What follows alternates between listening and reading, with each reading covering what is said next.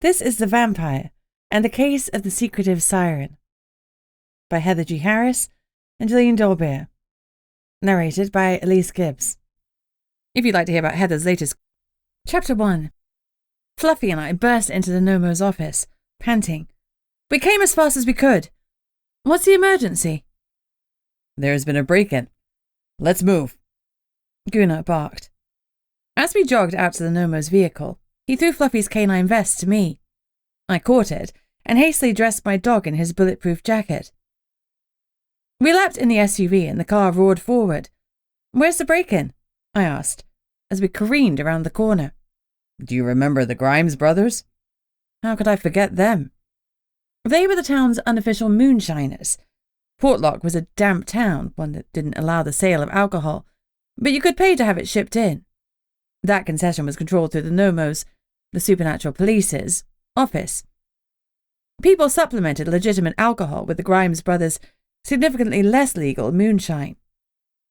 Since the brothers followed most of the rules and didn't sell to people who'd been banned from buying alcohol, they were allowed to conduct business just outside the town limits, but still within the protection of Portlock's magical barrier. Gunnar was one of their customers, and if I hadn't recently sworn off alcohol, again, I'd have considered it too, because the Akpik shine they'd given to me had been phenomenal. Top-drawer stuff. Plus, my dad would have been horrified to think his daughter was drinking moonshine, which was definitely a reason to buy it. Yes, I remember, I confirmed. I've met Larry Grimes. A break-in at their house. The brothers appeared to live in a run-down, corrugated tin shed, but they were illusion witches, and their real home was beautiful. Hiding their house was not only convenient, it also kept demanding riffraff from finding them outside working hours. No, their shop. Gunnar was throwing his vehicle around at terrifying speed. I clung to the seat and told myself that I was an undead vampire. The chances were that even in a car accident, I'd be fine. We left the town limits and started up the mountain, and the road changed from paved to gravel. I was being shaken more than a James Bond martini cocktail. Gunnar was concentrating on driving, so I fell silent. The last time we'd responded to a break-in, Mrs. Wright, the oldest member of the community, had claimed that the old evil haunting Portlock had returned. We'd found a fresh cairn with a creepy doll on top of it, and a few days later the freakish toy had been replaced with a murdered vampire. Kivuk's back had been snapped, and he'd been laid over the cairn with a stake in his heart. No one knew what had happened, but the townsfolk were muttering uneasily about the beast beyond the barrier. I swallowed hard, as I wondered what this break-in would bring us. I wiped my suddenly clammy hands on my trousers. Gunnar noticed my unease, and connected the dots. Not that kind of break-in, he reassured me. A real one. Someone stealing moonshine from their store. I'm hoping the perpetrators are still hanging around. The alarm is silent, so they might not realize they've been discovered. We can hope, I said faintly. I was actually hoping that the perpetrators were long gone, not because the confrontation scared me, but because I really enjoyed unravelling the whodunit. I loved getting my Sherlock Holmes on. If the thieves were there when we rocked up, it would be a waste of a good mystery. Unfortunately, in the couple of months since I'd solved a murder case, there had been depressingly few mysteries to dig into. Fender benders, assaults, drunk and disorderly, but nothing fun to sink my fangs into. Gunnar pulled onto a road I hadn't been on before. It was in better condition, and my bones gave a happy sigh as they stopped rattling. In the distance, there was an old-fashioned log cabin with a sod roof, and a large sign that said Trading Post. One of the huge front windows was smashed, and a light was flaring through the darkness. Bingo. I frowned at the name. Obviously, I'd heard of trading posts, but they weren't something we had back in the UK, where you pretty much always paid with cold, hard cash, unless you lived in a hippie commune. It's a trading post? I asked. I thought the brothers just sold moonshine. Gunnar nodded. They do, but they have a few things in the store. For some of the locals, this is the easiest place to get milk, bread, eggs, and snacks without braving the long, bumpy ride into town. Having just braved that long, bumpy ride, I could understand that. Portlock believed in potholes.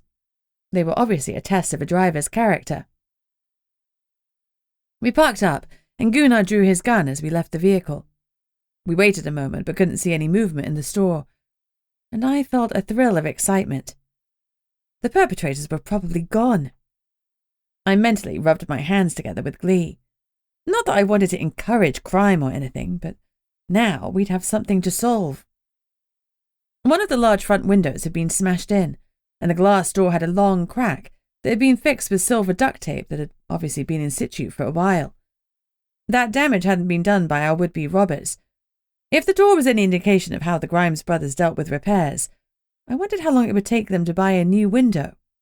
No amount of duct tape was going to fix that bad boy. Gunnar opened the door, and the bell chimed. There was one occupant in the room.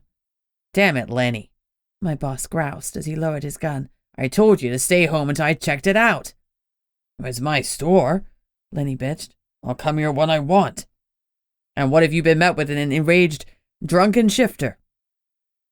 Lenny smiled grimly. "Then he'd suddenly be seeing his worst nightmare come to life, brother." His hands danced in front of him, and a moment later, flames appeared around us.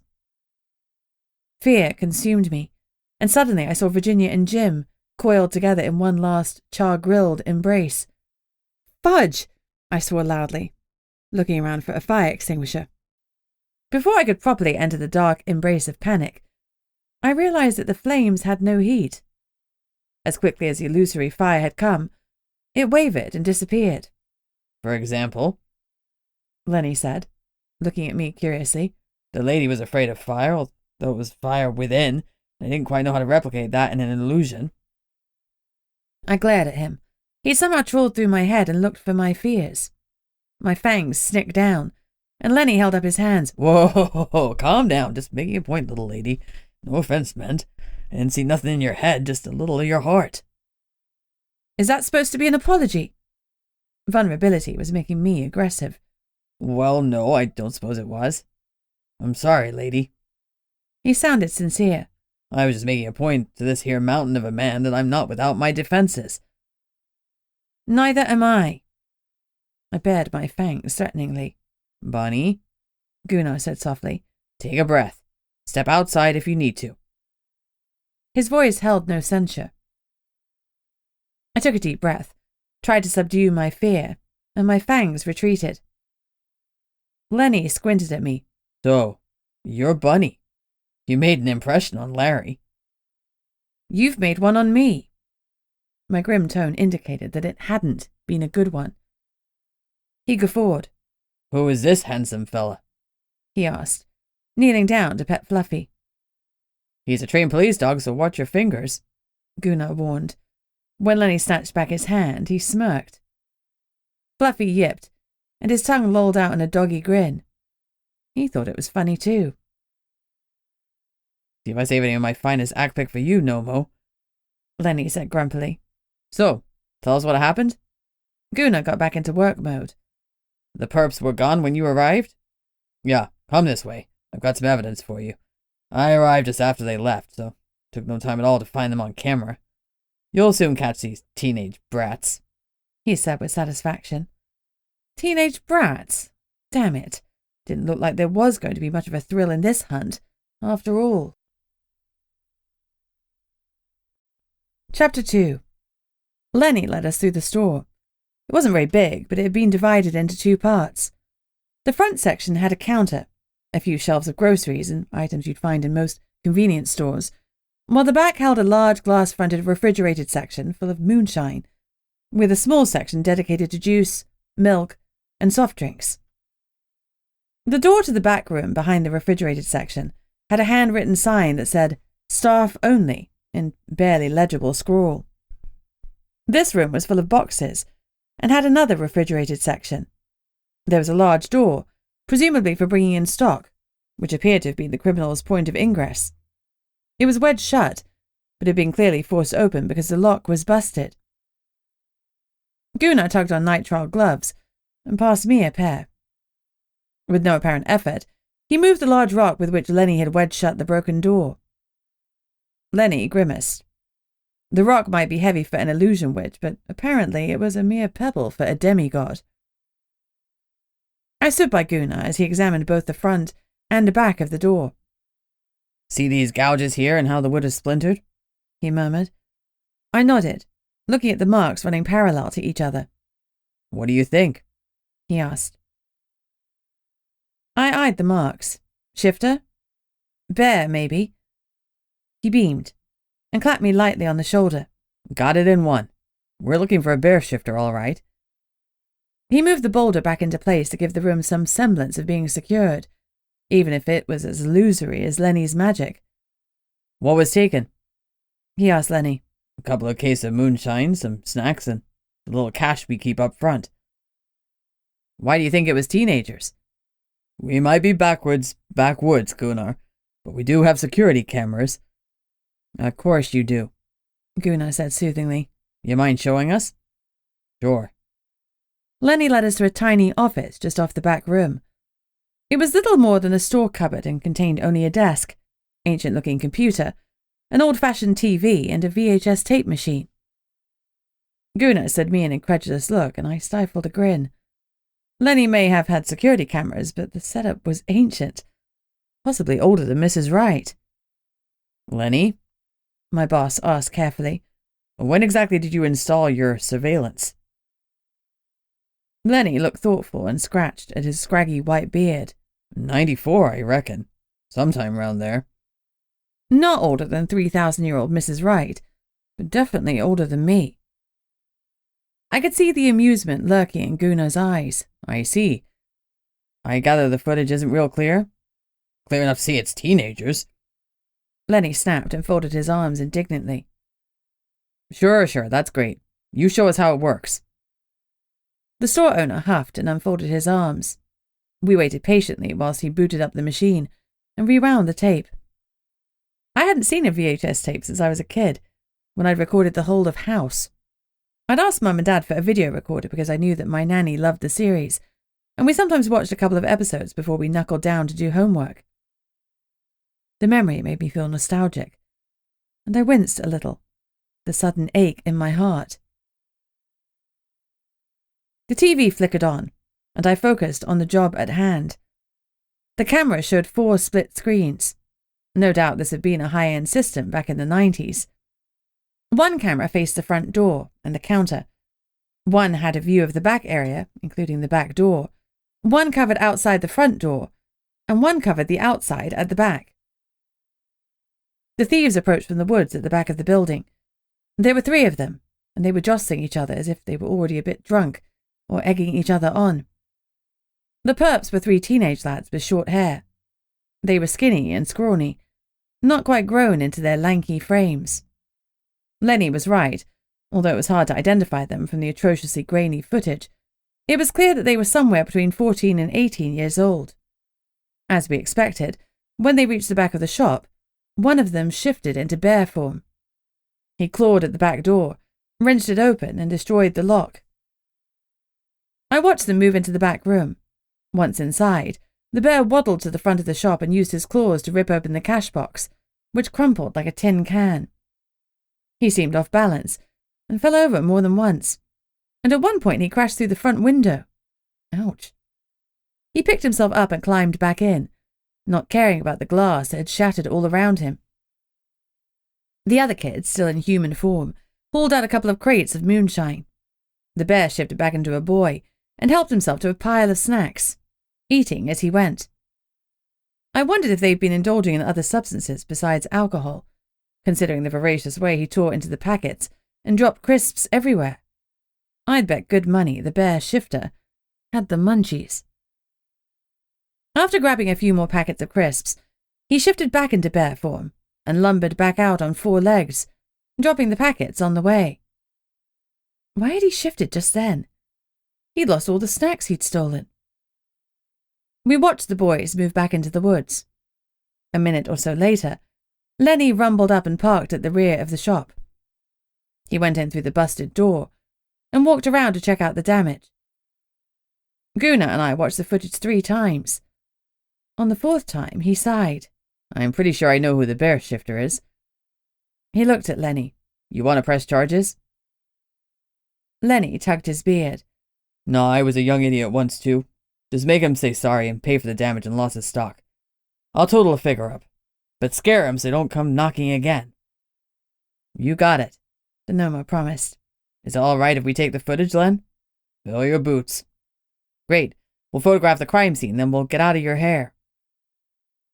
Gunnar gestured for me to follow him, and we went back to the car for the crime scene kit.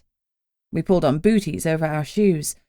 Even Fluffy had some little booties that he absolutely despised, then returned to the shop with the camera, the kit, and Gunnar's notebook. I suppressed a smirk as Fluffy tried to kick off his boots with every step. Leave them on, I ordered in a low voice, and focus on what you can find. He gave an answering bark, though the look he gave me was baleful. He stopped trying to kick off his footwear. I started in the main shop and set out cones next to signs of damage or theft. Putting one next to the crisps on the floor made my tummy rumble. In my haste to get into work, I hadn't had any breakfast. I'd have to grab something later because it wouldn't do to have some of those blood cravings that everyone kept warning me about. I prided myself on my professionalism. Suddenly gnawing on a neighbour would be a no-no. Fluffy gave a low yip, and I went to see what he'd found. On the glass on the front window, where the bear had climbed in and out, was a small hank of fur. I had no idea if the shifter's DNA would be the same in bear form as it was in human form, but we could surely do something with it. I took some photos, then carefully bagged and tagged it. Gunnar worked the back room and secured the videotape, and between the two of us, we documented the scene quickly and efficiently. I gave a small, proud smile. I'd come a long way since I'd landed in Portlock 2 months earlier. Securing and documenting the scene was becoming like second nature to me and Gunnar, and we worked together like a well-oiled machine. Our perpetrators had better enjoy their snacks and shine, because soon they'd be behind bars. And Gunnar's wife, Secret, loved cooking gruel for the prisoners' breakfasts. Chapter 3.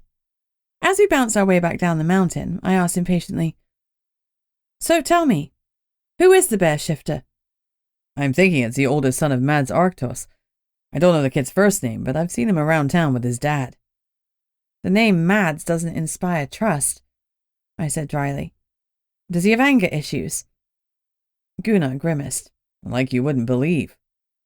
Great. I didn't bother asking whether being named Mads had given him rage problems, or if he was named Mads because of his rage problems. Either way, he was still an angry bear. Wondering about the chicken or the egg in this instance would probably still leave me carved up like a turkey. Are we heading to the Arctos residence next? I asked. Gunnar was quiet for a moment. Well, as I said, Mads has rage issues, so arresting his son is going to be real tricky. Are you worried for us or for his son? I asked. He chuckled. A bit of both. So we're not just going knocking? Not without appropriate backup. We'll pick up Stan first. Oh boy. Stan Armagog was a polar bear shifter and the leader of the land shifters in Portlock. He could handle a raging brown bear shifter, but he also had a teensy-weensy crush on me and was pursuing me relentlessly. We got off to a rocky start when he drunk his way under a table at my Welcome to Portlock party, but after a lot of apologies and chai lattes, I'd finally agreed to a real date one day. I tried to make it easier on myself by making it a double date. My co-worker Sydney and her boyfriend Chris had gamely agreed to be my wingmen. During the last couple of months, Chris had set me up with a few of his buddies, but something hadn't been quite right about any of them. Maybe I still wasn't ready. The evenings had been pleasant, but I hadn't felt any urge to repeat them. It was different with Stan because I'd really grown to like him. He popped into the Nomo's office a few times to bring me my favourite chai latte and have a quick chat. If it were not for the expression in his eyes when he thought I wasn't looking, I'd have said we were close to becoming friends. Sometimes, though, he looked at me like I was lunch, and he wanted to eat me up. We were having our long-awaited double date that night.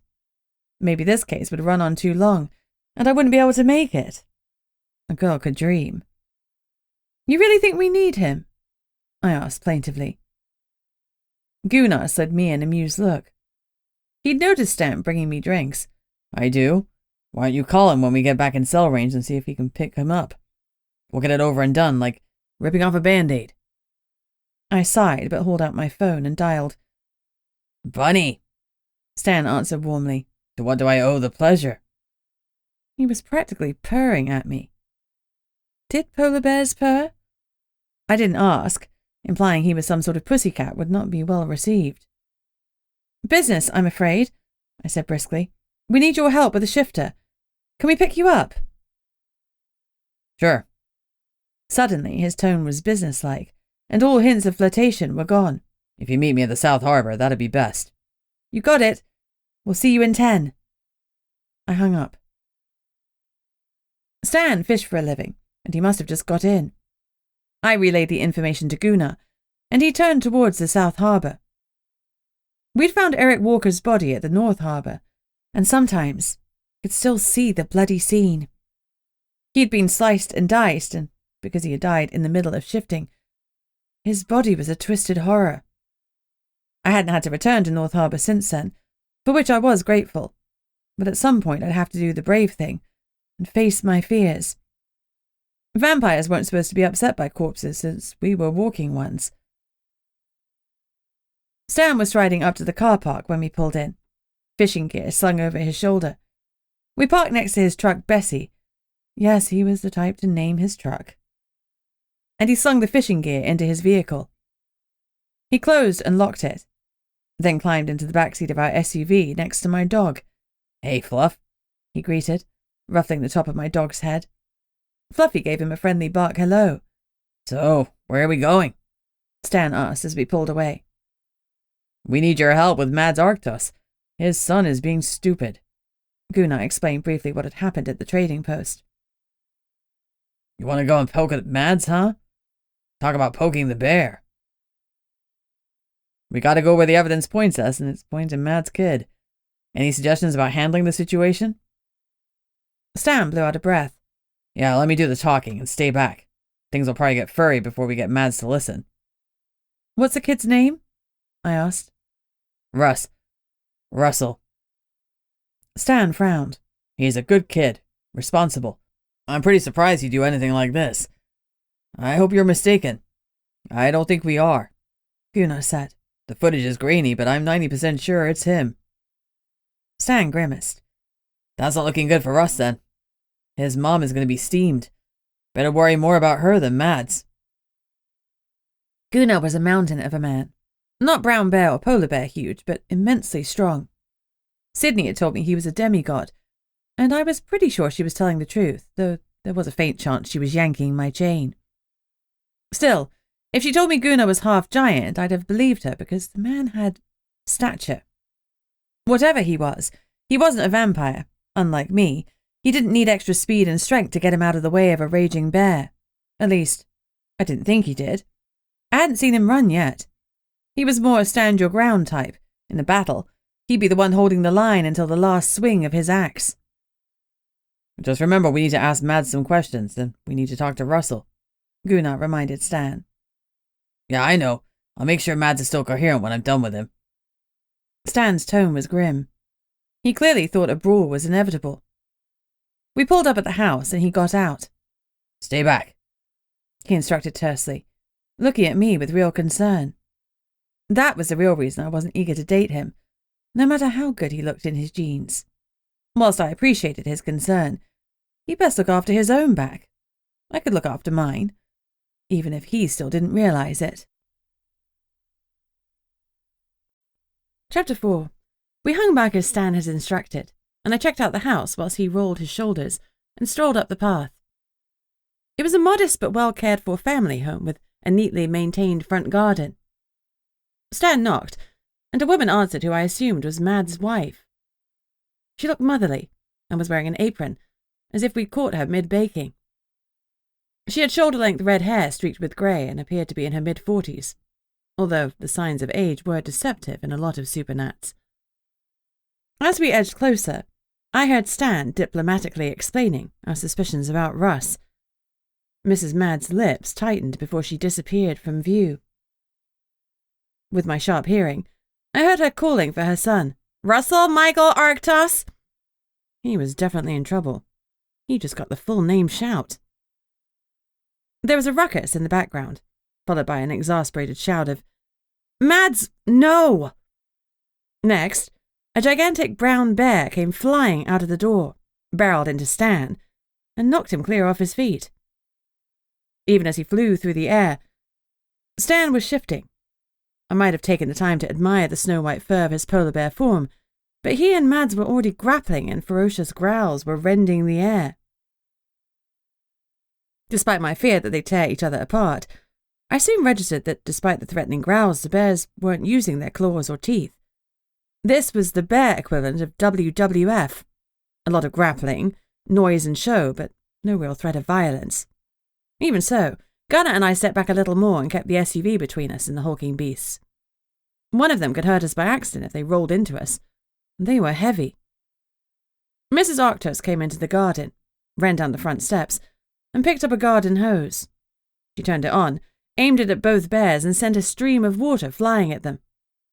Stunned, they separated and turned to face their new foe. She was livid. "Mads Arctos, you shift back now, or you are sleeping in the garage for a week!" The brown bear backed off instantly and shifted back into human form, looking a bit sheepish. Mads was a burly man with a fine coating of black hair everywhere. Didn't they know about waxing here? I averted my eyes from his naked form, wishing I could burn the image from my eidetic memory, but I knew Mads' physique would be imprinted on my mind forever. I grimaced. Mrs. Arctos might have been a lucky woman, but I really wished I hadn't seen his schlong, no matter how impressive it was. "You too, Stan Armagok!" she barked. As Stan shifted, I looked away and kept my eyes squeezed tight. If I was going to see Stan's naked form, I didn't want it to be in circumstances like this. Besides, it was cold out. It might not be a fair environment in which to judge his prospects. I heard Gunnar go to the back of the Nomo vehicle and rummage around to find some clothes. A moment later, he murmured reassuringly, "He's dressed. You can open your eyes now." Dressed was an overstatement. Stan had pulled on tight navy shorts that revealed that he seemed to be doing okay, cold weather or no. A smile played at his lips as he saw me take in his incredibly muscular form.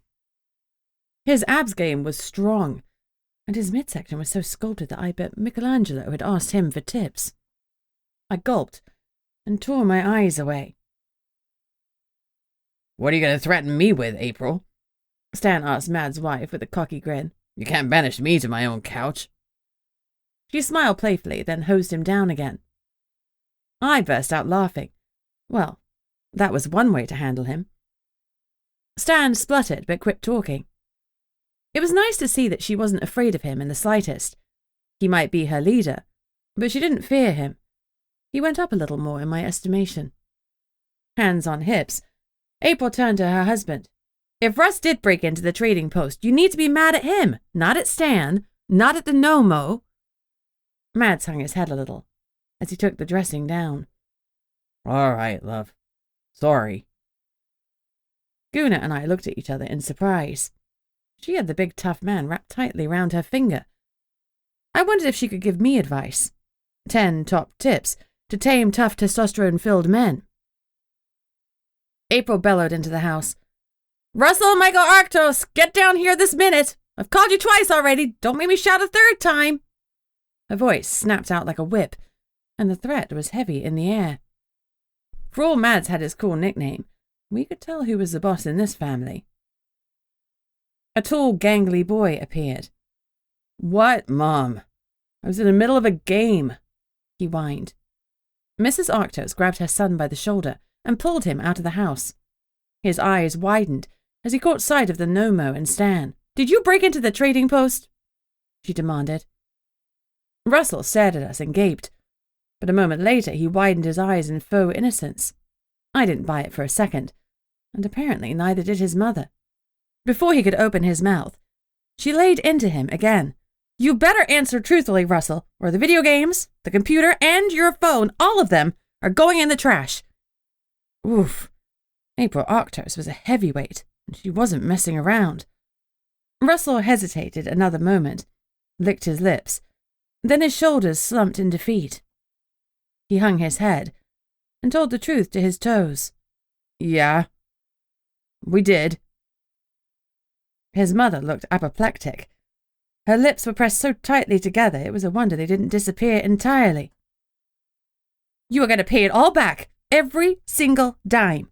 And until that is done, you're grounded from your computer, your phone, and your friends. Do you hear me? Thought we were supposed to be afraid of Mads, I whispered to Gunnar. Me too, he whispered back. April leveled a glare at us both. What else do you need to know, Nomo? She demanded. Who were the other two boys? Gunnar asked.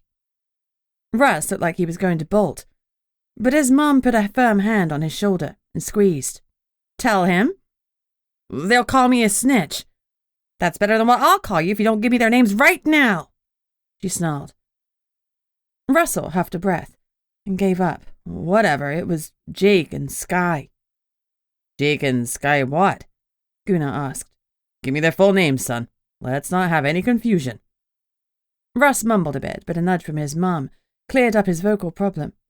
Jacob Olsen and Skylark Riverdream? He rattled off their addresses. Thanks. When we get the bill from the Grimes brothers, we'll let you know, Gunnar said. Why did you do it? April exploded. What were you thinking? Russ shrugged. I guess I wasn't thinking too clearly. We just wanted some booze, and none of us had any at home. His mother looked like she was having a nuclear-level meltdown. She was taking deep breaths and trying to count to 10, her lips moving soundlessly as she tried to calm herself. You gonna take me to jail? The boy sounded hopeful as he looked up at Gunnar. The Grimes haven't decided if they're pressing charges, Gunnar fibbed. I suggest an apology might help, as well as paying for the things you took and the damage to the store. With all that, you might just avoid my cell. Russell looked even sicker.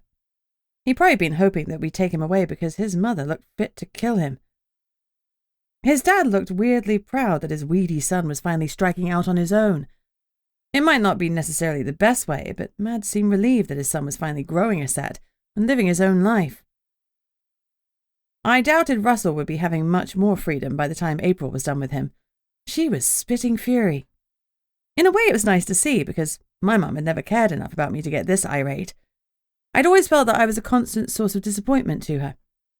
April's anger was a sign of love, though I doubted Russell would see it that way. Now it was time to track down Jake and Skylark and see what they said. Russell had cracked faster than a walnut being smashed with a hammer, so I kind of hoped the other boys would pose more of a challenge. Chapter 5. We drove to the car park where Stan's truck was waiting. I'll pick you up for dinner at 3 a.m., he said, as he climbed out of the car. Oh, it's fine, I'll walk, I said hastily. The moon's high, he told me gruffly. I'll pick you up. See you then. I sighed as he closed our SUV door and climbed into his own truck. I liked Stan, but his behavior was a mite too controlling for my taste. I was just finding and embracing my own independence. I didn't want to be with someone who would seek to curtail it. I think April should lead the shifters, I said to Gunnar. She had Stan and Mads quivering in their boots. Fluffy barked agreement, tongue lolling with amusement. Gunnar laughed. Oh yeah, she's something else, all right. What kind of name is Skylark? I asked. Since my name was Bunny, my tongue was firmly in my cheek. Denoma laughed. I've heard the kids' parents were hippies. Their family name is Riverdream. They're often out and about on protests, though they're always peaceful, and I've never arrested any of them. Their other kids are called Peregrine and Kestrel. And I thought Elizabeth Octavia Barrington was bad. If my name was Skylark Riverdream, I'd be acting up too. Protests? I asked. Some folks will protest anything, but most disturbances here are about the barrier tax. I'd seen the tax on my paycheck, and the amount deducted had been a bit eye-watering. What's the barrier tax for? I asked. I mean, obviously it funds the barrier, but why is it so expensive? We pay the elemental witches to run it. That causes some bad feeling between the witches and the others. Some feel like the witches are profiting from the community's fears. Well, the fears aren't baseless, are they? I shivered as I remembered Kivik's broken body and the look of horror on his twisted face.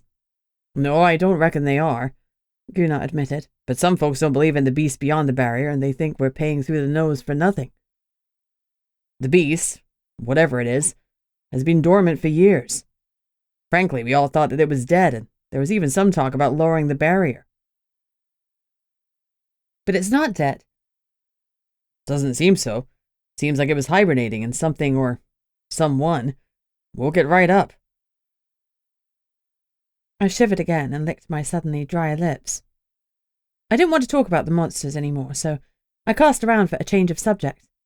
Which of the kids are we heading to first? Jacob or Skylark? Skylark.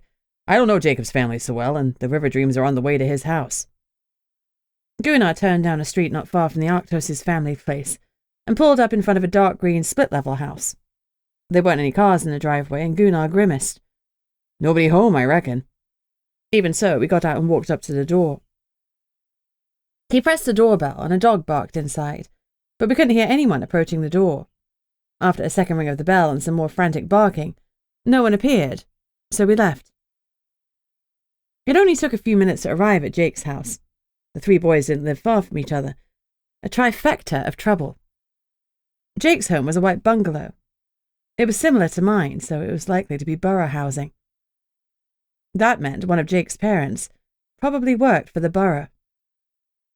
We left Fluffy in the car and knocked briskly. A tiny girl opened the door. She had jam all over her mouth, and a good amount of it in her blonde hair. Gunnar squatted down so he didn't tower over her. Hey, little lady, is your mama home? She nodded, but continued to stare at us as she absent-mindedly smeared jammy fingers into her hair. Would you go and get your mama, please? Gunnar added. She toddled off. We waited by the open doorway for a while, but no one came. Gunnar looked at me. I shrugged and called out, "Hello? Mr. and Mrs. Olsen, it's the Nomo's office." A distant, "Just a moment," drifted out, and a tired-looking woman came to the door. Even though Gunnar didn't know the family, it was clear that she recognized him. She looked at him in surprise, then tried to smooth her hair, which was coming out of its ponytail in 1,000 directions. I guess Jam Kid got her neatness from her mum. "Nomo, what can I do for you?" Is Jake around? Gunnar asked. She frowned. "I don't know." "Why? Is he in trouble?" I'm sorry to say that he is, ma'am. He and his two buddies, Russell Arctos and Skylark Riverdream, apparently broke into the trading post. Stole some moonshine, snacks and cash, broke the door and a window. She looked stunned, then closed her eyes and pinched the bridge of her nose. "Gotta be kidding me," she muttered under her breath. She opened her eyes. "Just a minute, Noma, I'll go and see if he's here." There was a baby crying in the distance, and I felt bad for Mrs. Olsen. She looked overworked and stressed. She came back several minutes later, but without her son in tow. "He's not here." She looked scared. "Well, what will happen to him?" We need to talk to him, then he and the other boys will have to pay back the Grimes brothers. They haven't pressed charges yet, but if they do, we'll talk about what that'll look like. It'd be best to get an apology to them and pay him back before the court gets involved. We've got Jake on CCTV and a witness corroborated his presence. Gunnar gave her a card with our numbers on it and asked her to call when her son returned. She nodded, but her hand was trembling as she took the card. I smiled at her, trying to offer whatever comfort I could, though it wasn't a lot. Her kid was out doing who knows what, possibly with Skylark. For their sakes, I hoped that we didn't get another call-out. 1 break-in was a foolish teenage decision. 2 were charges and juvenile detention. That was a 2-for-2 strikeout since neither kid was home. Never mind. It was only a matter of time before we tracked them both down and threw the book at them. I hoped they weren't smart enough to duck. Chapter 6. The rest of my workday, I still called it that, even though I worked through the night, was quiet. So Gunnar and I went to the gun range to practice shooting. He'd officially assigned me a gun, figuring that was a better idea rather than just tossing me one in the heat of battle. So far he'd done that twice, and I'd only been in town 2 months. My weapon looked enormous. Apparently it was a .44, which I'd learned was related to the ammo size. Gunnar promised it shot big bullets to stop big brutes, bears and beasts. He was joking about that last one, at least I hoped he was. The gun range was a covered area, well lit through the night hours for those community members who were nocturnal. It was summer at the moment, so it was light most of the time. When I'd moved here, I'd been daydreaming about the 2 months of darkness in winter, but I'd forgotten that in summer it was almost always daylight. We were at the pistol range, which I guess was different from the shotgun and rifle ranges. Gunnar had promised we'd get to those in time. For now, he wanted to get me comfortable around guns. I came from the United Kingdom, where even the police weren't armed. The only people who shot with any regularity were the aristocracy. Apparently clay pigeon or real game shooting was a done thing in the stately homes of England, but to my mother's despair I'd never climbed into that particular social circle. Lords, ladies and kings weren't really my thing. But give me shots with a side of drum and bass and I was golden. Maybe these days murder, mayhem and magic were my forte. I'd taken to my new life like a duck to water, and I was truly proud of myself. New Bunny was coming along a treat. I was even trying to get over my fear of guns, though that was very much a work in progress. Okay, let's look at your weapon, Gunnar said gruffly. I pulled out the case and opened it gingerly, staring at the thing inside like it was a spider. Man, I hated spiders. Gunnar sighed noisily. This'll go faster if you pick it up. I stared at the gun, then grasped the handle with my forefinger and thumb and lifted it from its foam bed. I felt Gunnar roll his eyes at me. He took the gun, clicked a button, and the middle bit that held the bullets, the cylinder, popped open. Look inside, he ordered. It isn't loaded. I looked. He was right. The chambers were empty. I want you to learn the revolver because it has fewer moving parts and is easier for a beginner. See this round thing? That's a revolving drum that feeds the shells into position for firing. First thing is loading it. You push this. He pointed to a small knob next to the drum. And this. Another knob. And the cylinder pops out for loading. He made me practice a few times until the movements at least felt normal, even if they weren't comfortable. Good, now let's put the ammo in. Gunnar held up the bullets for me to see that the pointy end went in first. I gave him a flat look. I knew that much. He gave me an unrepentant grin. These here are bear rounds. When you shoot, the gun's going to give a bit of a kick. Hold on real tight. I'll show you how to grip it properly in a moment. I nodded and finished loading under his supervision. When I was done, I clicked the cylinder back in place. I felt pleased. I'd be a pro in no time. Now, this model has something called a double-action trigger, Gunnar said. I nodded, even though I had no idea what that meant. My face must have given that away because he explained, It means you can cock the gun and shoot, but you don't have to. You can just press through the tension of the trigger, and it'll arm itself. That's quicker when you're in a hurry. I nodded again. Quicker sounded good. I'll demonstrate. Gunnar drew back the curved deal at the back of the gun. This is called cocking. This is the hammer. Now, the gun is armed, and when I squeeze the trigger, it'll fire. He released the cocking mechanism and set the gun down. Put on your ear protection, and I'll show you what I mean. He covered his own ears, checked that my ear protection was fitted properly, then picked up the gun, cocked it, pointed it, and shot at the target. Bullseye. He set the gun down and pointed at my ear defenders. I lifted one cup so I could listen to him. I don't have to cock this gun. I can squeeze through the double action. You can tell because it gives a slight click. Then the tension will be higher when you squeeze through. We settled our ear defenders back in place and he shot again, this time without putting the curved deal at the back of the gun. Bullseye again. Neat. He put down the gun and said, Your turn. We'll try both ways. Just remember, don't put your finger on the trigger until you're ready to shoot. And never point at something you aren't planning to shoot. Got it? I nodded.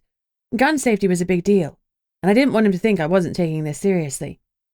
I put my ear protection back on, and ran through the steps in my mind, then picked up the revolver, cocked it, and placed my hands around it like Guna had showed me. I aimed at the target and squeezed the trigger. Bam! The gun slammed into my hand and bucked so hard I barely held onto it. I squealed, "Jeez!" and hurriedly set it back down. That thing had a life of its own. It had kicked worse than a pissed-off donkey. You okay? Guna asked. I pulled off the ear defenders. Yeah, I wasn't expecting that. It has a decent kick. Those are big rounds. I could have warned you more, but it's one of those learn-by-doing things. He studied my face. Are you ready to try without cocking? Sure, I said with a calmness I wasn't feeling. Fake it till you make it, right? I put my ear protection back on and picked up the gun. This time I knew to hold on tighter. I drew the trigger back and felt the extra give, the slight click, and then the higher tension. I squeezed through it, and bam! This time I compensated for the kick and held onto the gun's grip tightly. Too hard, way too hard. The handle crumpled in my iron-strong vampiric grip. Oh, crap! I stared at the twisted hunk of metal. Guna looked at the ruined grip for a moment before bursting into laughter. A little less firm next time, he chuckled. You did well, though. You hit the target. I looked. I'd hit it just on the edge, but even so I grinned and gave Guna a high five. You'll make an excellent shooter someday. Once we get you another gun, Calamity Jane. Here, practice with mine. We shot the rest of the rounds, then reloaded, and went through 2 more sequences. By the end, I was hitting the target about 75% of the time. Guna said that I had the basics down and just needed more practice. I felt chuffed, but tried to keep my grin to a modest smile. Grinning like a loon didn't exactly say law and order. Back at the station, I called the River Dreams house. Guna was sitting in the waiting area, and his eyebrows shot up when my call was answered.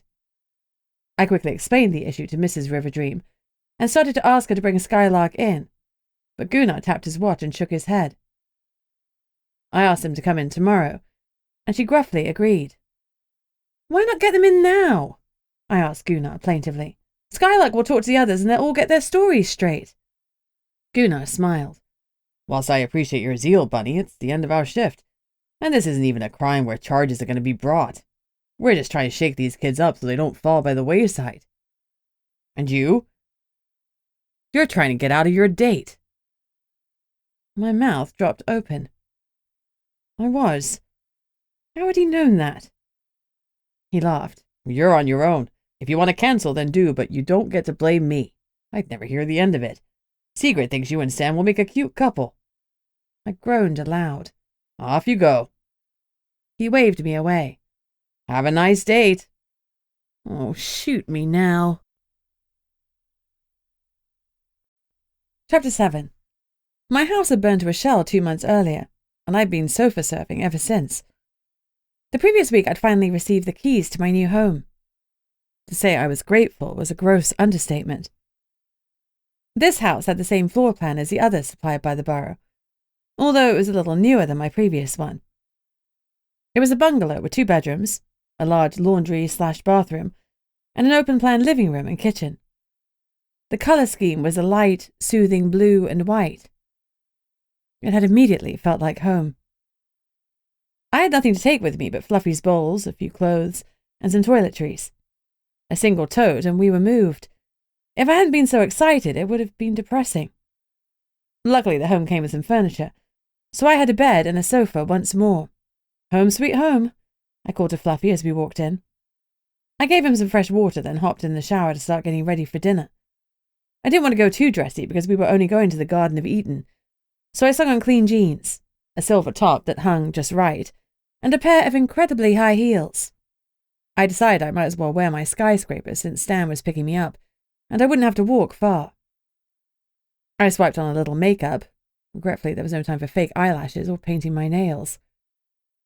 When the doorbell rang, I'd already swilled down my cup of blood, and I was good to go. Don't wait up, I joked to Fluffy, and he let out a growl. He was absolutely waiting up.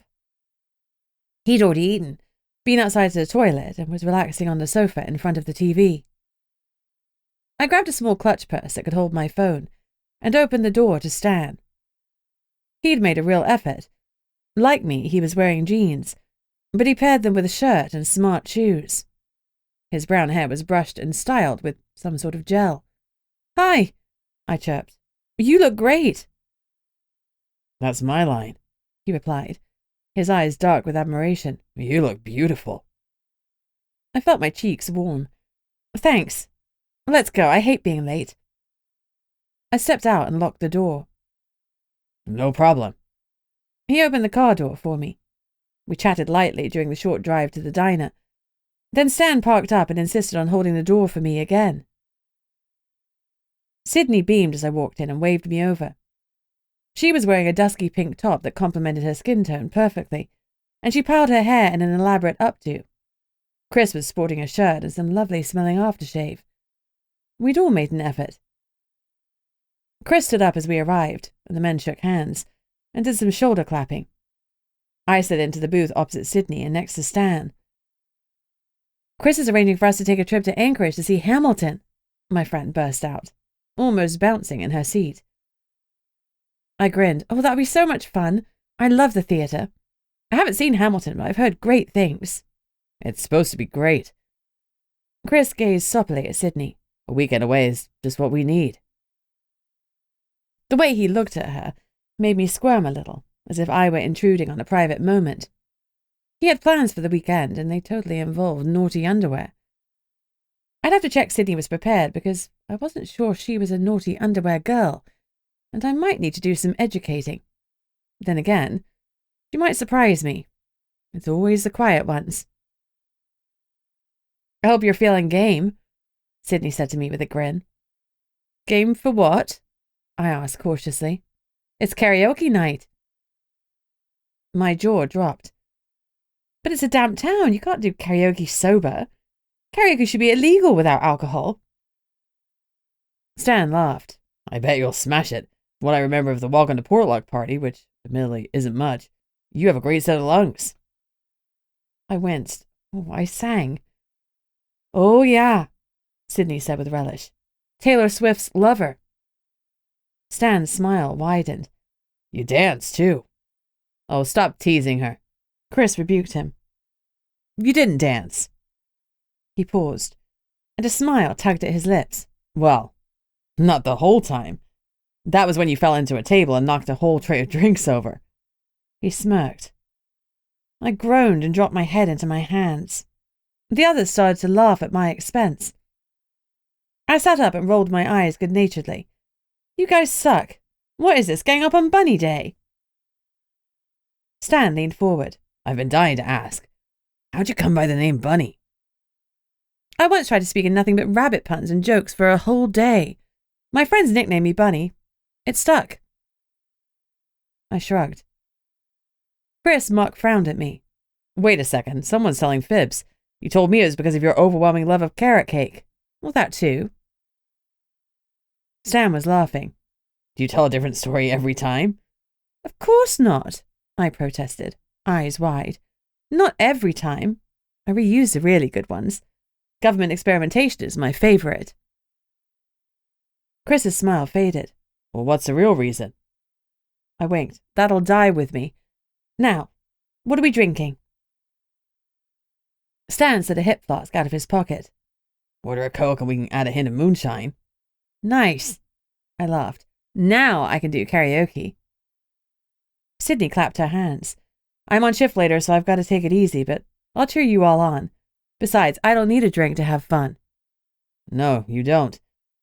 Chris agreed with an adoring expression. "You're fun all the time. Now it's time to let our hair down." He reached over, started pulling bobby pins out of her hair, and her beautiful locks came tumbling down. She mock huffed at him. "Do you know how long it took me to get it up perfect?" "It's better this way," he murmured. "Reminds me of the other night in the water." He winked. She blushed, and I made a mental note to tease her about it in the morning. It looked like she wouldn't need any underwear advice from me. It definitely was always the quiet ones. When my Coke arrived, Stan doctored it with a generous glug of shine, and did the same to his own drink. The night was looking up. It was time to say bye-bye to teetotal Bunny, and hello to belting out songs Bunny. Chapter 8. My head was pounding. Ugh. I loved moonshine, but it did not love me. Blearily, I checked the time. Barely 11 a.m. I never slept well when I'd had a drink, but that was ridiculous. 5 hours sleep was not enough. I rolled over and tried to go back to sleep, but my throbbing head wasn't helping matters. Muttering a few choice swear words, I got up and stumbled to the shower, then dressed in fresh PJs and a dressing gown. A cup of blood and the pain would go. Then I could mooch on the sofa before work. My work schedule was far from Dolly Parton's 9 to 5.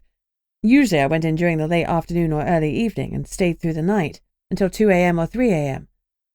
Much of the town was the same. Portlock's core hours were wildly different to a normal or pedestrian town. Shops, cafes, and even the funeral home opened much later to cater for both the day and night crowds. As a consequence, employees worked day and night shifts, so a lot of the day crowd had also adapted to nocturnal hours. Portlock was at its quietest in the morning, where most of its supernatural denizens were sleeping. Being a vampire, I preferred being around at night, though I had my charm necklace that allowed me to walk in the daylight without combusting into the fire of 1,000 suns. I'd recently had its spell renewed, but even so I still felt a little edgy having the sun burn down on me. That happened a lot during the Alaskan summer. At the moment, we were only having 5 hours of darkness. Fluffy lifted his head and looked at me as I chugged warm blood.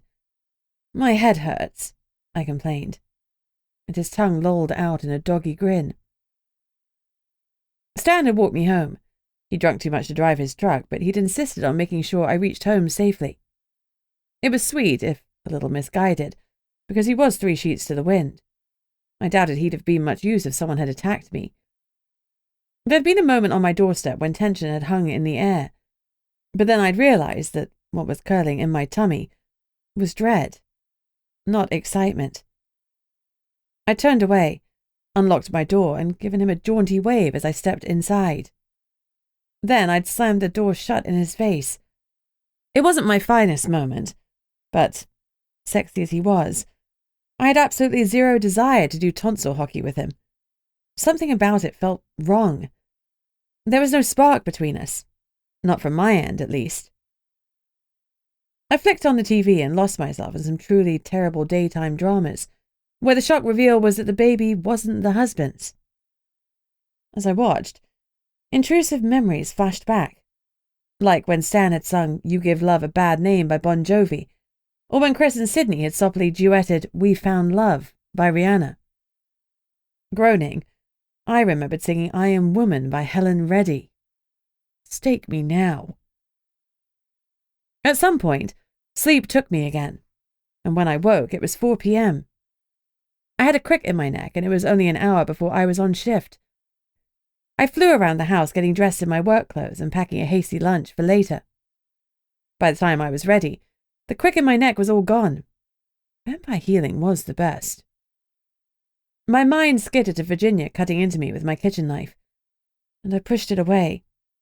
I didn't need that now. La la la la. I deal with the trauma another day. "Let's go," I said to Fluffy. My new home was 2 blocks further away from the heart of the town, but it didn't make that much difference. Anyway, I was just grateful to have a home again. We double-timed it to work and arrived 5 minutes before the River Dreams were due in for an interview. Sydney was at the front desk, yawning. "Ready for bed?" I grinned. "You bet. I slept before our night out, but it's made for a long day. I've been daydreaming about bed. Luckily, it's been a total graveyard shift. Gunnar swung in about half an hour ago." The door pinged, and a mother and son walked in. The River Dreams. I wasn't sure what to expect from the supposedly hippie family, but they looked normal. I was a little disappointed. I'd been hoping for flared jeans, long hair, and patchouli oil, maybe some flowers in the hair. Sadly, all of those things were absent. What a letdown. Skylark was visibly sullen, and his mother looked stressed. "Cordelia and Skylark Riverdream?" she said briskly. Here for an interview. Sydney smiled. Take a seat. Nomo will be with you in a moment. I'll tell him you're here, I offered. I knocked once on the door jamb of Gunnar's office. Hey, boss. Skylark and his mum are here. He pushed away from his desk. Let's see what the kid has to say. Chapter 9. Skylark had his mother's mousy hair and brown eyes, but he lacked her sunny disposition. She kept smiling through her stress and trying to assure us that it was all a mistake, though the smile vanished when we showed her the CCTV footage, and she recognized her son. Looking wounded, she rounded on him. You swore to me you didn't do it. The boy sank further into his chair and wouldn't meet her eyes. He shrugged. Whatever. Sky, this is a huge deal. You damaged the Grimes' property. You stole from them. Cordelia's eyes were wide. She turned to us. We'll pay for the damage, of course, and for the stolen items. She started to wring her hands. Are they going to press charges? They're thinking on it, Gunnar lied. He leveled a hard look at Skylark. You best be apologizing. You bet your bottom dollar he'll be apologizing, his mother snapped. Nothing she said seemed to impact on him. He appeared nonchalant about committing a crime and being caught, and when I caught his eyes, I couldn't see a hint of remorse. If he wasn't careful, he'd slide down a slippery slope to something bad. Gunnar and I talked to Cordelia while Skylark pretty much ignored the discussion. His mother needed to get some tips from April Arctos. Throughout the whole interview, the boy was sullen, uncooperative, and annoyingly tight-lipped. We gave up after a frustrating half an hour. I hoped the experience would scare him enough that he'd turn over a new leaf, but I wouldn't have bet on it. Gunnar escorted them out. When he came back, he said, That kid'll be back here someday.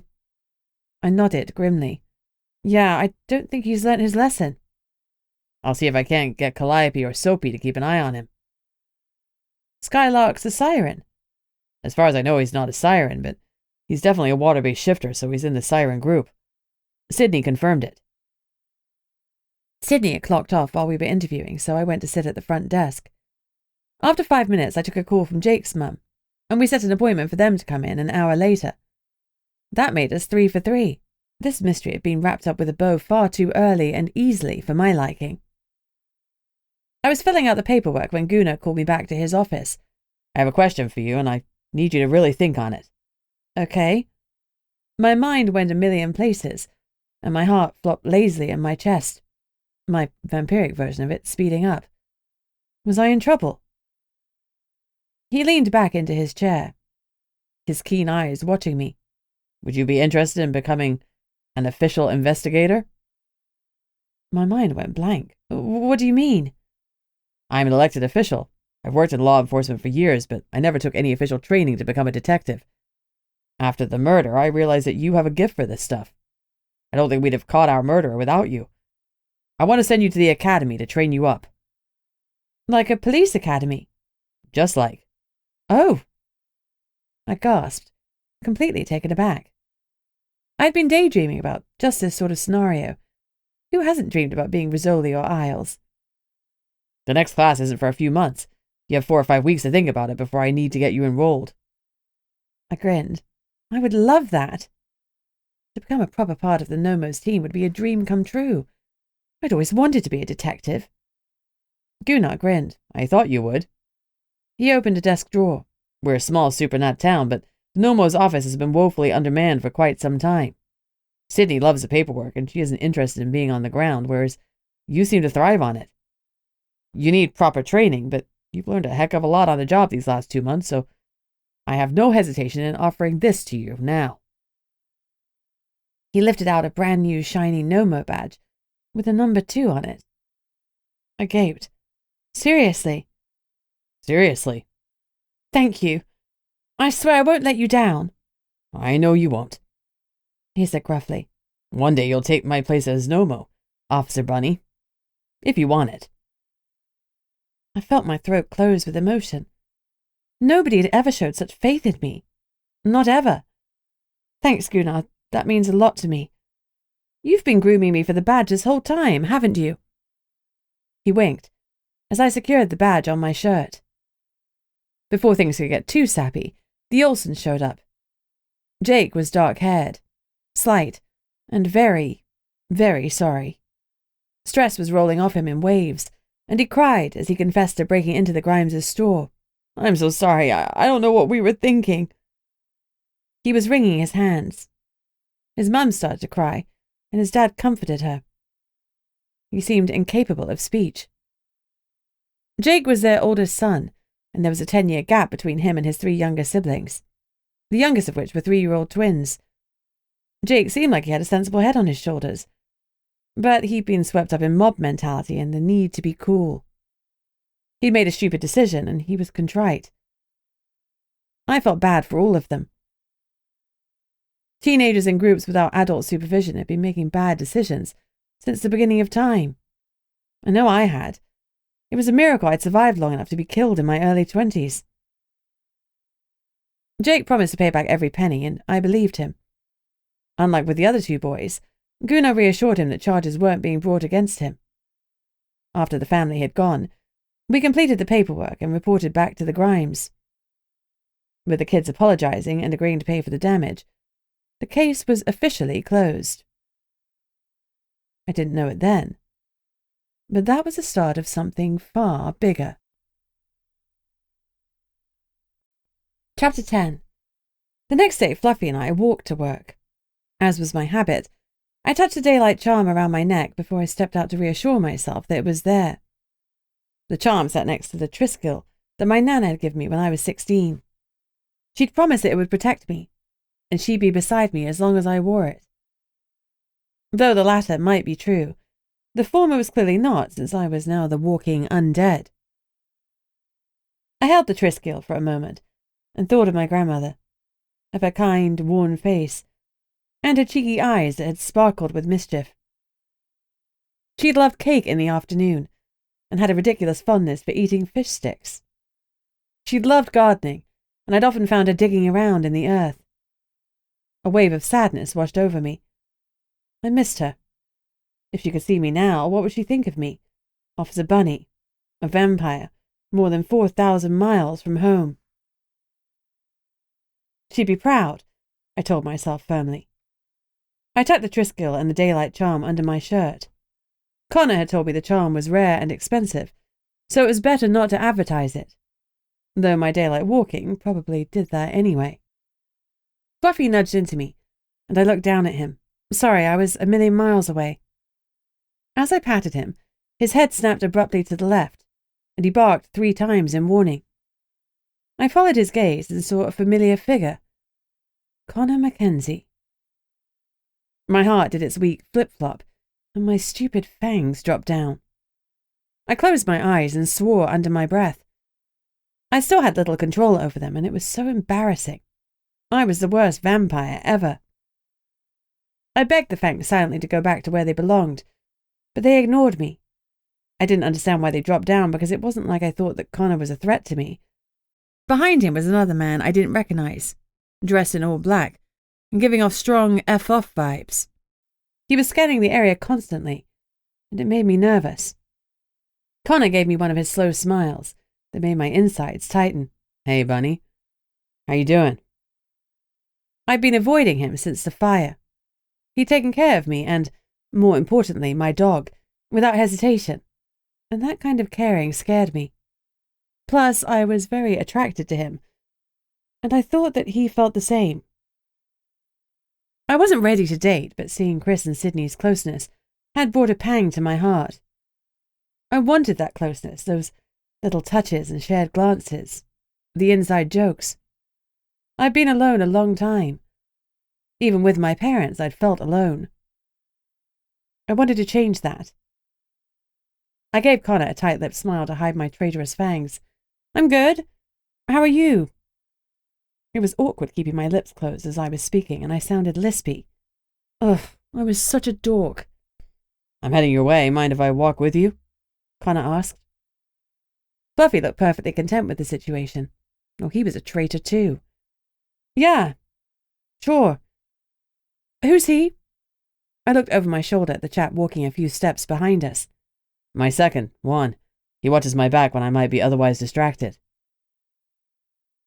I stopped. Do I distract you? His blue eyes met mine, and they were hot and dark. Yes, he said simply. I licked my lips and fell silent. Why had I asked that stupid question? I forced my feet to take a few more steps. Connor cleared his throat. Your liaison said you passed all your courses and moved to once-a-month meetings. Congratulations. Thanks. And I see more congratulations are in order. Huh? He reached out and lightly tapped the badge on my shirt. Oh, yeah. That, he replied, his tone teasing. Congratulations, Officer Barrington. I grinned, flashing a fang. Thanks, Officer Bunny doesn't work so well, does it? It has a certain ring to it. His smile faded and he jerked his head at Juan, indicating he should give us more space. Juan stepped back a little further, so we at least had the illusion of privacy, though with his vamp hearing he could undoubtedly hear every word. I sought you out this morning because I received some correspondence from London, Connor said. The Vampire King had found me. Could he force me back? My face must have shown my panic because Connor touched my shoulder. I realized I was panting. Oh, hey, it's okay, Bunny, he reassured me. It was from your parents. Sorry, I should have led with that. I breathed out harshly. My parents? Yes, a vampire called John Brown arranged the contact, and he also sent the note. John? There was only one vampire named John that I knew, the John who had helped me escape from London. I'd never caught his surname. What did he say? Connor's eyebrows rose. I suppose it was telling that I'd asked for John's message before my parents. He said Franklin was paid by a witch. He studied me while I processed that information.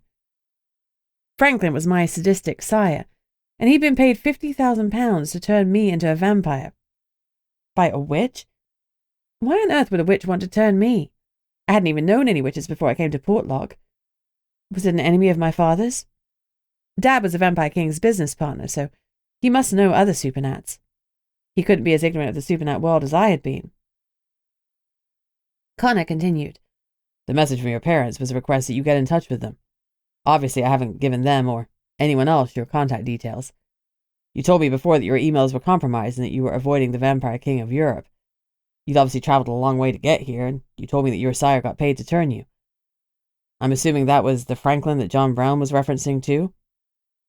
I nodded. My throat was tight, and I couldn't get any words out. Connor frowned. Why would a witch pay someone to turn you, and not just anyone? I know a little about the royal families, and Franklin is Octavius's son. Octavius? The Vampire King of Europe, Connor said absently, as he continued to think about it. My mind was stuck on his name. My middle name was Octavius. Had I been named after my dad's business partner? The thought made me feel a little bit sick.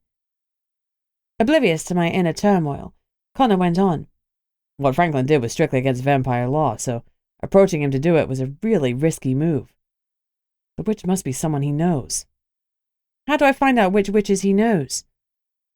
Connor exhaled. Find out from here in Alaska? I have no idea. I'm not going back to London. The words burst from me. I wasn't leaving, not even to solve my own murder. His eyes softened. No one's going to make you. You got turned without permission, so you're allowed to leave the zone where you were turned. You're here now, and you're safe. He promised fiercely. Gunnar did the paperwork. Even if Octavius himself came knocking, he'd go home empty-handed. You hear me? He has no jurisdiction here. Tears filled my eyes, and the relief made my knees weak. As they buckled a little, Connor wrapped his arms around me. Hey, you're okay, he murmured. I'm sorry, I should have reassured you sooner. It's all right. I managed a watery smile. I know now. The whole time I'd been in Portlock, I'd had a constant nagging worry that someone would track me down and drag me back. But if I believed Connor, and I did, then that wasn't going to happen. I felt like someone had lifted a huge weight off me. I dried my tears, straightened, and pushed him away. I'm okay, honestly. Thanks. He let me go, but he was still watching me with concern. Should I contact my parents? I knew their numbers and I could ring either of them any time. But did I want to? Part of me was worried that they would pass anything I said on to Octavius. But if Connor had promised I was safe, did it really matter? My relationship with my parents was complicated. I loved them and they loved me in their own way, but they weren't warm or nurturing. Their idea of good parenting was paying for the finest nannies and most expensive schools. I'll think about calling them, I said finally. I looked around for Fluffy and found that he was getting his belly rubbed by Juan. My dog had also tried to give us some privacy. We better move or I'll be late for work. Connor winked. It's okay if you're late for work. We can say you were consulting with a council member. Abruptly, I realized my fangs had retracted at some point. Hey, my fangs have gone. And this is cause for celebration? Connor looked amused. The stupid wankers poke out any time they want. I can't control them. Laughter twinkled in his eyes. You're a new vampire, Bunny. Cut yourself some slack. It takes a little time, but you'll master it just like you've mastered everything else that's been thrown at you so far. I have faith in you. I wish that didn't make my heart feel full to bursting, but it did. Thanks. He gave me a crooked, breathtakingly handsome smile. Anytime. As he delivered me to the Nomo's office, Connor took my hand, bowed low, and pressed a kiss to the back of it. A jolt ran through me, strong enough to draw a gasp from my lips. Before I could say anything, he flashed me another of his brilliant smiles, and walked away. I watched him leave, partly because my brain had frozen at his kiss, and partly because, well, he looked great in jeans. Chapter 11. Gunnar and I handled the liquor shipment between us. It took an hour to get all the alcohol handed out. Then the office relaxed back into its usual calm. I settled at my desk to do the paperwork for the liquor consignment. It was mainly filing, which wasn't a great love of mine, but needs must. Just because I was now an officer, I wasn't going to make Sydney do my paperwork. The phone rang. Nomo office. Officer Barrington speaking. It's Gertrude. You tell Gunnar that I saw a keeler in my yard. I'd met precisely one Gertrude in Portlock, and I had no idea what a keelet was. Please hold, I said firmly, subjecting her to some easy listening music that was anything but easy to listen to. I knocked on Gunnar's door. I've got Gertrude on the phone. She didn't identify herself any more than that. She says she saw a keelet in her yard? He blinked. I sure hope not. He stood up and came to the front desk with me and put the phone on speaker. Gertrude, it's Gunnar. I do not appreciate being put on hold by that... A keelet? Gunnar interrupted. Are you sure it wasn't just Remy? She harumphed. I know what that prick of a fox shifter looks like in all his forms. This wasn't him. I'm telling you, it was a keelet.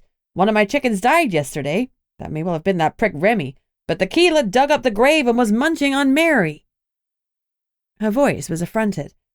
I shot at him, but missed. Gertrude? Gunnar's voice was sharp.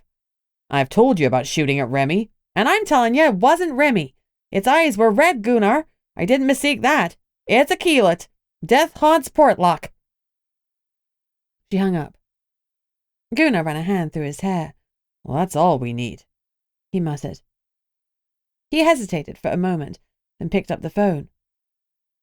Gunnar, Liv's voice purred out. What a pleasure to hear from you. I've had a keelet sighting. I need you to check the barrier for holes or tears. Liv sighed. You never just call to say hey, you know. Liv? His voice was full of warning. All right, I'll look into it. Or my witches will. She hung up. What's a keelet? I asked, mostly to get Gunnar's mind off Liv. A hairless, black dog creature, he said shortly. Well, that's not so bad. It's a bad omen. A bringer and eater of death. Oh. Do we believe in omens? Does a bear poop in the woods? Well, I've never seen it happen, but the presence of bear poop would suggest so, I quipped. A glimmer of a smile worked its way across his face. Indeed. We believe in omens and portents. Guna nodded slowly. Bad things are coming to Portlock. The phone rang again, and my scalp prickled as I answered. Nomo office. Officer Barrington speaking. We need the Nomo right now, the male voice said urgently. What's the nature of your issue? I grabbed a pad and picked up my pen. The caller ignored my request. North Harbour. Now. He hung up. Rude. North Harbour. That was where Eric's body had been found. But we caught his killers, so it was unlikely there would be another dead body, right? It'd be fine. The tequila was a total coincidence. I looked at Gunnar. We have a call to go to North Harbour immediately. They didn't identify themselves or say what was happening. I groused. Would a little information have killed them? Gunnar was already moving. We prepare for the worst. His tone was grim. I knew that he was thinking that whatever we were going to had been foreshadowed by the freaky black dog creature. I knew the drill by now, so I grabbed Fluffy's canine vest and my gun, and we jumped into the Nomo's vehicle. The wheels squealed as we raced out of the car park, sirens blaring, all the way to the harbour. We were there less than 10 minutes after I'd received the call. Now that was service. We parked up and I put the vest on Fluffy. A small crowd had gathered, and most of them were standing on the wooden deck, staring into the water. Were we about to find a dead body floating there? A small, macabre piece of me was excited by the chance to solve another mystery. The Grimes break-in had been too easy. Gunnar's bulk easily cleared a path through the crowd, and Fluffy and I followed. When we reached the end of the pier, I had to scoot around my boss to see what was what. Floating in the water were what appeared to be plastic-wrapped bags. Drugs? Well, that wasn't so bad. The keeler was wrong. This wasn't death. This was a good time. I glared at the assembled crowd. The situation hadn't been that time-sensitive, so the caller could have taken the time to give us some freaking details. Whoever called it in, next time give us more information. We could have brought Sydney with us and saved some time, I bitched. No one met my eyes. Using my initiative, I pulled out my mobile and rang Sydney. Hey, it's Bunny. I know, she sassed. Caller ID told me that much. She stifled a yawn. What's up? There's a bunch of bags floating in North Harbour. Can you help us get them out and maybe do an underwater search for more? You thinking drugs? Looks like it, I confirmed. It'll be 20 minutes, she promised. I'm at Chris's, so it's a bit further. You drive slower than my Nana did, I teased her. Better to be slow and safe, she retorted primly. See you soon. She hung up. Gunnar was putting out tape, sealing off the dock, and moving everyone back. Sydney's on her way, I told him. Good work. Thanks. I'll start taking statements from the crowd. He beamed at me like a proud parent. I took out my pad and moved amongst the gathering, taking names, addresses, and brief statements, all of which could be summarized as, I didn't see anything, and what's in those bags? How did they think I'd know when I'd been on the scene less time than they had? But it wouldn't be long until I found out. Chapter 12. Once I collected the statements, we walked to a different dock, where several boats were moored. Gunnar pointed to a sleek blue and silver boat that looked fast. This is a 26-foot ACB with double Yamaha 150 engines. It flies. I could see he was proud of the boat, so I smiled like I knew what the heck he was talking about. The boat had the Nomo shield, a distinctive sun, tree, wave, and moon, emblazoned on the side. It had a closed area on top, so you could stay out of the elements while you steered the boat. Do you get seasick? Gunnar asked suddenly. I'm not sure, to be honest. I've never been on the water properly. I've been to yacht parties, but they were anchored up. When we went on Stan's boat, that was my first time on a fishing boat. Well, I guess we're about to find out. Vampires might not even get seasick. Do you swim? I can absolutely swim, I said confidently. Whether I wanted to, with the protective water dragon lurking in the waters, was a different thing. Good enough. What about Fluffy? Gunnar asked. Fluffy barked an affirmative and gave a happy wag. I guess he's confident he can swim too. It was difficult to translate dog, but that was what I figured Fluffy meant. The boat lurched as I climbed on board, and I had to suppress a surprised squeal. Squealing does not behoove an officer of the law, I told myself firmly. New Bunny did not squeal, unless she was really surprised. No one could hold in a squeal in those circumstances, and it was important not to hold myself to unrealistic standards. Fluffy jumped on board next, wagged his tail and sniffed everywhere. Lucky him. He wasn't perturbed by the boat's motion. I went inside the house. It wasn't as big as the one on Stan's boat, but it had a similar setup. 2 captain-type chairs up front with a lot of electronic stuff, a steering area, a small table with a bench, and a tiny closed-off area which I assumed contained a toilet. There was also a small sink and stove. It was very compact, like a doll's house. I smirked. I was sure Gunnar wouldn't enjoy that comparison. Under the bow was a small area that could be used to sleep or store things, and Fluffy crawled in it to explore. Here, put this on. Gunnar handed me a vest. This is your personal flotation device, or PFD. I clicked it on. It reminded me of the ones you saw in aeroplane safety videos because it was narrow and didn't restrict my movements in the slightest. Rather than luminous yellow, this vest was red and black, so at least I didn't look like a little yellow minion to add insult to injury. It's so thin, it doesn't look like it'd do much. How do I activate it? I asked nervously. Gunnar smiled. Don't worry, it has inbuilt sensors. If you go into the water, it'll activate. I shivered a little. What if my sensor was faulty? I mean, I could swim, so I'd be fine, but even so. I surreptitiously searched for the pull tabs, like the flight attendants always described. Nothing. And this one is for you. Gunnar held up an even stranger contraption for Fluffy, then put it on him. It consisted of a collar that connected with a strap between his front legs to a piece that encircled his torso. It was red and black, with bright yellow handles on the top so we could lift him from the water if he went over. Fluffy stood patiently as Gunnar fitted it. He was such a good boy. I was also really proud to note that he wasn't desperately thin anymore, and Gunnar only had to take the harness in a notch. Since everything my boss had for a police dog used to fit Killer, his German shepherd, it was a sign that Fluffy was nearly back to fighting fit. My boy barked and turned round and round, trying to view his PFD, but then he got distracted and chased his tail instead. Gunnar gave him a friendly pat, then started checking the boat's electrics and flicking on switches. Finally, he turned a key and started the engines. Aren't we waiting for Sydney? I asked. Oh, don't worry, she'll be here before we're ready to leave. He went on deck and pulled a couple of long-handled nets from where they were stored along the sides of the boat. On top of the cabin was a smaller rubber boat. When I looked at it curiously, Gunnar grunted, Skiff. He set the nets up in cups around the back near the door, then checked something on both engines and opened a couple of compartments to check their contents. He was correct. By the time he'd finished, Sydney had arrived. Hi, she exclaimed, jumping on board. Gunnar waved at her. Although I didn't hear any instructions, she immediately started unhooking ropes and pulling in these bulbous black rubber things that protected the side of the boat from hitting the dock. Once unhooked, the boat moved slowly from its mooring until we cleared the area.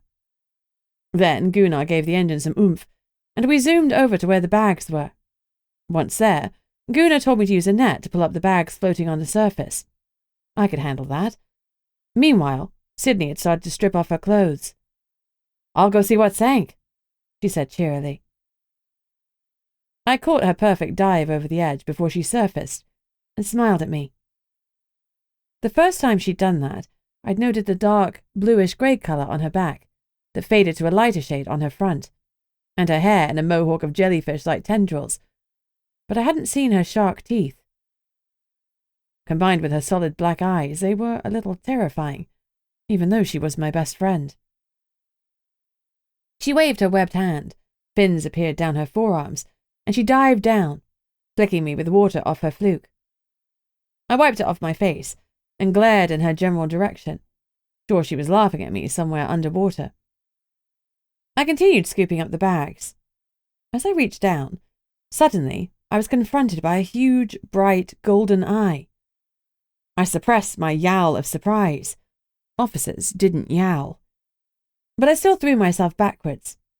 Firmly telling myself to get a grip, I inched back to the edge of the boat and looked over. It was just our friendly sea dragon protector, nothing to be afraid of. But when I peered cautiously into the water, it was gone.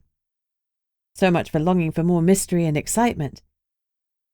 It took Gunnar and me about 30 minutes to collect all the bags that were bobbing in the sea. As we waited for Sydney, I was itching to dig into them to see what they held. My money was on cocaine. The tightly wrapped bags looked just how cocaine was depicted in the movies. Sydney's head popped up 10 minutes later. She threw a large mesh bag on deck, then disappeared. She did this 3 more times, then retrieved a final bag and launched it and herself on deck, shifting into human form before she landed fin first. I handed her a towel and her clothes. Thanks.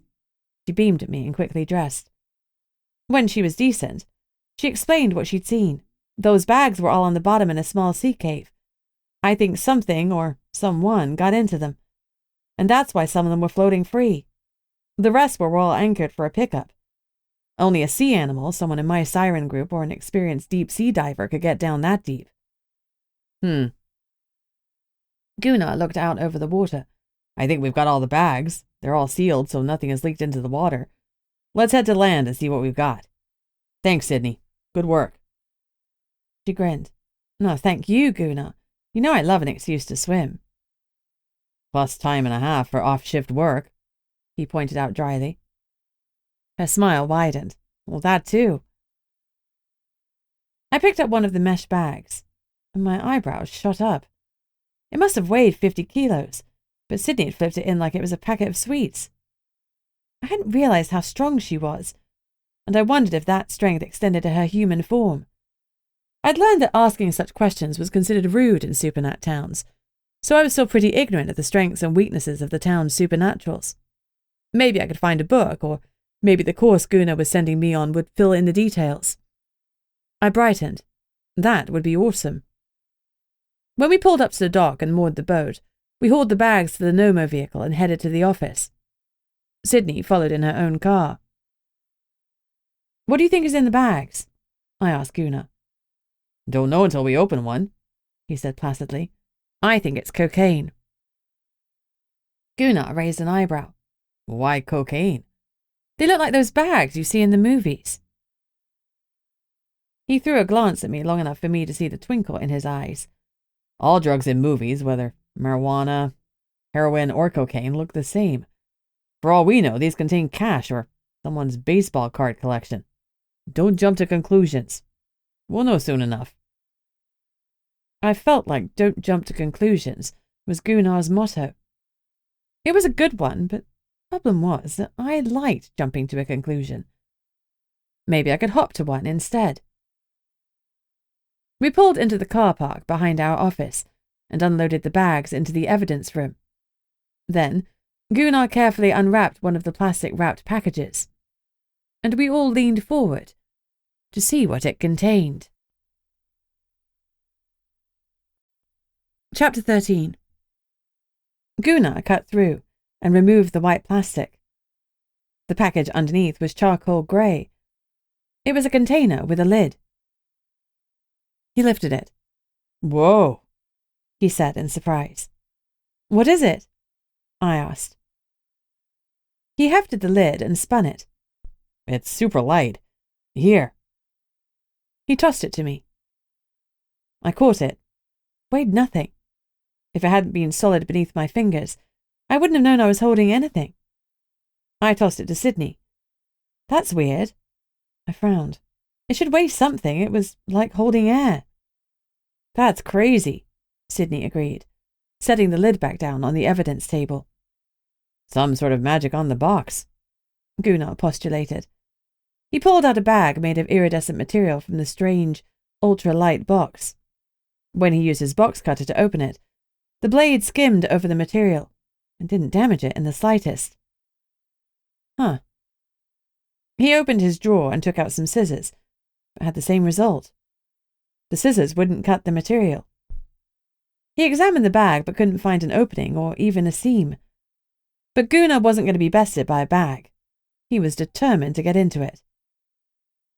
He dug around in another drawer, brought out a lighter, and held it to the bag. It took several seconds, but finally the material melted slightly. He grinned triumphantly and continued until a hole appeared. When he tipped the contents of the bag onto the lid I put back on the desk, a crystalline powder poured out. The tiny crystals were a bright, hot pink. I'd never seen anything like them. Not cocaine, then.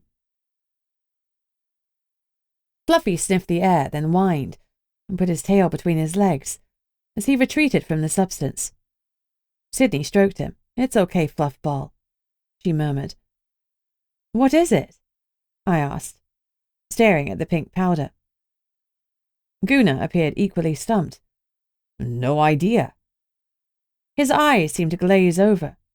His hand slowly moved forward until he touched the pink substance, almost stroking the drugs. "Hey, should you touch it?" I asked.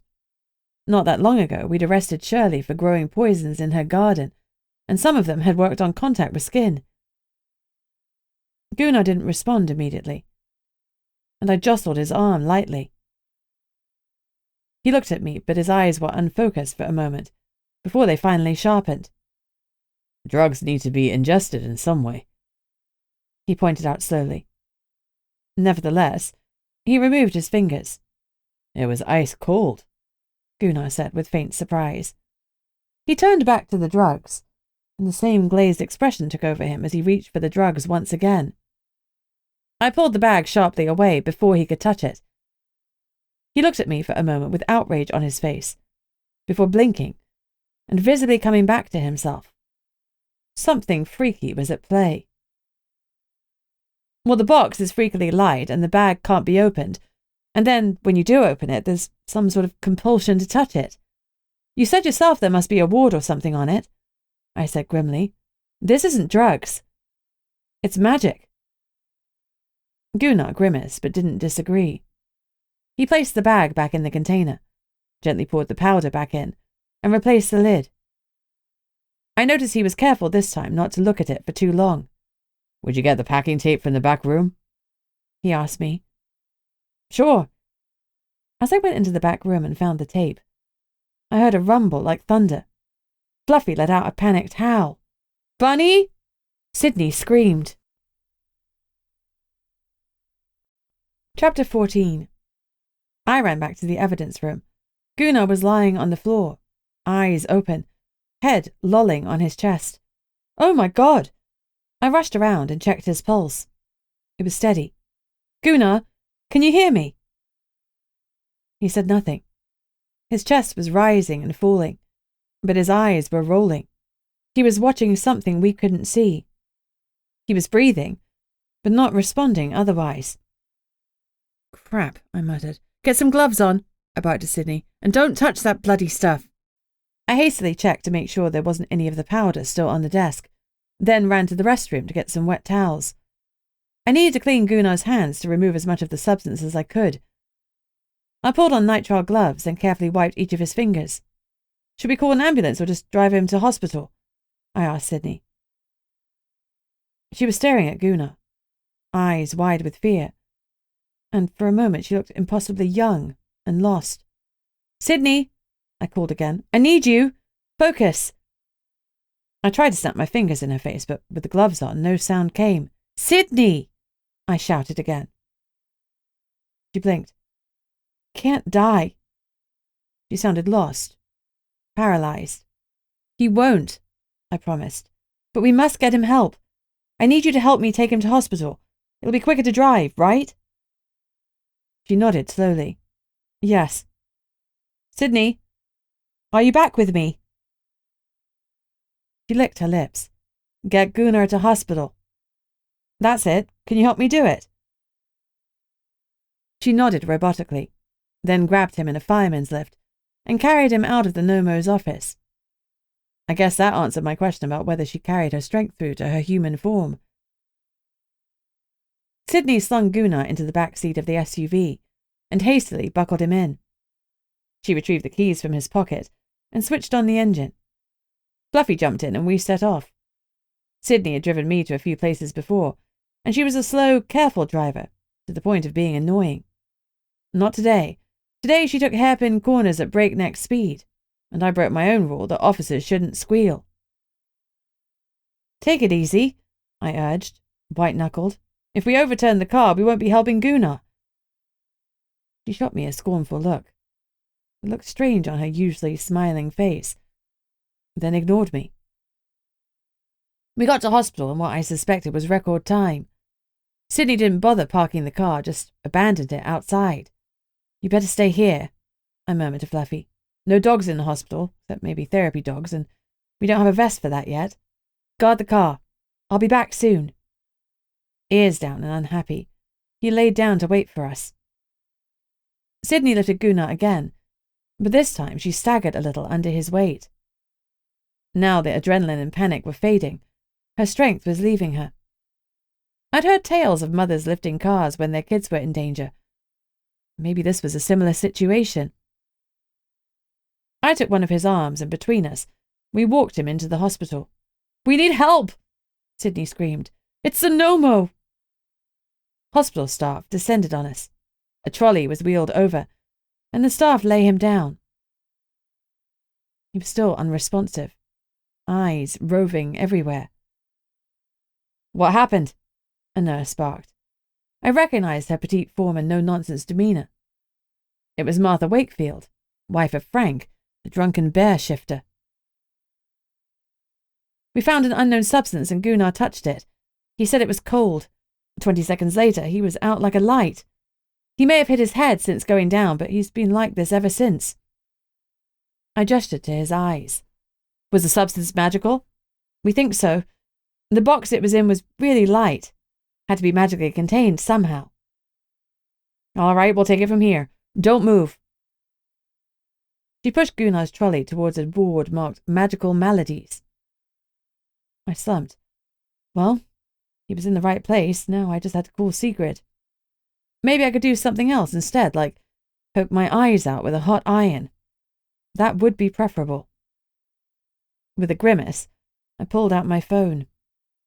A difficult task doesn't get easier because you put it on hold. I hit dial. Chapter 15. When Secret arrived, Sydney collapsed into her arms with a wail. "He'll be fine," Secret assured her. "He's tougher than old boots." She looked at me. "Has the doctor come out?" I shook my head. "No, we haven't been told anything, though Martha said someone would be by with an update in—" I checked my watch. 10 minutes ago. I huffed. Waiting was not my strong suit. Sigrid sat. Pulling Sydney down next to her, she laced her hands together. "He'll be fine," she repeated, though I wondered if she was reassuring us or herself. Sydney got her phone with her free hand. "I'm texting Chris." I tried to ignore the small ache her words brought me. I had no one to text. No one to come and hold my hand. Not that I needed my hand holding. I was fine. I wasn't the one who'd been knocked out. A doctor approached us a few minutes later. "Gunnar Johansson?" We all nodded. "You did the right thing bringing him in when you did. His organs were shutting down. I've never seen anything like it." Sigrid gave a low moan, and the doctor continued hastily. "Oh, he's going to be absolutely fine. We stopped the progression of the whatever this was. A steady stream of potions will reverse the damage. He'll be in hospital for a few days, but he will be fine. He is coming around now, though he's not quite himself yet." "What do you mean?" I asked. The doctor shrugged. "Well, he's a little high." "Can we see him?" Sigrid asked, and I appreciated the "we." "Yes, he's been settled into a bed on the ward. One of the nurses will tell you which one." He gave us a brief nod and left us to it. Martha touched my elbow, making me jump. Sorry, she murmured. He's over here if you want to see him. We all stood up, and I bit my lip and sat back down. You should go first, I said to Secret. I'll wait. Nonsense. She pulled me up. He'll want to see you. Come on. Gunnar apparently warranted his own private room. Being the Nomo had some perks. He was hooked up to all manner of machines, but everything was beeping with a reassuring rhythm. When we walked in, his eyes were tightly closed, but then they opened. They were severely bloodshot. The blue depths seemed darker, and his pupils were enlarged. He gave a low groan. Sigrid rushed to him. Gunnar, can you hear me? He gave a happy smile. Sig, my beautiful Sig, you've flowers in your nose. He reached out a clumsy hand to swipe at it. She smiled. Do I, love? In your ears now. Why would you want a flower in your ear? You won't be able to hear anything. That would be a problem, she agreed lightly. You're so beautiful, even with flowers growing out of your orifices. Sigrid grinned. I love you, Bam Bam. He gave her a dopey smile. Bam Bam loves you so much. I fully regretted following Sigrid into the hospital room. She slid me and Sydney a look. Gunnar, goon, gun, bang bang, bam bam. It evolved over time. Sure. Sydney grinned. You don't need to explain yourself to me and Bunny. You just look over Bam Bam here. Sigrid groaned. Never mention that name again. Sydney sighed. You never let me have any fun. Well, you can come over here and have flowers growing out of your orifices, if you like, Sigrid said dryly. Sydney snickered. I'm good. And she was. Now that she'd seen with her own eyes that Gunnar was okay, something dark that had been lurking inside her eased back. The sunny Sydney I knew was front and centre again. Gunnar started singing We Go Together from Greece, but obviously didn't know the words. We go together like Rama-lama lama kadrunkan la-lama ding-dong. Remember forever a shoebop shoo-spammy whammy hamma-la-lam-ba-lam. He got distracted. Lamb. I love your cooking, Sieg. He licked his lips and promptly fell asleep, and started snoring louder than I'd ever heard anyone snore before. At least the singing has stopped, Sydney muttered. I think this is worse, I replied. We really should have filmed him. I sighed. It was a missed chance, probably never to be repeated. Not a word. Sigrid mock glared at us. I mimed zipping it. The truth was, I was almost giddy with relief. Gunnar was going to be okay.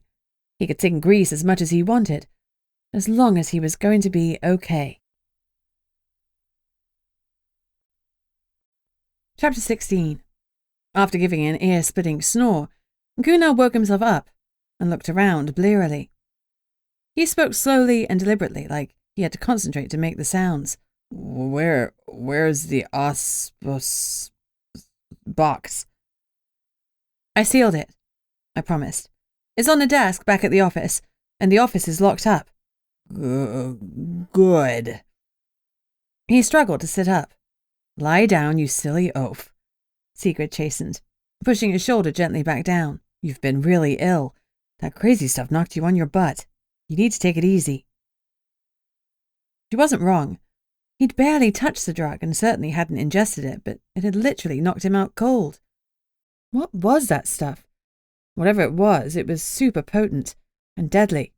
If it was this strong and could affect supernaturals in this way, the people who had made it would be looking for it. Questions swirled in my brain. Who in their right mind would manufacture something this deadly? What did they want to do with it? Who did they plan to use it on, and why? One thing was for sure.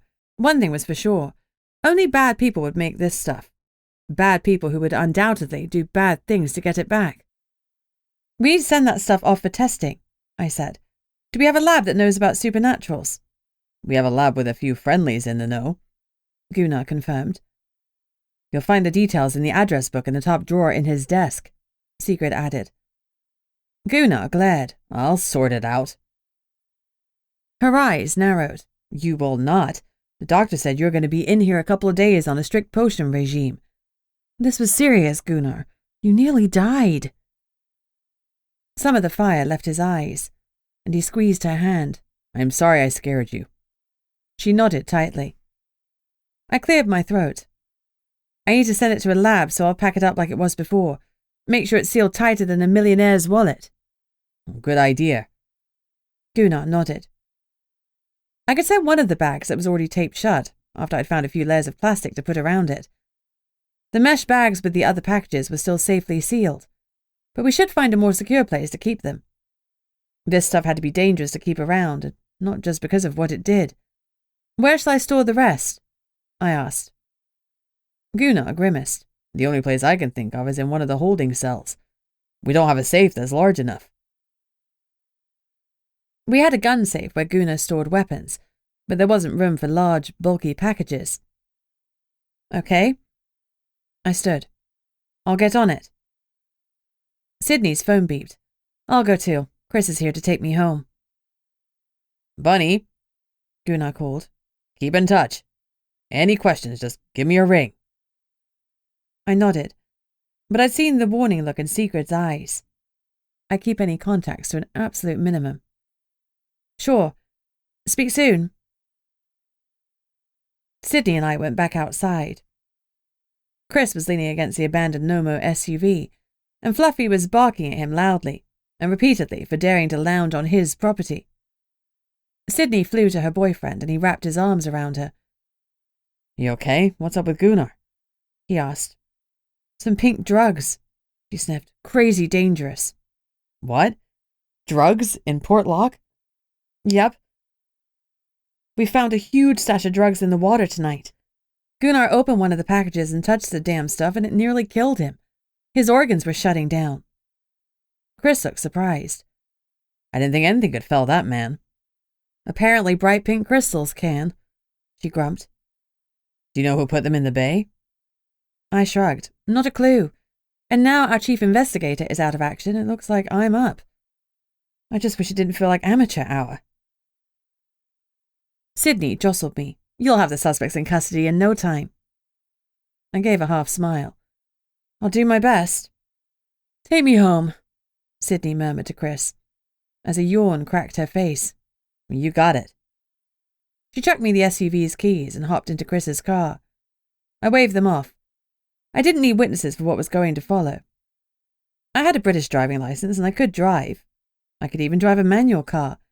And really, how hard could it be to remember to drive on the opposite side of the road? Chapter 17. It is freaking hard to drive on the other side of the road. Every time I relaxed enough to enjoy myself, I found myself on the wrong side of the tarmac. I had to concentrate hard the whole time.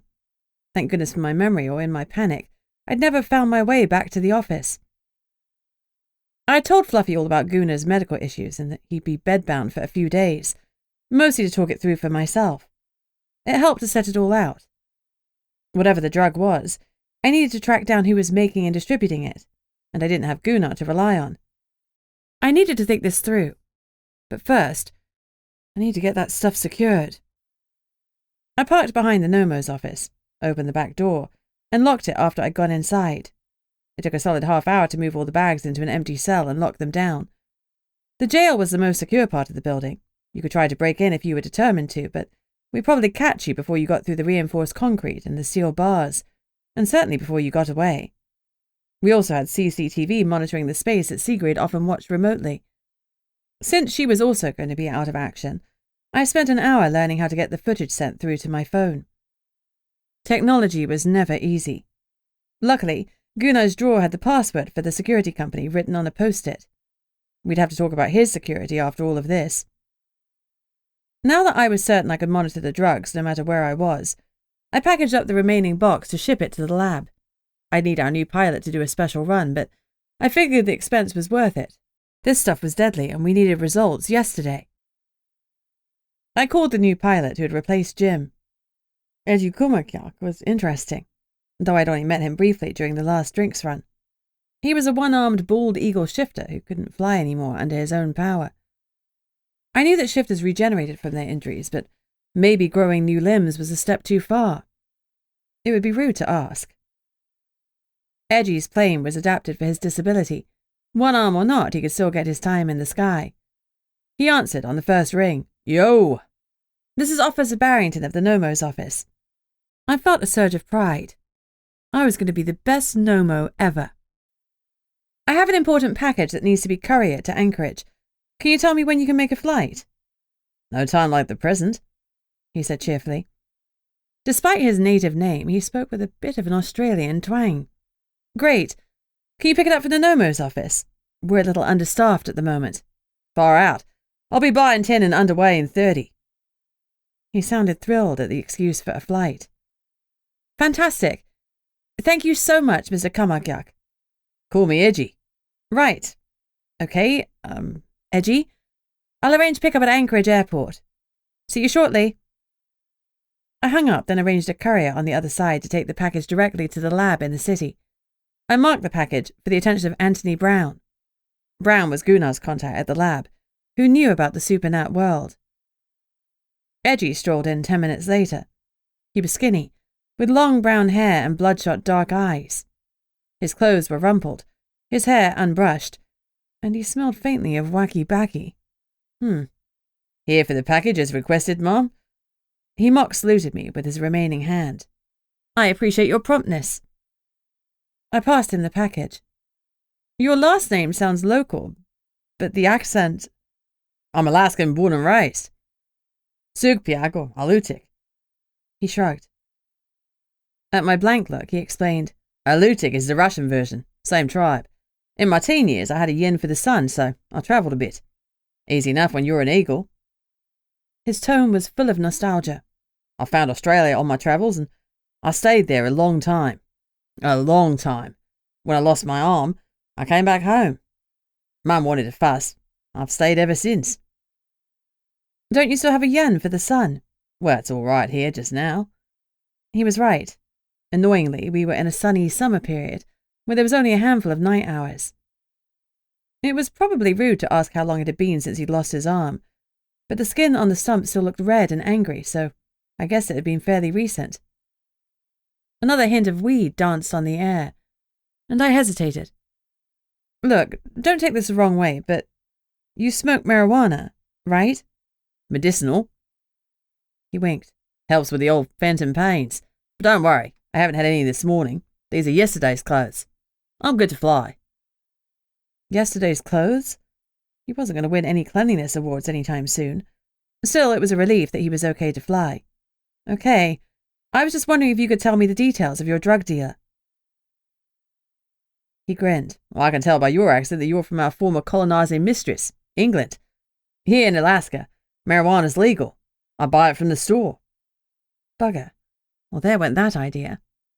I was back to square one. How the heck was I supposed to find a drug dealer in this town? Chapter 18. I spent the next hour trawling through social media and was surprised by how many of the residents had accounts. None of them mentioned being super nat, of course, but even so. I focused on the teenagers, remembering my hunch that Russell Arctos had been high when he broke into the Grimes' place. I poured through his socials as well as Skylark's and Jacob's, hoping to find something concrete so I could talk to them about drug use. They didn't have missing limbs and they were kids, so the likelihood of them buying marijuana at the store was 0. If they'd been high, then they had a dealer, and I had somewhere to start. Hopefully. I had no idea if this was what Gunnar would be doing. Maybe he'd already know a few nefarious types. I chewed my nail. I could call him, but Sigrid's warning glare had put me off. He needed rest. I'd try it my way, for now. If I was at a dead end by the end of my shift, then I'd call him tomorrow. Feeling better now that I had a course of action, I went back to the socials. It wasn't long before I hit pay dirt on Skylark's page. Hitting the Theta Swirly Y tonight. Can't wait to see how strong I get.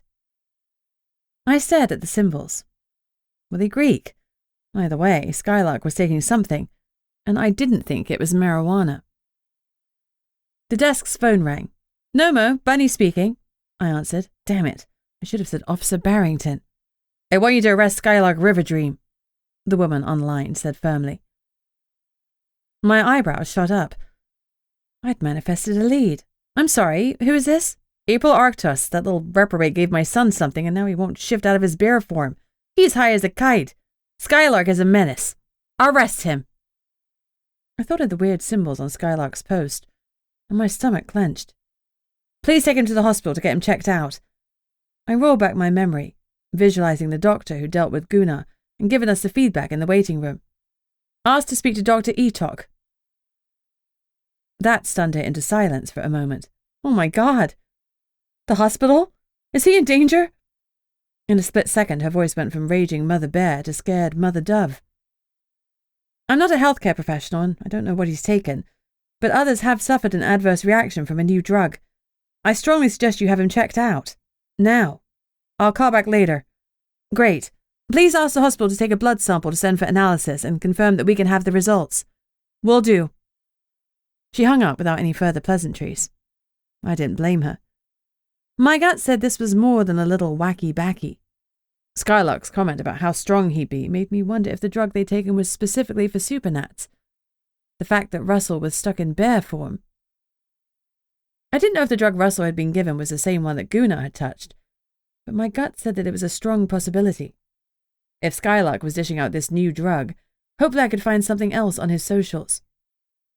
I went back to the screen and scrolled back through his feed. Something caught my eye. Russ is hilarious on Fisheye, followed by lots of laughing face emojis. I now had a symbol and a name. Fisheye. Not the sexiest name for a drug, but we were in a fishing town. Did the name and brand suggest that this drug was manufactured here? The chances seemed good. But maybe I was reaching. Maybe Fisheye was just a local name for it. Druggies all had different names for their favourite hit, right? I printed out Skylark's socials and contemplated my next move. It was nearly 5 a.m. I'd stayed longer than usual, but that seemed only right since Gunnar wasn't here to man things. He usually hung on until Sydney came in, so I guess I'd better do the same thing. We all pulled long hours, and Sigrid helped out as needed. Gunnar preferred that someone be available in case of emergencies. Sydney wouldn't be too long, and though I needed to go home and sleep, I could keep going a little while longer. It had been a crazy day, and all that anxiety over Gunnar was making me crash hard. Not to mention that going out drinking late and waking early hadn't exactly set me up for the day. I was undead on my feet, and I prayed Sydney would stumble in soon. Chapter 19. Sydney gently woke me up. Go home, Bunny. I got it now. I yawned and nodded. Thanks. See you on the flip side. Fluffy and I walked home, taking turns to yawn the whole way. When we got there, it was lights out right away. I slept like the dead and awoke refreshed. It was only 3 p.m, but I was ready to face the day and kick ass. First tasks, check in with Sydney and get the office keys. Then question Skylark Riverdream. I started to get dressed. In my haste to get to bed, I chucked yesterday's jeans on the floor. When I picked them up, their weight made me blink. I rooted around in the pocket and winced. Oh, I brought the bloody office keys home with me. I gave a head thunk and let out a groan. Damn it. I was off to a terrible start at being the sole officer at the Nomos. Fluffy and I jogged towards the office, but as we approached the building, I started to sprint. The front door had been kicked in and was hanging off its hinges. Connor, Juan, and Stan were talking quietly outside. I ignored them and ran inside. Sydney. I breathed again when I saw her sitting at her desk. What happened? She looked pale, but she dredged up a smile. Oh, you know, little attempted armed robbery. She waved her hand. Nothing to worry about. The drugs. She grinned. You took the keys with you, so I couldn't have let them in if I tried. I hit the alarm and the others came running. She sighed. The bastards ran away before these guys arrived, though. You're okay. Totally fine, she assured me. A little shaken, but okay. How many of them were there? 2. One of them was silent, the other barked out orders at me. Something about the way he spoke and moved made me think he's ex-military. Were they armed? Yeah, but I flashed my teeth and they took off. She gave a wobbly smile. I guess they know better than to shoot law enforcement. Were they wearing gloves? Yep, so we're not getting prints. Honestly, the whole thing was over pretty quickly. I guess they knew that I'd hit the alarm and half the town would come running. You should have seen the crowd here earlier. If you're sure you're okay, I'll go and speak to Connor and Stan. I'm fine. Once the cavalry arrived, I called Chris. He was out on a swim, but he's on his way now. I said I'd stay until you came in. I appreciate that. And, Sydney, I'm glad you're okay. Me too. She gave me a relieved smile that told me she wasn't as relaxed as she was trying to appear. I went to see the guys out front. I felt vaguely awkward at seeing Stan. The last time we'd been together, I'd drunkenly slammed the door in his face. Still, this was work. Thanks for coming so quickly, I said. We're arranging extra protection here until the drugs have been moved, Connor said firmly. If they've tried once to get their gear back, they'll try again. We'll maintain a visible presence. Juan and I both have daylight charms, and we'll have other vampires cover the night. Juan gave me a friendly nod, which I returned. Doesn't matter for us what time of the day it is, Stan said, boasting a little. We'll provide round-the-clock cover, too. I interrupted before a pissing contest could begin. Wonderful, thank you both. Did any of you see the vehicle they arrived in? Connor shook his head. We checked the security footage. They've left on foot. Damn it. That was even more evidence that it was a local outfit. With the barrier, there wasn't much chance they'd be anything other than local, but I knew that somehow the keelet had got in.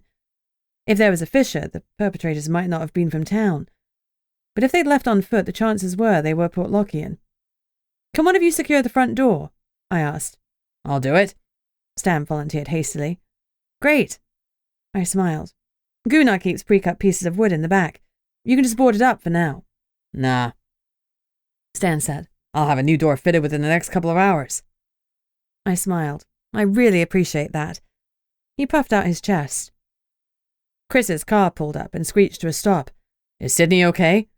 He asked as he got out. I grimaced. She's a little shaken, more than she'll admit, but we've arranged plenty of security around the clock. She'll be safe from now on. Can you take her home? See her safe? It's been an emotional few days for her. He nodded. Of course I will. In that case, I have some little reprobates I need to question. Excuse me, gentlemen. I went around the back and climbed into the SUV, praying to all the gods that were holy that I would remember to drive on the correct side of the road, at least while the guys were watching me. Chapter 20. On the way to the River Dreams residence, I called April Arctos on the hands-free system to get an update on Russell. Like Gunnar, he'd been admitted to hospital and given a plethora of potions. Unlike Gunnar, his organs hadn't been shutting down. Russell had been high and ill, but not in danger of death. Even so, he was being kept in for observation. Well, that was something. I spent the rest of the drive focusing on what I needed to know. What was fisheye? How was it taken? Where did Skylark get it from? I knocked on the front door of the River Dreams house, nerves jangling in my stomach. Fluffy stayed at my side. Apparently once a witch hits your boss with a fireball, you become wary about home visits. Skylark's mum answered with a smile that instantly faded when she saw me. Oh, did the Grimes brothers press charges after all? I didn't answer that. Is Skylark home? I have a few questions for him. She frowned but nodded. Yes. All right, hold on. She retreated into the house, leaving Fluffy and me on the porch. I could hear her arguing with a very angry-sounding son. Soon she was back, teen in tow. What do you want now? Skylark snarled at me. I wondered if he'd show the same disrespect to Gunnar. Evidently, Fluffy wasn't impressed by his attitude either, because he gave a low, threatening growl. The teen gave him a wary glance, but it didn't affect his manners. This is about your friend, Russell Arctos, I said. He's in hospital, very sick. Apparently he took something you gave him, and we're here to see what it was. For a moment, the boy looked his age. Young, shocked and nervous. Then, in a beat, the bravado was back. I didn't give him anything. You're trying to blame me for everything. I don't believe you. Russell's not sick. You're lying to trick me. I raised my eyebrow, pulled my phone out and hit redial. Mrs. Arctos, would you mind telling me where you are right now? I put the phone on speaker. Skylark looked a little green when he heard April's frightened voice say, "At the hospital with my son Russell." With my super night hearing, I could hear the beeping of the machines in the background, and I wondered if Skylark could too. He'd gone very, very pale, and very, very still. "Thank you. I'll be in contact soon." I hung up. "I just gave him a little bit," Skylark muttered. "It's not supposed to be dangerous." "What's not?" "Fisheye, it's not dangerous. It just gets you high and messes with your powers a little. It can make you stronger, or it can have weird effects, like Russell couldn't control his shift. It was hilarious." "Where did you get the drugs from?" He shrugged and didn't answer. I tried again. "Who did you get the drugs from?" Skylark stayed silent. "Tell her what she needs to know," his mother snapped. He sneered at her. "No chance. They'll kill me." She paled. He looked at me. "It's harmless. You're wrong." It wasn't harmless, and he just admitted to possessing and distributing drugs. This kid needed a reality check. Though I was certain the charges wouldn't stick, I was sure that Gunnar would agree with my next course of action. Hopefully it would loosen Skylark's tongue a little. "Skylark, Riverdream, you're under arrest. I'll now read you your rights." I recited the Miranda rights that Gunnar had taught me. "Since you're a minor, you're entitled to have a parent with you while you're being interviewed." I cuffed him and looked at his quietly sobbing mother. "I suggest you get a lawyer." Skylark looked sick. He was all out of snark and bravado. As I guided him towards the Nomo vehicle, he looked back and called out plaintively, "Help me, Mom." She looked stricken. "I'll get a lawyer," she promised. She stood in the door as we drove away. Chapter 21. I put Skylark in a cell far away from the drugs. Not that he could get to them. He looked scared, which he should have been. Depending on the amounts he had distributed, and if any money had exchanged hands, he might go down for dealing drugs. If he did, he would more than likely end up in an out-of-town juvenile facility. If so, a trusted member of the magic user group would use a spell to block Skylark's magic during his prison term. The thought made me shiver. I hadn't been a vampire for long, but I was already growing used to my sharpened senses and extra strength. I couldn't imagine them being removed and living like a normal human again. I would feel terrifyingly vulnerable. I went back outside to look for Connor or Stan, and found them both. Lucky me. "Hey," I greeted them. "I could do with a warrant for the River Dreams house. Can either of you sort that out for me?" "Consider it done." Connor pulled out his phone and walked away a few paces. "Calliope, I need a sign-off on a warrant." Stan had been true to his word. The Nomo's office already had a new and shiny door. "Thanks for that," I said awkwardly. "Sorry about the whole slamming the door closed thing the other night." He smiled. "Oh, it's okay. You were trashed. Maybe my animal magnetism made you feel threatened." That made me laugh. Or maybe it did. I let my smile fade. I like you, but maybe not like that. Friends?" He sighed loudly. "Friend-zoned. Oh, it's so soon." He clutched a hand to his heart. "You're killing me." I elbowed him. "No, I'm not, drama queen."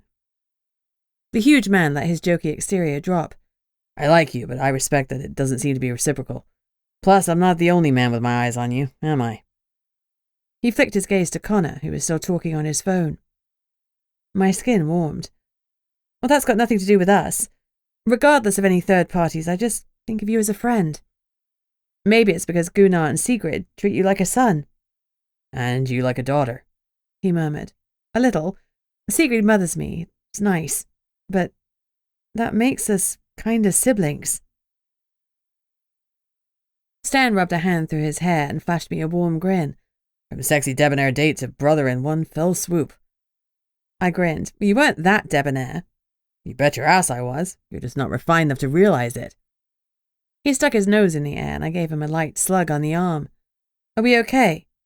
I asked in all seriousness. "Of course we are. Does this mean I get to let out all the bunny rabbit jokes I've been holding in?" "I bet you haven't got a single one I haven't heard 1,000,000 times already." "What do you call a bunch of rabbits hopping backwards?" I shrugged. Actually, I hadn't heard that one. A receding hairline. I snorted. Okay, that wasn't too bad. I have more. Maybe let's ration them, okay? 1 per social interaction. I found I was smiling, not because of his stupid jokes, but because he was being kind and making this so easy. I'd seen the quick flash of disappointment that he tried to hide. It wasn't that I'd broken his heart, he hadn't been that invested. But he'd liked me, and I was sorry to let him down. But not sorry enough to date someone I wasn't truly into. In the long run, that would be far worse. I was being kind too, even if he didn't see it that way right now. Chapter 22. Got the warrant. Connor waved a document at me. Great, thanks. I went to take it from him, and he quickly yanked it back. I'll ride with you since Gunnar can't. I thought about arguing, but he had the warrant, so I didn't. Fine, let's go. I'm leaving Fluffy here. I don't want him to accidentally touch any of this stuff. I turned to my dog. Stay here with Stan, okay? Oh, so now I'm guarding your office and your dog? Stan said, but he was smiling. I winked. Fluffy's guarding you. He'll keep you safe, tough guy. Fluffy barked. Do you mind driving? I asked Connor. I'm still not used to the other side of the road. No problem. I threw him the keys, and we drove to the River Dreams house in companionable silence. One of Skylark's siblings answered the door. Hi. What's your name? Connor asked gently. The girl, who appeared to be about 12, gave him a wide smile. Peregrine. Okay, Peregrine, is one of your parents home? Yeah, just a minute, I'll go get my mom. A minute later, Mrs. Riverdream came to the door. She looked harried. Haven't you done enough? She snarled at me. It was hard to blame her. First the Grimeses break-in, then the drugs. She'd been through the mill because of her son, and, indirectly, because of me. Sorry, Mom. I apologized lightly. But we have a warrant to search the house. If you and anyone else in the residence would step outside, we'll be as quick as we can. She sighed and threw us a dirty look, but dutifully ushered her other 2 children out of the door. I hoped we wouldn't emerge to find our tires slashed. If we did, we'd know who'd done it. We didn't find anything until we searched Skylark's room. He'd used his limited imagination to find a place to hide his drug stash, and we found 5 tiny bags of hot pink crystals under the mattress. I photographed them, and then put them in evidence bags. We searched the rest of the room, but didn't find any more fisheye, just marijuana vape juice, the vape, and the usual electronics and dirty clothes that live in a teenage boy's bedroom. We took all the drugs and their paraphernalia and let ourselves out. You can go back in, I said to Mrs. Riverdream. She was vibrating with anger. My husband will be at the Noma's office shortly with my son's lawyer. Noted, I'd best get going then. I gave her a polite smile that she didn't return. It was a shame she was pissed off, but I was more concerned about finding the people behind the fisheye. It had nearly killed Gunnar, and it could have seriously hurt Russell, whatever it was. It needed to be off the streets, as did whoever was distributing it. Connor drove us back to the office and parked out back. Do you know what kind of a shifter Skylark is? I asked him as we walked inside. He shook his head. I don't know what he is exactly, but his family is listed under the Siren group. Crap. That meant dealing with Calliope Galanis. I'd interviewed plenty of people, but the heads of the Supernatural Council still made me nervous. I'd only met Calliope twice, and that was only briefly. Could you get me a meeting with her? I asked, hiding my nerves as best as I could. Sure, you want me to come with you? Okay, maybe I hadn't hidden my nerves so well. He pulled out his phone and fired off a text. Yes, I did. No, I said, it's fine. I could do with someone here who can call me when Skylark's dad and lawyer show up. I can't question the boy until then, and I want to do that ASAP. No problem. Will you be okay driving? No. Yes, I said firmly. His phone pinged. Okay, Calliope has agreed to talk to you. She's at South Harbour. She owns the fish processing plant there. The fish processing plant had been at the heart of a lot of local controversy. In one of the council meetings, people had come to blows over the price of fish. It had seemed odd at the time, but now I knew how vital the industry was to the town. If Calliope owned the plant, she held a lot of power. That thought only made me more nervous. I steeled myself. I could do this. I'd learned all kinds of skills during the last couple of months. I just needed a good dose of self-belief to go with them. Unfortunately, that seemed the hardest type of belief to come by. Do I just go into the plant and ask for her? I asked. She said to go to her office on the second floor. You'll have to leave Fluffy here. No pets allowed since it's a food processing plant. Well, that seemed reasonable enough. Okay, can you settle him? Sure. I took the car keys back from Connor and motored off to see the Queen of the Fish. The tingle on the back of my neck told me that the vampire leader was watching me leave. Chapter 23. I'd never been inside a fish processing plant. I never particularly wanted to go inside one. The first thing I noticed was a strong scent of fish. Go figure. I entered through a large steel door, past several huge blue fish coolers, then went up a staircase. I only got a brief glimpse of the warehouse floor, which was full of equipment and people. A large cargo door headed out to the dock. A fisherman passed me as he went down the stairs and grunted a greeting. He did a double-take when he saw the Nomo officer badge proudly displayed on my shirt. At the top of the stairs was a grubby office with a stern-looking woman sitting behind a desk. With silvered hair and a stiff bun, she looked like she should be a librarian. A couple of fishermen were in there picking up checks. Bunny Barrington to see Miss Galanis? I introduced myself. Her glare did not waver as she gestured to the office behind her. She didn't move to announce my arrival. Okay, then. I knocked on the doorframe, hesitating to walk in because I could hear raised voices. Then, because I'm super nosy, I pushed the door open. There was a tall, blonde, athletic-looking man fronting up to another man who was brown-haired, stocky, and vibrating with anger. Calliope Galanis had warm, tan skin, ageless light blue eyes, and long blue hair. I wasn't positive, but the blue looked natural. Today she'd braided it in a thick rope that draped over her shoulder. Her teeth were small and pointed. On land, she moved with smooth grace, as if she were in water. I shivered. I'd almost forgotten that the most beautiful things in the sea were often the deadliest. She was sitting behind her desk, her face carefully blank, but her eyes were raging. Eek, maybe I should have waited. Curiosity killed the cat, and it could kill the new vampire, too. I froze as all eyes swung to me. Sorry, I said faintly. The receptionist said to come in. Connor arranged a meeting for me? Calliope looked at the clock.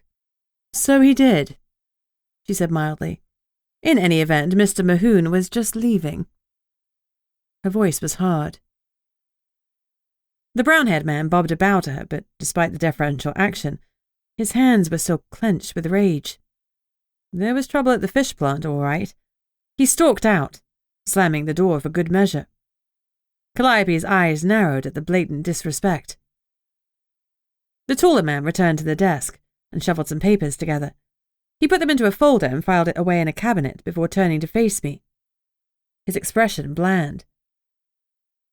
Calliope smiled. Do take a seat, Bunny. How is Gunnar doing? I'd used the drive over here to call the hospital for an update. He's doing well, I reassured her, though I didn't get to speak to him. Apparently he's chomping at the bit to get out of there. No doubt. He's not a man to take confinement well. I shall visit him and impress upon him the need to recover fully. I nodded. I wouldn't mess about if Calliope told me to do something. There was a depth in her eyes, a heaviness that made me feel uncomfortable. She'd seen some stuff in her day, and her soul still bore the scars. She turned to the man. How remiss of me. I haven't introduced you. Bunny, this is my second, Soapy Willoughby. I'd seen him at the council meetings, but never learned his name. Soapy always walked in with Calliope and another woman, all three bearing tridents, but they filed their weapons under their boss's name. He was attractive in a rugged way, and it was clear that Calliope agreed. Even as she introduced us, her eyes were roaming up and down his body. With his broad shoulders, narrow waist, and muscular arms, he had a classic swimmer's physique. The proprietary way she gazed at him felt like a mark of ownership, and the way he gazed back suggested he had no issue with being her chattel. He obviously served her in all sorts of ways. Nice to meet you, Soapy, I said with a tight smile. And you? he replied, though nothing about his body language said he was happy to see me. Maybe I'd interrupted something important with those papers he'd been shuffling. Take a seat, he said.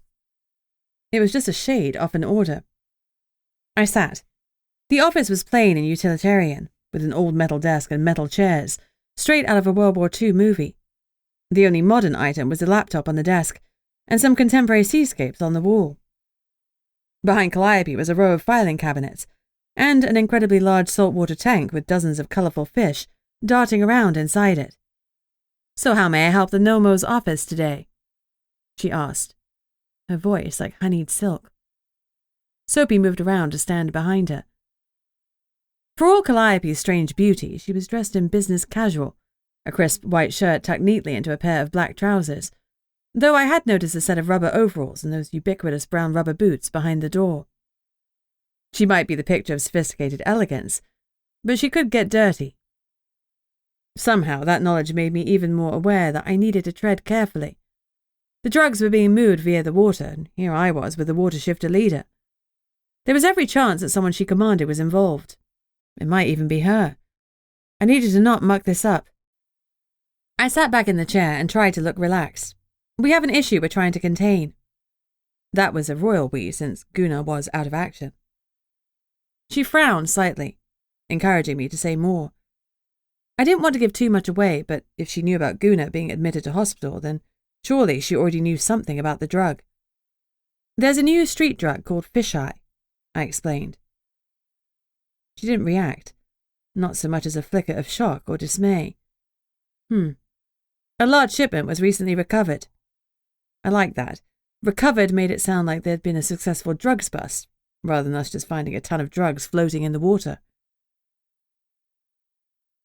As part of the investigation, we've questioned a number of teenagers who've been using the drug. One of them is from your Siren group. I watched for any sign that she already had the information, but she had one hell of a poker face. She shrugged lightly. Teens will be teens. "Could you tell us what kind of water shifter Skylark Riverdream is? It might or might not be relevant to the case, but we'd like to have as much information as possible." "Shouldn't you just ask the boy?" Soapy asked gruffly. "We can't speak to him without his parents or lawyer present. We're hoping that by getting as much knowledge as we can before we do that, we can move the investigation forward in a timely fashion." Man, I was good at this police speak. Calliope leaned back in her chair. As she studied me with those icy eyes, I wondered if she was going to tell me to take a long walk off a short pier. "Skylark Riverdream is a bit of a troublemaker," she said instead. "I don't know how this will help." She tapped her full lips with one tanned finger. "But you've come all this way, and it seems churlish to send you away empty-handed." Soapy made a murmur of protest, and she shot him a warning look. "The family of dolphin shifters. Thank you." Her gaze sharpened. "Will that information help?" Skylark could have found the stash, but there was also a distinct possibility that he got it from a dealer. There was even a remote possibility that he was a dealer, though 5 little baggies did not a dealer make. I smiled blandly. "It certainly won't hinder the investigation." I paused. "You said that Skylark is a troublemaker. In what way?" "The usual nonsense, truancy, going to places where he shouldn't." Her voice held a warning, and I wondered if places where he shouldn't included a certain underwater cave. Suddenly, she turned back to her paperwork. Without saying a word, she quite clearly dismissed me. I stood. "Thank you for your cooperation." I paused before leaving. "What kind of a supernat are you?" The question was gauche at best, rude at worst, but I was new, so I was hoping she put my lack of manners down to that. Soapy didn't. His lips drew back in a snarl and revealed partially shifted, very spiky teeth. In response, my fangs dropped. The tension rose until, inexplicably, Calliope laughed. She touched Soapy's arm and murmured something I couldn't hear, even with my vampire hearing. Then she turned to me.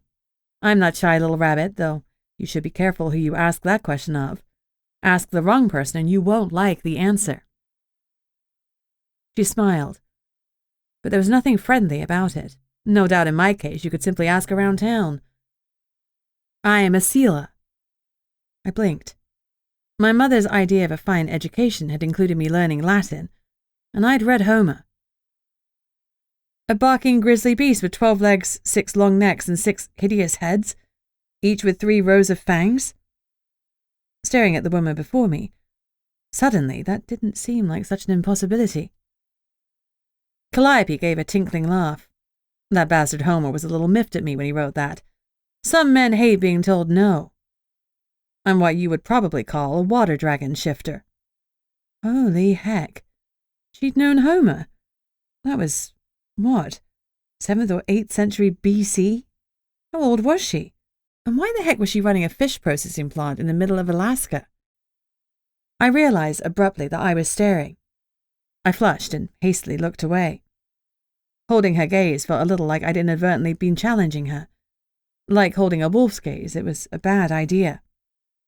She looked smug. She'd been fishing for a reaction and she got one. Don't worry, Bunny. I think I rather like you. I wasn't sure if I should be happy about that or terrified. A dragon, a water dragon, an honest-to-goodness mythic beast. And she was looking at me like the cat that was ready to drink the cream. Thanks, I managed. And, because I didn't know how to quit when I was ahead, I asked, why on earth would you stay here? Because I grow bored easily. So far, Portlock has kept me entertained. Do you look similar to the dragon protector in the bay? I asked nosily. This time, Soapy's growl wasn't hidden, and Calliope looked mildly affronted. Of course not. He's a dragon, not a shifter. It's like comparing a human to a monkey. Sorry, no offense meant. Yet you seem determined to give it, Soapy rumbled. His eyes narrowed. Don't be churlish, Calliope chided. She's new. You're like a babe in the woods, aren't you, little bunny? Off you hop now. I have things to do. She turned back to her paperwork. I told myself I wasn't fleeing from her, but making a strategic exit. Yes, I was getting really good at this business talk. Chapter 24. I couldn't stop thinking about Calliope Galanis. If she hadn't been lying to me, then she truly was ancient. And a water dragon shifter to boot. She was a sea serpent who'd been written about in ancient literature. She had whole legends constructed about her. I was 23, and the only thing I'd achieved in my short life was death. To her, I was nothing. A blip on her ancient radar. It was humbling, to say the least. Back in the car park, I rang the hospital again and asked to speak to Gunnar. I got patched through. Bunny, how are you? He sounded exactly like his usual jovial self. If it hadn't been for the machines beeping in the background, I could have imagined that he was on his lunch break with Secret. I bit my lip. He wasn't on his lunch break, though. He was ill in hospital, and I shouldn't be bothering him with work. I'm good. How are you? Never better, he said airily. I'm going a bit stir-crazy. Update me on the case. I hesitated. Officer Barrington, he said firmly. Update me on the case. Yes, sir. I snapped him a cheeky salute that he couldn't see, and gave him the rundown on everything I'd been doing. Well, you've been busy, he said approvingly. I filled him in on my chat with Calliope. Did you know that Calliope was in the Odyssey? The poem by Homer? Yes.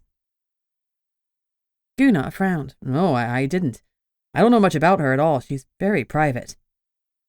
That didn't match with what she told me. She'd said the whole town would know what she was, and that she wasn't shy about it. Do you know her supernatural type? I asked. I assumed she was a siren. According to her, she's a sealer, a water dragon. Water dragon like the one in the bay? He seemed genuinely surprised. I frowned. She said she was different, but even so, she's an ancient water dragon. Can't get my head around it. He laughed. You're a vampire in a town of supernaturals. It's not that odd. I was blown away by Mrs. Wright's age. I can't imagine someone that's 3,000 years old. Mrs. Wright likes to claim she's the oldest resident of the town, but it doesn't surprise me that Calliope is older. There are other ancients in the village, too. Who? I asked. If they want you to know, they'll tell you. He moved the subject back to Skylark and the case. What's the River Dream kid? Dolphin shifter. So he could have definitely have accessed the drugs in the cave. Interesting. You need to question him. I'm on it. His father's coming in later with his lawyer. It was almost 3 a.m. now.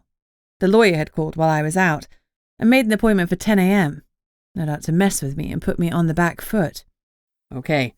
Make sure Stan and Connor have your back.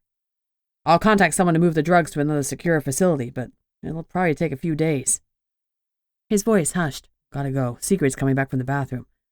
Make sure Sydney's okay after the scare. I will, I promised. When I'm back, he said gruffly, heads will roll. He hung up.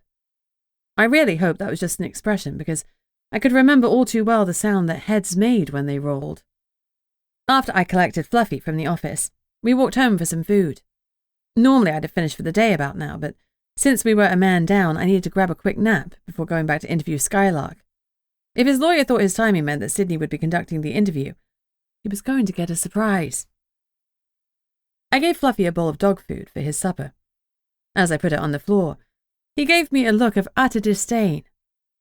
I'm having a frozen meal, I protested. Your food is better for you than mine is for me. His eyes narrowed, and he gave a grumpy growl before turning his back on me and the bowl. Oh, come on. I ruffled his ears. Don't be like that.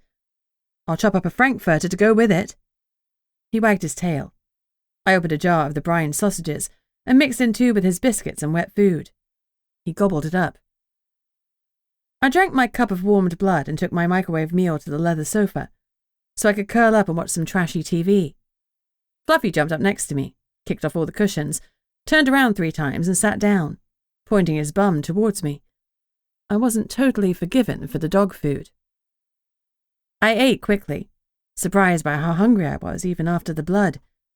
We were watching a soap opera, and the wife had just confessed her baby was her husband's twin brothers, when Fluffy's ears pricked. Guests? I murmured. Anyone we like? Fluffy put his head down again. Not someone he disliked, but not someone he liked enough to go and greet. I went to the door. It was Thomas Puckatuck. Huh? What the heck did he want? Chapter 25. I couldn't keep the surprise out of my voice. Hey, Thomas, what brings you to my door? The human hunter smiled grimly at me. Heard you have a new drug problem. Not me personally, I sassed. I was taught to just say no. Funny. Can I come in? Not so long ago, in a moment of drunken revelry, I'd inadvertently put him at the top of Portlock's list of most sexy men, so I didn't want to give him any ideas. However, in an oblique way, he'd helped me solve my first case, so perhaps he could help me with the fisheye situation too. Sure. I stood back and let him enter. Since the guest was actually coming into the house, Fluffy moved languidly off the sofa and came over to say hello. He sniffed Thomas a bit, and Thomas stood patiently while my dog undertook a full examination. Once Fluffy was happy, he gave him a pet. Handsome dog, he commented. Thanks. Would you like a cuppa or a coffee? You Americans prefer a cup of joe, right? He waved away the offer of a drink. I'm fine, thanks. I've heard some rumors. Evidently small talk wasn't Thomas's forte. Oh? The drugs are coming in from the sea, not the air. I'd already suspected that since we'd found the stash of fisheye floating in the harbour. I was a mistress of deductive reasoning, sharper than attack. Do you know who's moving them? Not yet. I heard you made an arrest. So that was why he was here.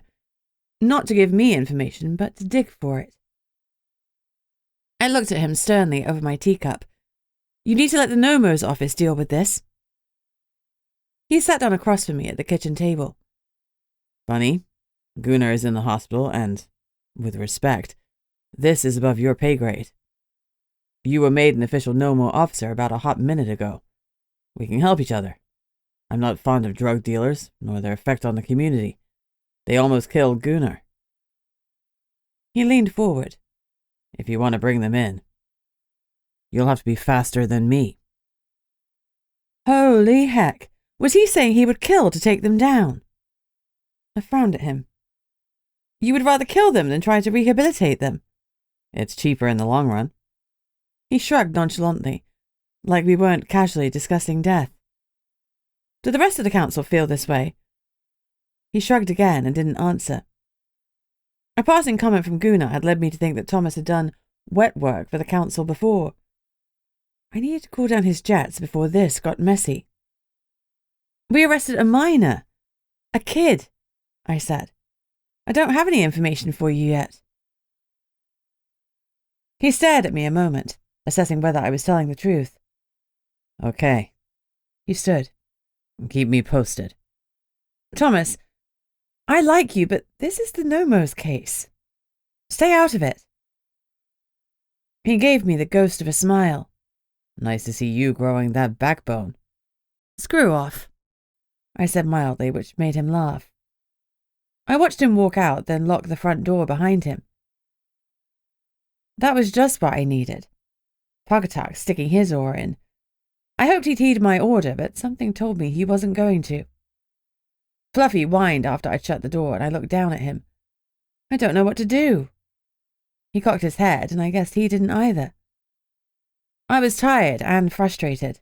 Since I was already feeling like crap, I decided that now was the time to contact my parents. I might as well pile on all the crap in one go. I'd been deliberating whether to text my mum or my dad. Mum was difficult and would either scold me or guilt-trip me, but Dad had refused point-blank to help me get away from his partner, the vampire king of Europe. That had hurt. I took a deep breath and texted my mother. I'm doing fine, Mum. I'm in the States. I have a good job. It would give her a heart attack if she knew I was working in law enforcement, so I omitted that. I doubted she'd keep me waiting long. It was 1 p.m. her time, so she'd be finishing lunch, or luncheon, as she insisted on calling it in a painfully embarrassing attempt to be posh. I got ready for bed. As I slid under the duvet, I checked my phone. Sure enough, I already had a response. Lucky me. It's about time, Elizabeth Octavia. I've been worried sick. No word for months. You could have been dead in a ditch somewhere. And there it was. She'd gone with guilt. I grimaced. If I'd believed that her message was genuine, I'd have felt bad. But I'd asked for my parents' help to escape, so it couldn't have been a big shock when I disappeared. I replied, You know that I had to leave. I couldn't face 100 years in the conclave. We could have worked something out. You should have come to us. I had done. My temper was starting to fray. I had gone to them, and they told me life with the Vampire King would be wonderful. As if. I jabbed my reply. Dad was going to hand me over with a flourish.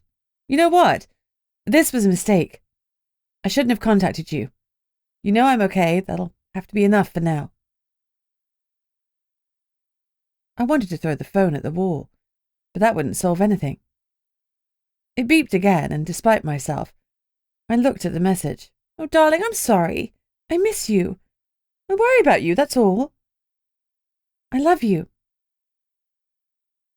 My eyes burned. She did love me in her own way. It had to be enough, but somehow it never was. Love you too, Mum. Got to go. Since it was my work phone, I couldn't turn it off, but I silenced the notifications.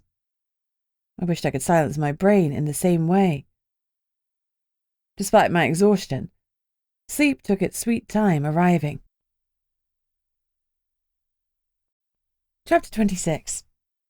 It was too early, and I hadn't had enough sleep. Less than 5 hours rest was never enough for me. To combat the fatigue, I chugged an extra cup of blood. It took the edge off, but the tiredness persisted. Stupid daylight exhaustion.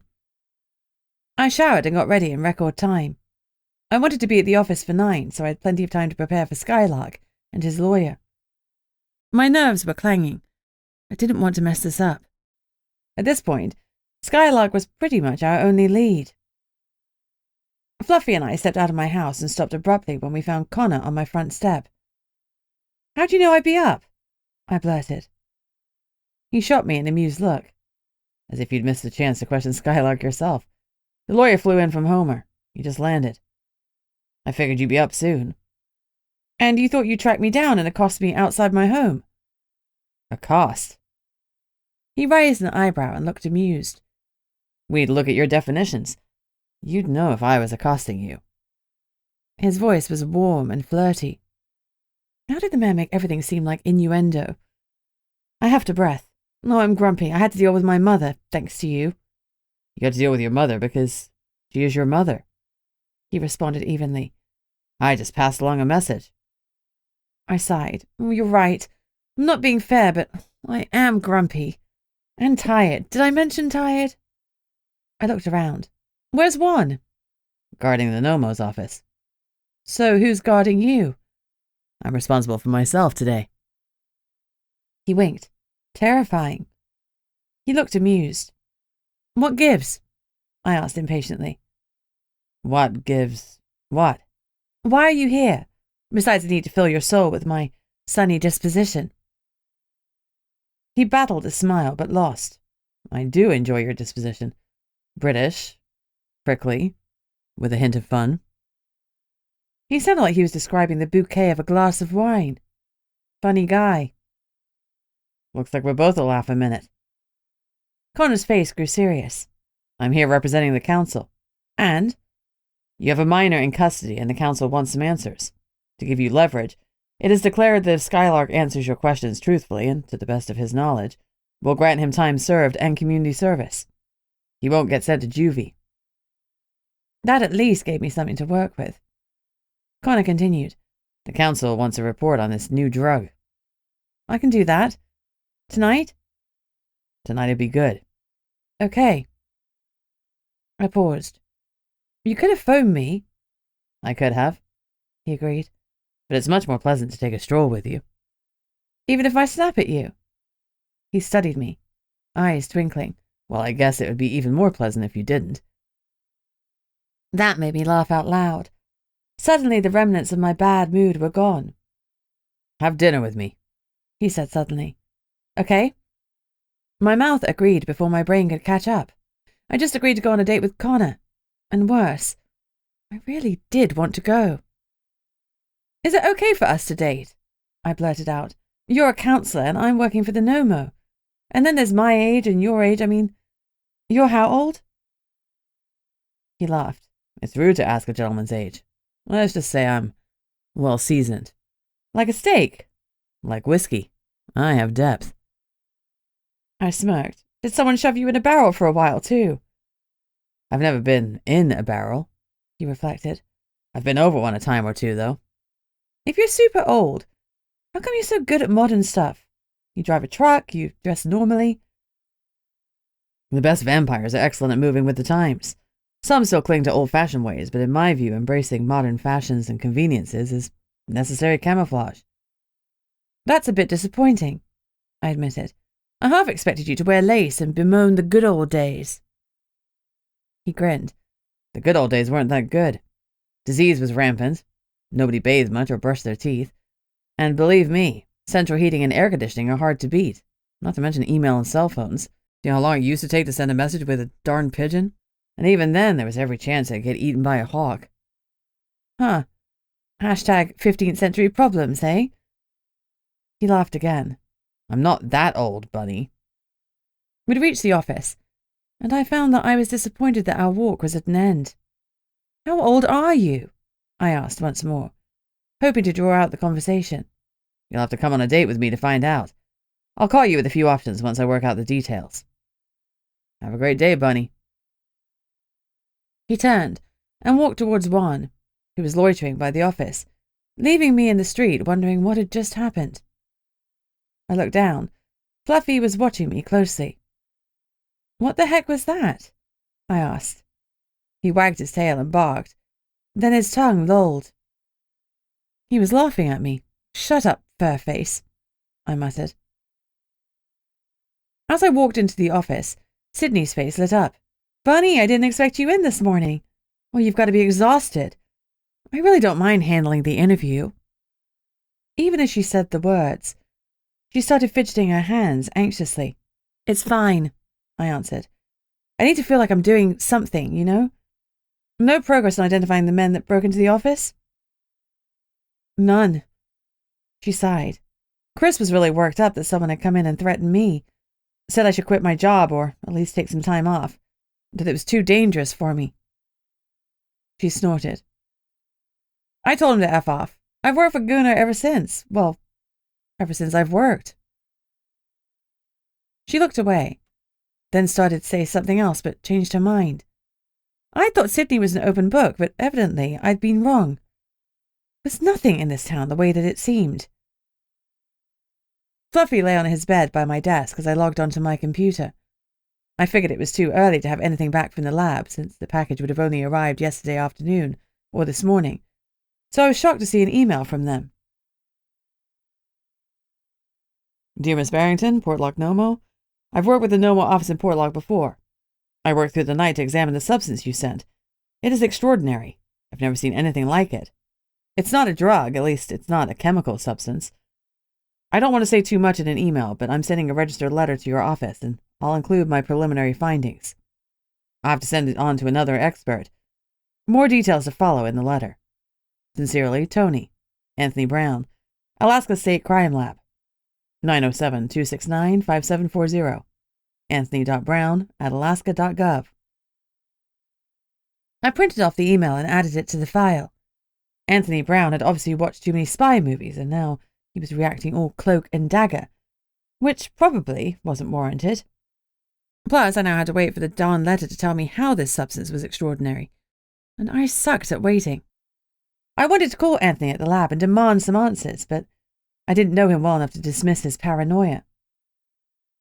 I didn't know who'd care enough to intercept the correspondence in a small town, but I guess someone could be monitoring supernaturals. Our secret communities were mainly hidden from the wider world, but various government bodies were supposedly fully aware of our existence. An organization called the MIB, Magical Investigation Bureau, worked for them. I'd been sorely disappointed when Gunnar explained that MIB didn't stand for Men in Black. That was an excellent movie. Luckily, at that moment, the River Dreams and their lawyer showed up, so I couldn't dwell on the mysterious properties of the drug. I ushered them into the interview room and did the polite girl thing of offering them beverages. The lawyer clearly thought I was the office junior, and accepted a coffee. The parents refused a drink, and I excused myself to get Skylark and the coffee. When I unlocked Skylark's cell, he looked young, small, and scared, and my heart twanged. The night in jail had knocked some sense into him, and the anger and bravado that he normally carried were subdued. It was a real effort to maintain my poker face, but I needed answers from him, and I couldn't let my sympathies get in the way of the case.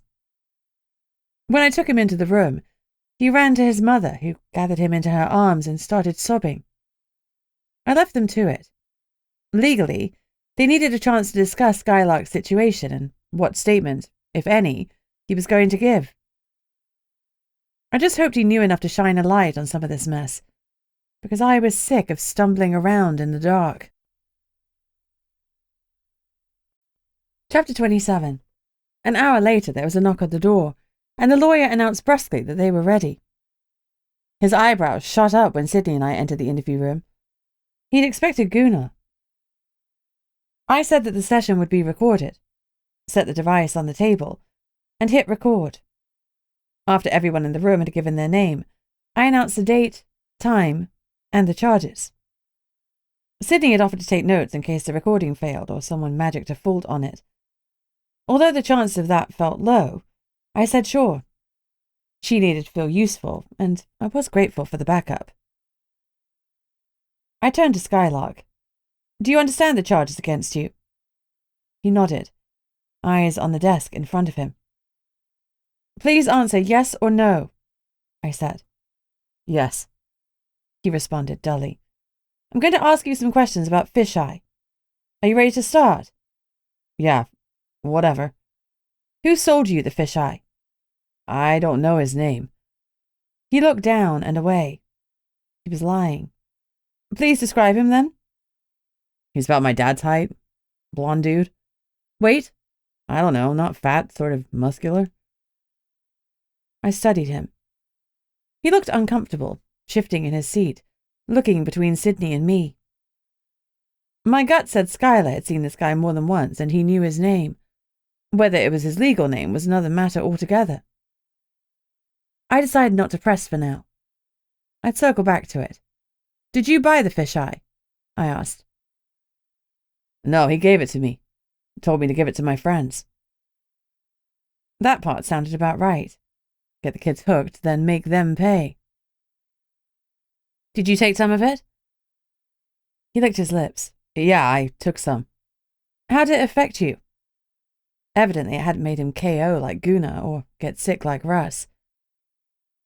It made me sick, he admitted. I knew that it would, so I was by the water when I took it. It made me super fast and strong. How did you know you were stronger? He shrugged. I could just feel it. Feel that I was powerful. I didn't tell him about the placebo effect. He'd expected an effect, so he'd felt one. Where were you when the dealer gave you the fisheye? I pressed.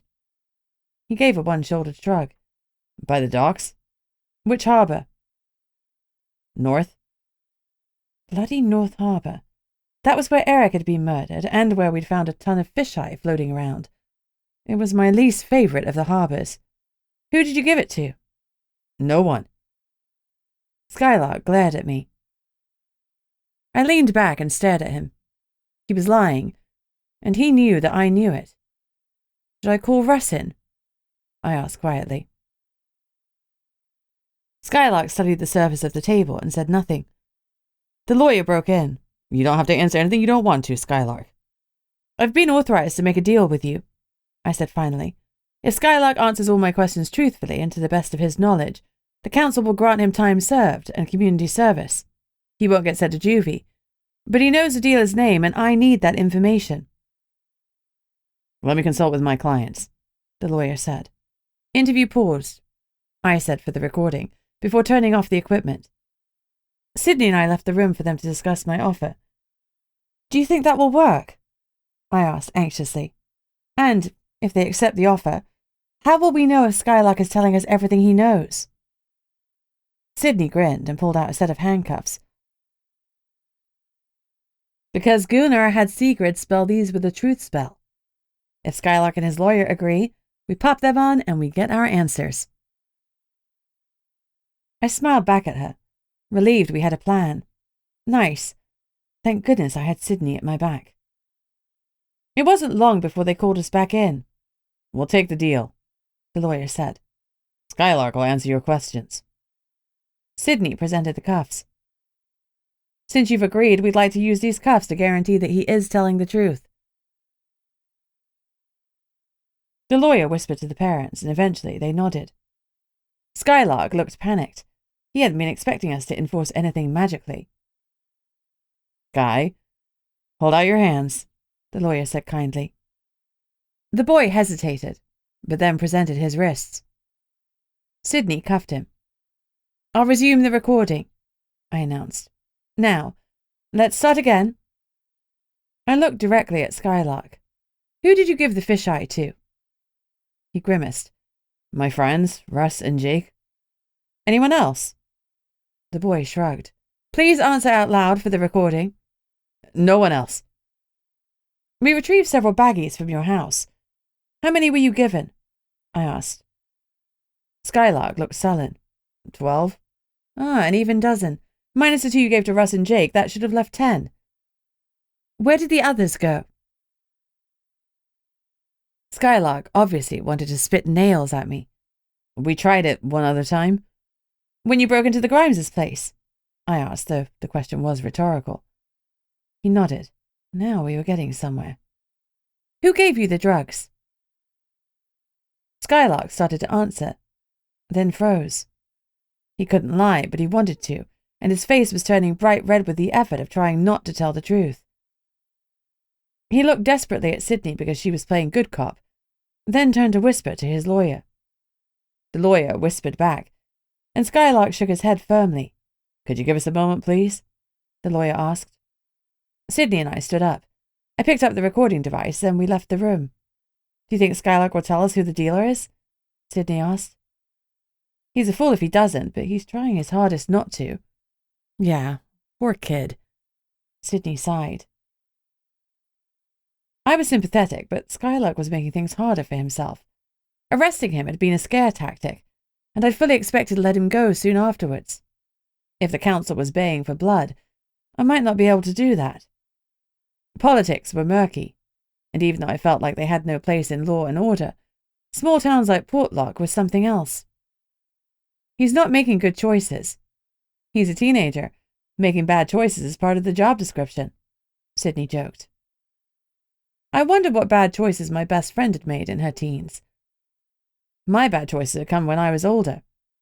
But all I loved the new life I was carving for myself, kissing Franklin in that bar, was still top of the list. I looked at the door to the interview room. The soundproofing was good. I could hear arguing, but it was muffled and indistinct, and it was impossible to tell what they were saying, even with enhanced hearing. This was the longest break in the proceedings so far. The voices grew louder and angrier. Then they stopped. After several beats, the lawyer opened the door. Skylark says he'll not take the deal. He has nothing more to say.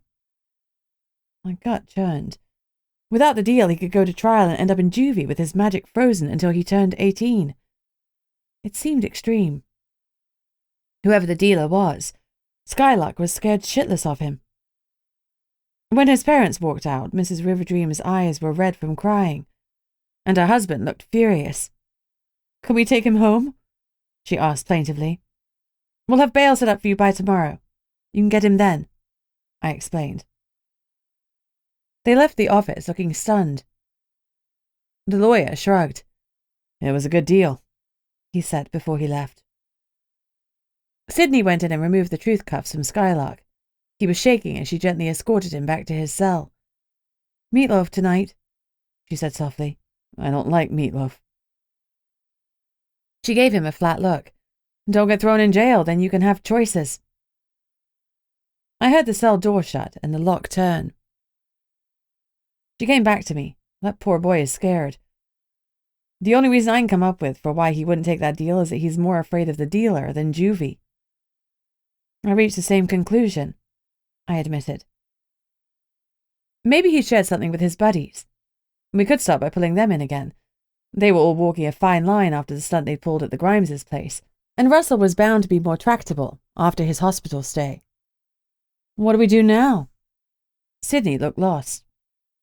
Gunnar would have a plan. I have a plan, I protested. We'll bring in the other two boys and see if they know anything about the dealer. She brightened. Yeah, kids talk to other kids. And we should probably check in with April Actos because she was pretty upset. I'm sure she'll give us permission to talk to Russ. Skylark was risking going away for a couple of years and ruining his future because of a stupid teenage decision. He was protecting the dealer, not out of loyalty, but out of fear. If he was so scared, who, or what, were we up against? Chapter 28. April gave permission for us to talk to Russell and brought him straight over. The boy looked scared. A night in a hospital would do that to anyone, let alone a teenager. Whilst April was obviously a firm disciplinarian, it was equally obvious that she loved her son deeply. And despite her disappointment in his actions, she was here to support him. Skylark told us that he gave you the fisheye. I started, after I'd done the spiel about the recording. Russell nodded reluctantly, after giving his mum the side-eye. Were you high when you robbed the Grimes? He froze, then gave a weak, yes. He paused. I already apologized and I got a job to pay my share. Well, that's good. I pretended to look through some papers, like the question was unimportant. Did Skylark ever mention who gave him the fisheye? This time the boy looked panicked. He knew something. April obviously thought the same. Tell what you know, she ordered firmly. I don't know much. They call the guy the Candyman. I don't know his real name. Russell licked his lips. Skylark knows it. He said he's in his shifter group. There were more than 300 shifters in the Siren group. We'd already suspected one amongst their number must be involved, though it was good to have it confirmed. Can you describe him? I asked. I've never seen him. Frustration roared through me. I'd really hoped we'd get more about the dealer from Russell, but if he didn't know anything, there was nothing to get from him. Maybe we could at least learn a little more about the drug. I switched tactics. How do you take fisheye? Is it swallowed? Injected? What? Russell looked at his mum. He evidently recognized that she was already furious, so nothing he could say would make that worse. You mix it with some salt water and vape it? You've been doing drugs and vaping? His mother shrieked. Turned out she could get more upset. Russell hung his head. I'm sorry, Mom. I won't do it again. Any of it. Too right you won't. When we get home, you're handing over everything. I mean everything. I doubted she let him out of her sight until he was 30. I almost felt sorry for him, but he'd made bad choices. Even worse, he got caught. I cleared my throat. If you could allow us to collect all of Russell's drug paraphernalia, I'd be grateful. April nodded briskly. Of course you can. It's potentially dangerous, I warned. We'll come by in the next couple of hours to retrieve everything. Please make sure it isn't touched in the meantime. I turned back to Russell. How long does the high last? And how does it affect your powers? The boy side-eyed his mum again, but she was staring stonily ahead. Lips pursed. A packet makes a full bottle of vape juice. I only need about 3 hits. It lasts about an hour. Guna had touched the raw crystals, whereas the boys had diluted it in the vape. Could that be the reason for my boss's reaction to it? Was it more potent in its crystal form? Were you warned not to touch the crystals? I asked. Russell shook his head. Not as far as I know. I'm sure Sky touched it when he mixed them up. You vaped it a couple of times and you were fine, then another time you got really sick. I got stuck and I couldn't shift back onto human, Russell admitted. Made me panic. Was it the multiple exposures that had made him sick, or had he got a bad batch of the stuff?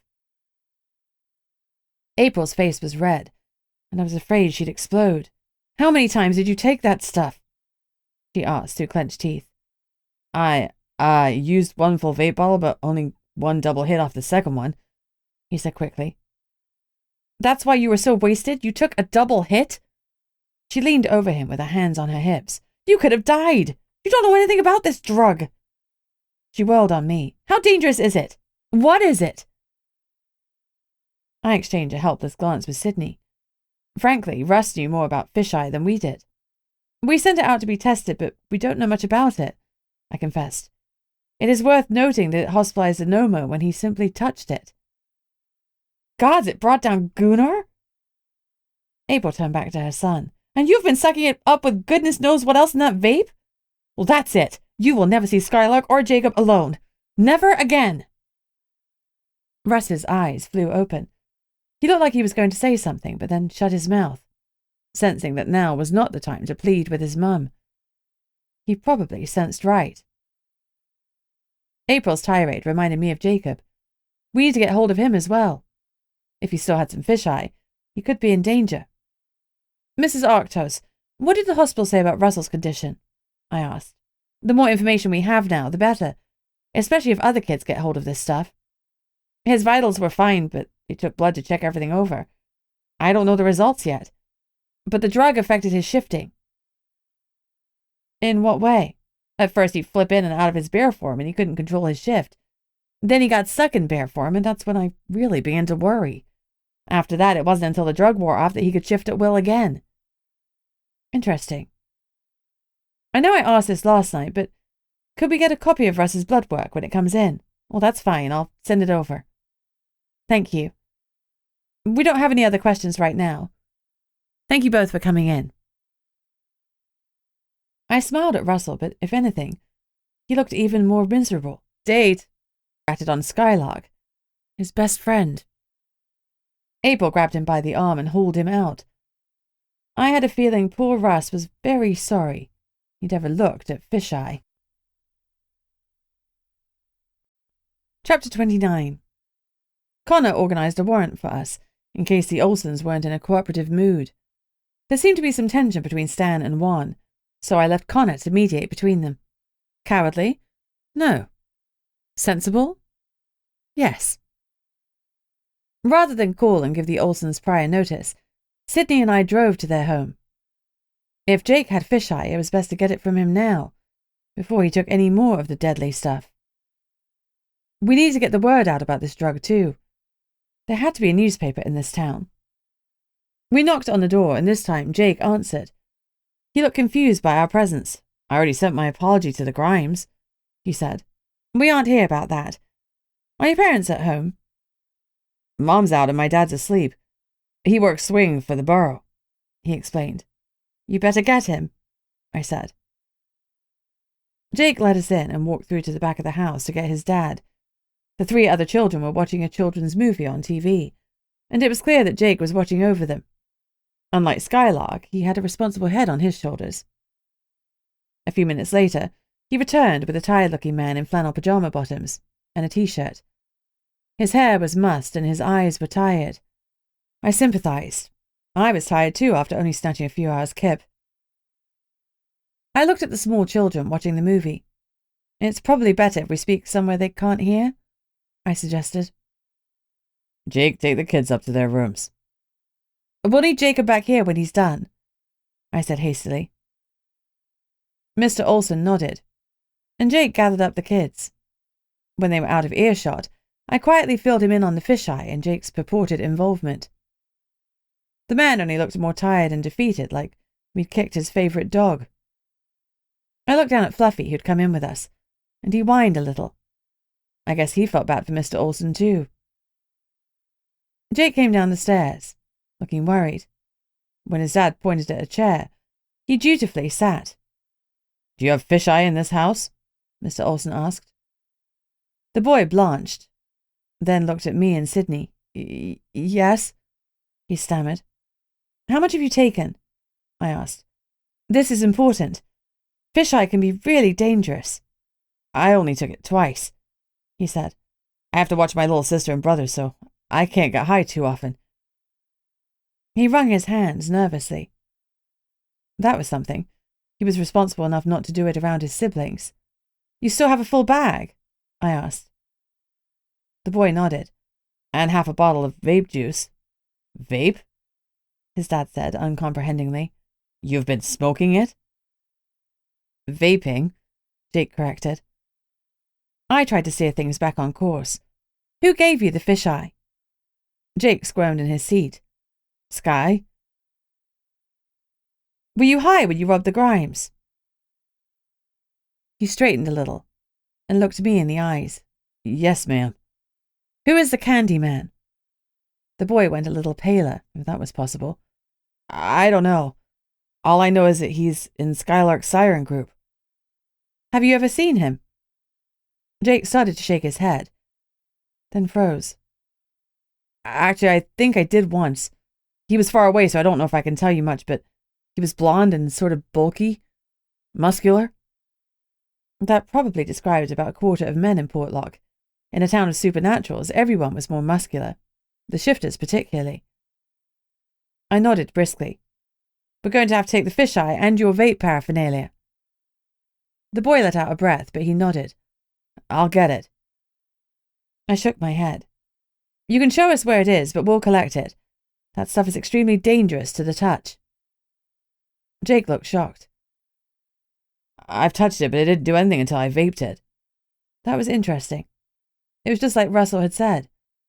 What kind of supernatural are you? I asked bluntly. Manners be screwed. Russ was a bear shifter and Skylark was a dolphin shifter. Maybe the drug affected each type differently. We're Wolverine shifters, Mr. Olson said warily. Did the fisheye affect your shifting? I asked Jacob. He shrugged. I guess so. I didn't try to shift while I was on it, but I did anyway. I nodded. Okay. Show us where you keep this stuff. Jake guided us to his bedroom. He'd been a little more imaginative than Skylark. His stuff was stored in a shoebox at the top of his closet. I flipped open the lid. It contained vape juices, a couple of different vapes, an unopened baggie of fisheye, and a half-full vape bottle of bright pink fluid that I assumed was the fisheye vape juice. Rather than bag up each item individually, we took the box. Jake looked ashamed, and his dad looked hurt. Must be hard to receive blow after blow about how your previously super responsible teen wasn't what you thought he was. As I left, I made sure to give Jacob one last warning. This mess could be the kick up the butt that he needed to sort out his young life. We don't want to be called back here, young man. If we are, you'll be looking at jail time. Do you understand? Looking shaken, he nodded. With a shoebox full of drugs, Sydney and I made tracks to the Arctos' residence. Time for another pickup. Chapter 30. Sydney went home whilst I sent the vape juice to the same lab we'd sent the drugs to. We needed to find out if salt water had changed anything in them. I was still waiting for that stupid letter from that guy, Anthony. After preparing the package for the post, I finished some paperwork. I was dead on my feet, but there was one more urgent job before I could call it quits and leave. I needed to get word out about fisheye and make sure kids, and adults, knew how dangerous it was. I rooted around the office until I found an old copy of the local newspaper, the Supernat Sentinel, with the phone number at the bottom of the front page. Sentinel? A bored-sounding woman answered when I rang it. Hi, I'm Officer Barrington with the NOMO's office. I need to speak to someone about an urgent article. Really? Her voice perked up. Oh, that's great. I'll come to the NOMO's office. See you in 5. She rang off before I could ask anything pertinent, like her name. 5 minutes later, in whirled a woman who was 5 foot nothing tall, with short, blue-black hair, a shaved patch on one side of her head, and a pierced nose. She couldn't have been much older than me. Barrington? She asked as she strode in. That's me. You can call me Bunny. As in Bugs? As in Bunny, I said firmly. I'm Lisa. She held out her hand and bounced a little on the balls of her feet. What's so urgent that you need me now? I explained about the fisheye and Gunnar's hospitalization. I even included the attack on the office to make it clear that these guys meant business. I explained that the drug could make your ability to shift wild and uncontrollable. Lisa's eyes were wide. This is so cool. It's a deadly drug, I pointed out. Oh yeah, exactly. Circulation of the paper will go through the roof. Everyone will want to read this article. That's the point, I said dryly. We need everyone to watch out for anything suspicious. I'd like you to include a hotline for anonymous tip-offs. You've set up a hotline? Lisa looked impressed. Well, no. We'll just put in one of the NOMO's numbers. It'll work fine. I gave her one of the office's mobile numbers, which she jotted down. She had me stand by the desk and took a photo of me looking stern. I didn't have to try to pull that off. This was serious. People needed to know not to touch the stuff. When Lisa left the office, she vibrated with energy and excitement. I was glad someone was happy. Connor knocked on the front door before he came into the office. Hey, he greeted me. You must be dead on your feet. Undead on them, I agreed. He gave a lopsided smile. Time to go home. I really wanted to take him up on that, but I can't. We still have Skylark in lockup and someone needs to be here for him. I'll stay. He volunteered. You go. I hesitated. What about our date? Another time. He smiled again. I prefer my dates conscious. You have all these standards, I mock complained. Yeah, I'm picky like that. Go home. When Gunnar's back and this drug mess is sorted, we'll go out for dinner. Maybe somewhere out of town. Out of town? We'll get on a plane and go somewhere else, he explained. The Garden of Eden is good, but there's only so much grilled chickens you can get excited about. If I want to wine and dine you properly, and I do, then I want to do it somewhere far away from hundreds of other nosy supernats. I gave him a small smile, just before a yawn cracked my face. Sounds nice, I admitted wistfully. I can do better than nice, he purred. We'll see, I said, but I was still smiling. For some reason, the thought of dating Connor didn't give me heart palpitations like it had with Stan. I could still remember the feel of Connor's arms around me as he raced me through the woods to safety. Okay, so I shouldn't have been proud of needing the rescue, but It had been awfully nice, if we ignored the blood, fear, and pain. Fingers crossed that the next time his arms were around me, the only gasps I'd be making would be from the Nomo had cuffed than pain. Chapter 31. The next day, Anthony's registered letter finally arrived. It wasn't the only new arrival in the office. Gunnar was back at his desk, with Secret sitting huffily in his guest chair. "Gunnar!" I cried when I walked in. "I'm so pleased to see you." Secret looked grumpy. "The man doesn't know how to rest. He's been told to take it easy for a day or two, and yet here he is, sorting out bail and letting Skylark go. He can't sit still for long." Gunnar smiled at her indulgently. "Skylark has a taste of jail life. Hopefully that's the wake-up call he needed. Besides, his parents were frantic. It was the right thing to do." "I don't contest that." Secret folded her arms. "But did it have to be you that did it? Bunny had it handled." "I did," I promised hastily. "I know you did. I saw you'd already started the process." He looked at his wife. "Go home, my love, and get some rest. You've been driving back and forth to the hospital non-stop. Go. Relax." She threw up her hands in frustration. "That's what I've been saying to you." "I've done nothing but rest. Go on now. Loki will be missing you." Her eyes softened. "I'll go, but I'll be back." She wagged a finger at him. As she bustled away, she reached over and hugged me. "You've done the most wonderful job in his absence," she murmured. "Well done, Bunny." She gave me one more squeeze and left. "She's not wrong," Gunnar rumbled. "I'm seriously impressed." "Sydney helped," I said quickly. "And this?" He tapped a newspaper on his desk. I blinked. There I was, splashed across the front page under the title, "Unprecedented Danger. Deadly Drug Sweeps Portlock." Lisa had wasted no time at all getting the article published. I was impressed. Next to the picture of me was a name tag that said, "Officer Bunny Barrington, a.k.a. the Fanged Flopsy." "The Fanged Flopsy?" I said, startled. "What the heck?" Gunnar grinned. "I wondered what I'd missed." I groaned. "Looks like Lisa decided to give me a nickname." "She also gave you a decent backstory." "What?" His amusement grew. "Oh, just read it." He handed over the paper. "Bunny Barrington is a British aristocrat turned vampire who has already killed one rogue werewolf since arriving in Portlock. Now this deadly woman has turned to the side of the law and bears the Nomo's badge of office. Despite her checkered past, she's keen to put her lawless ways behind her and focus on delivering justice. Watch out, Portlock. The Fanged Flopsy is on the case." A confidential informant told me. "I heard that she got experimented on by the British government. She has all these extra skills." I groaned and buried my head into my hands as Gunnar guffawed at my expense. "I wasn't lawless when I killed the werewolf. I was the law. Oh, she's twisted everything." "She's a reporter. It's part of the job," he said. "I love the bit about the government experimenting on you." "I was joking with one of the teenagers that works at Pizza Kodiak Kitchen. I didn't realize she'd take it seriously."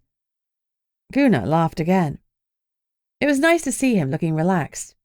I didn't even mind that his amusement was at my expense, though I was seriously contemplating strangling Lisa when I saw her next. He went back to business. "I have a letter from the lab." He passed it to me. "Dear Portlock Nomo, this is fascinating. I'm having a physicist look this over, but from what I can tell, this is not a chemical I've encountered before. It appears to be radioactive, though not enough to worry about unless you ingested it or spent a lot of time rolling around in it. I've run some tests on myself, and I haven't had any issues since touching it. I accidentally came in contact with it before I read your warning note, but I had zero reaction. It appears completely inert around me. However, my supernatural lab partner came into contact with the crystals and instantly shifted, so I think it may only affect supernaturals. Have you discovered how it's being taken? We discovered that the bag the drug was in was Kevlar, and the box was made of an aerographene. I can only suppose that was used to block the radiation coming from the substance. Very clever. I'll pass on anything I get back from the physicist. Tony Brown." Gunnar and I looked at each other. Radioactive, I squeaked. He shrugged. Yeah, maybe that's what caused my organs to shut down. I frowned. It's weird, though. Some of the boys touched it and were absolutely fine. Different batches? He mused. Either that or different supernaturals react in different ways, or maybe both. Or it's possible. His brows drew together. But the radioactivity surely can't be good for humans. Sydney had told me Gunnar was a demigod, and I'd never been quite sure if she was messing with me. But demigods were mainly human. Was that why he'd been so sick? We hadn't had any calls about our human residents, and fisheye, and hopefully Lisa's article would help get this drug stopped before it got truly started. Only the 3 boys had taken it that we knew of, though I had no doubt others had tried it. However, they'd probably done it in the privacy of their own homes, and not gone on a crime spree afterwards. Even so, I didn't think fisheye had spread that far. Had we accidentally acquired the full supply, apart from what the dealer had already dispersed to get his clients hooked? Was it addictive? Hey, Gunnar, have you got any urge to break into the jail cell? I asked. He blinked. Then his eyes cleared as he followed my meaning. No, not yet anyway. The boys took the drugs the way they were supposed to, by vaping, and then they vaped it again a few more times, so it could be addictive. There's a reason the dealers gave it away for free. He frowned. You're right. Let's ring the parents and ask them to keep an eye out for any withdrawal symptom. At that moment, the office mobile number that I'd given out as our hotline rang. Barrington, I answered gruffly. Oh my God, it's a Fang Flopsy! A teen voice squealed, clearly as an aside to a mate. Kill me now. And I would take Lisa down with me if that ridiculous nickname stuck. How can I help you? I pressed. There's a drug deal going down right now. We saw it happen. Some dude passed some bags of stuff to another dude, and the other guy gave him cash. Where was this? North Harbour. Always the bloody North Harbour. Are the suspects still there? For now. I took some pictures. Great. Stay there and we'll be with you in 5 minutes. I hung up. Damn it. I should have taken their names and numbers. Too much haste. Less speed. Apparently there's a drug deal going down at North Harbour, I said to Gunnar as I started to leave. Fluffy didn't even raise his head. Like me, he was running on empty. I'd leave him here to rest. Let's go, Gunnar rumbled, grabbing the car keys. Should you come? You know, because of the taking it easy thing? He glared at me. I guess that was answer enough. Chapter 32. We screeched into the harbour, lights out and sirens silent. 2 goth kids were drinking from cans on a bench. As we jumped out, they pointed to a couple of men. Obviously, subtlety wasn't in their skill set. Unfortunately, the movement also caught the men's eyes. They saw us, and one of them reacted instantly by turning and diving into the water. Without thinking, I broke into a run and jumped in after him. The harsh cold took my breath away, but I was determined not to get wet for nothing. I took a deep breath and dived. Opening my eyes in the dark water, I looked around for any sign of the man. And that's when my brain connected with my instincts. If he had dived into the water rather than running back along the pier, he was probably some kind of water shifter. I was in his territory right now, and I wasn't the best of swimmers. Seeing nothing in the dark water, I headed for the surface, but something grabbed my left ankle and yanked me down. I tried to kick back with my right foot, but my movements were sluggish. I kept on trying because otherwise I was about to learn exactly how well vampires coped with deep water. We were undead, right? Even so, we breathed. Our chests rose and fell, and my heart gave a thump now and again. I wasn't sure where I fell on a scale of alive to undead. I kept trying to kick at my assailant, but he was completely unaffected by my weak efforts. I was absolutely taking up kickboxing after this, if I survived. I felt something tighten around my ankle. Then his hold on me vanished. I looked down but couldn't make out more than the shape as he swam away. He tugged me into deep water, and the moonlight didn't reach this far. I was trapped. Panic flared, but I tried to stay calm. I fought to reach my ankle to work out what was tying it down. It was slimy and slippery. Some form of seaweed? I tried to untie the knots that he tied, but I couldn't even find them. It was like the seaweed had somehow grown around me. With magic, it might well have done. Oh. I yanked at it, but nothing seemed to have any impact on the sturdy plant. God, my chest was burning. I needed to take a breath. Then, impossibly large, bright yellow eyes latched onto me, and despite my aching lungs, I stilled. Better to drown than be eaten, right? The eyes glowed for a moment, then the gargantuan creature lit up and shone with the blue light of bioluminescence. Eye to eye with me, it looked even bigger. I was paralyzed with fear. The thing looked amused. It opened its huge jaws and snipped the seaweed cord that was holding me down. As a clicking noise filled my ears, it lowered its gigantic head between my legs and pushed, flipping me upwards with such force that my ears popped. I broke the surface of the water with a yell and shot 10 feet into the air, desperately gulping in a lungful of oxygen. What comes up must come down, and I hit the water again, but this time I didn't go down far. I broke the surface with some more ungainly gasps. Gunnar was at the dock's edge, and he thrust an arm towards me. I swam to him and gratefully grasped his hand. "It's a little late for a swim," he said lightly, but I could see the worry on his face. "That was so cool," one of the goth kids said to the other. "She totally hopped out of the water. That must be one of the things the government experimentation did to her." Freak my life. Chapter 33. I was soaked to the skin and shivering uncontrollably. Gunnar had wrapped a blanket around me and suggested I get in the car. But screw that. I hadn't come through all this to huddle around a heater. Besides, he'd only just come out of hospital, so no way was I leaving him to do this alone. Gunnar had secured the other half of the drug deal whilst I was taking my moonlit swim. The buyer was Edgy, a one-armed pilot. The nomad cuffed his ankles and put him in the car whilst he came back to help me. "I know you haven't been here in Portlock long," he said, "but you don't go swimming in the drink. Not at night. There are all kinds in the depths." I glared at him. Yeah, I know that now. If the water dragon hadn't rescued me, I'd have been a goner. "Did it?" He eyed me with interest. "Well, it seems to have taken a liking to you. And you would have been okay as long as you didn't get eaten." "Eaten?" I said faintly. "I told you, no swimming in the dark."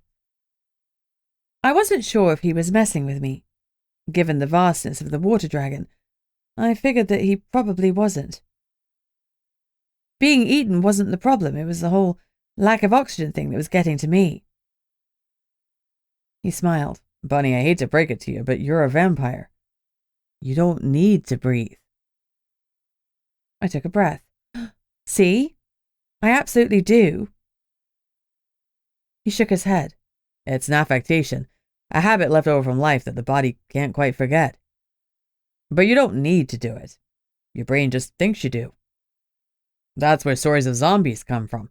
You can bury a vampire in the earth and it can claw its way out, though it takes longer than you think, and they run the risk that it's going to be sunny when they burst out the ground." I gaped at him. "You weren't really in any danger," he reassured me. "Felt like I was," I said drolly. I felt pretty embarrassed. I thought I was going to die from lack of oxygen, but if what Gunnar was saying was true, I could have hung out in the water for days, as long as nothing ate me. But the burning in my chest had been hard to ignore. "Come on," I said, needing to focus on work. "Let's speak to the kids that called it in." Gunnar introduced me to them. Aoife Sullivan was a teenager, with vampire pale skin, and hair so blonde it was almost white. Her eyes were an unnerving shade of light yellow, giving her an almost animalistic feel. I checked her hands. No claws. I'd no idea what she was, but she was definitely something. She had accentuated her paleness by dressing in goth clothes, heavy black boots, black jeans, a black lace top, and a black jacket. Her friend, Joanne Gregson, was dressed similarly, but her clothes looked significantly less otherworldly next to her brunette hair, blue eyes and warm skin tone. She was bouncing with excitement. The way you leapt in after him. She looked at me with amazement. That was so cool. Of course, you knew you could do that extra hop thing, right? Wow. I stifled a grimace. Can you tell us what you saw? Absolutely. Was our tip-off helpful? We're basically crusaders. Joanne's enthusiasm was cute, even if she was looking at me with far too much hero worship in her eyes. Very helpful. You said you got pictures? I prompted. Yeah, let me show you. I got them both, dealer dude and buyer boy. She pulled out her phone and found a couple of photos. They showed two men standing together, and another shot with their hands outstretched towards each other. But there was no money shot, no drugs visible, no cash-changing hands. Damn it. And the one she'd said was a dealer dude had his back to us. At the distance it had been taken, and with the dim evening light, I couldn't make out much more than he was tall and broad-shouldered. I could now add that he was a strong swimmer. Though he'd stayed in human form whilst I could see him, I was convinced he was some sort of water shifter. His instinct had been to go into the water, and that had to count for something. The pictures are great, right? Aoife asked, grinning. They weren't great, but they were helpful. But they missed the essential moment. I forced myself to smile. Really great. Thanks. Gunnar took brief statements from them. Then we cut them loose and joined Edgy in the car. Sorry to keep you, Mr. Kumakyak, my boss said. No worries, mate. I can see the drama from here. You fancy to swim, Flopsy? I gritted my teeth. It's Bunny, and I was chasing a suspect. Right into the drink. That's dedication for you. Far out, Bunny. Can you tell us what you were doing at the docks? I asked. Edgy sighed. Well, given that the Noma here already found a pink baggie on me, there's no point in lying. I went to have a Captain Cook at this new drug here. Captain Cook? Means have a look, mate. I pinched the bridge of my nose. Did you not see the papers this morning? Yeah, I did. You look great. Very tough. That was not the point. The drug is deadly. I heard that, but I also heard it changes your shift. Makes you more powerful into something else. With me only having the one arm, I can't fly under my own power anymore. I thought maybe this drug would change that. Worth a try, eh? Not if it killed you. Sure, and then I'll be dead. He shrugged. But I wouldn't know any different, would I? I tried a different tack. How much did you pay for it? Nothing, mate. He insists on giving it to me for free. Nice bloke. What's his name? I don't know. I'm new in town. Tall guy, and he had a hood on, so didn't let me see his face. It was dark and all that. To be honest, I couldn't promise to pick him out. How'd you find him? Gunnar asked. Well, he found me. After I'd been to the store this Arvo to get some of my marijuana, someone approached me and offered me something harder. Called it fish eye. Said to meet him here at the docks at midnight. And here we are. Gunnar removed the cuffs. Edgy hadn't paid for the drugs, and one tiny baggie did not make for a possession charge. Plus, and here was the real kicker, we needed a pilot. Without one, this whole town would grind to a halt. The days after Jim's death had been tough. Portlock might be damp, but it ran on liquor. You can go, Gunnar said gruffly. But if someone calls you and offers you more drugs, you contact us. He passed over his card. You got it. Edgy opened the door and slid out. We watched him leave, and another lead bit the dust. Chapter 34. Back at the office, Juan was guarding the building. He grinned when he saw the state of me. You wanted a midnight swim? If one more person asks me that, I'm going to punch them, I muttered. His grin widened.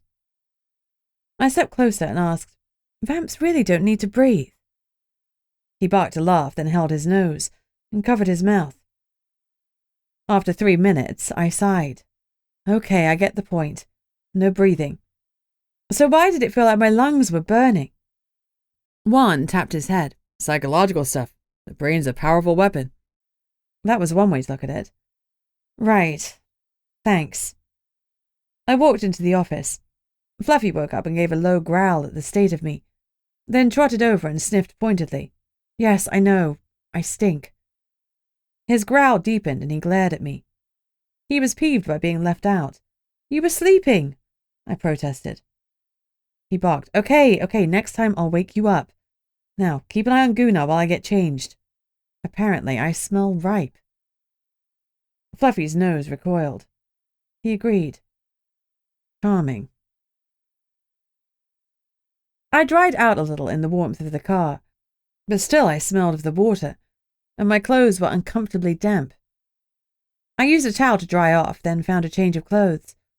Unfortunately, it didn't include underwear. For now, I'd go commando and stay dry. While I changed, Guna put the little baggie in the jail cell with the rest of the stockpile and flipped on the kettle. The office had a coffee machine, but he bought a kettle when I'd started work. He knew about a British person's need for tea. He was the best boss. We sat in his office with our hot drinks. Edgy, I started. He only recently came to Portlock, right? Right. And now we have a drug problem. You think he's bringing it in by air? Well, it's a possibility, isn't it? Didn't Pocketalk say it was coming in by sea? Yeah, but... Occam's razor, Bunny. The most likely explanation is probably the right one. Guna said gruffly. We found the drugs in the water. They were wrapped up to survive being stored in the water. Ergo, they were most likely transported through the water. I sank back into my chair. He was right. The girls saw some stuff exchanging hands, and Edgy had a roll of cash on him, but we didn't see any other evidence that he was the buyer, rather than the dealer.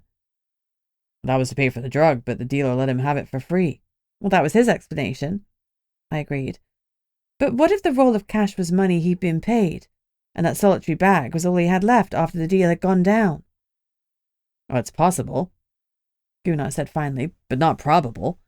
That's not how it struck the girls, and they were there to see it. They're teenagers, I snorted, like I hadn't been one of their number only a handful of years earlier. His amused expression told me the same thought had occurred to him.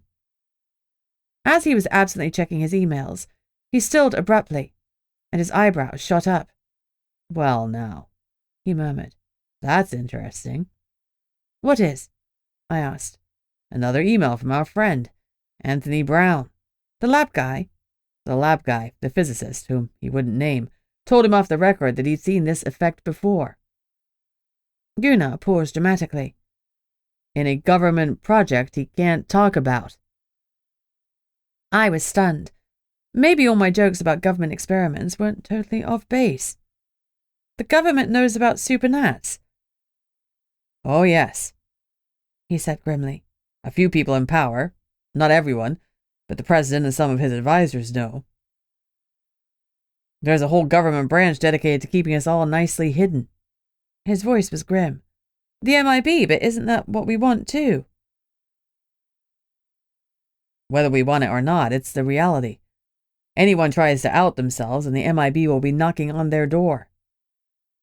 The Magical Investigation Bureau sounded scary.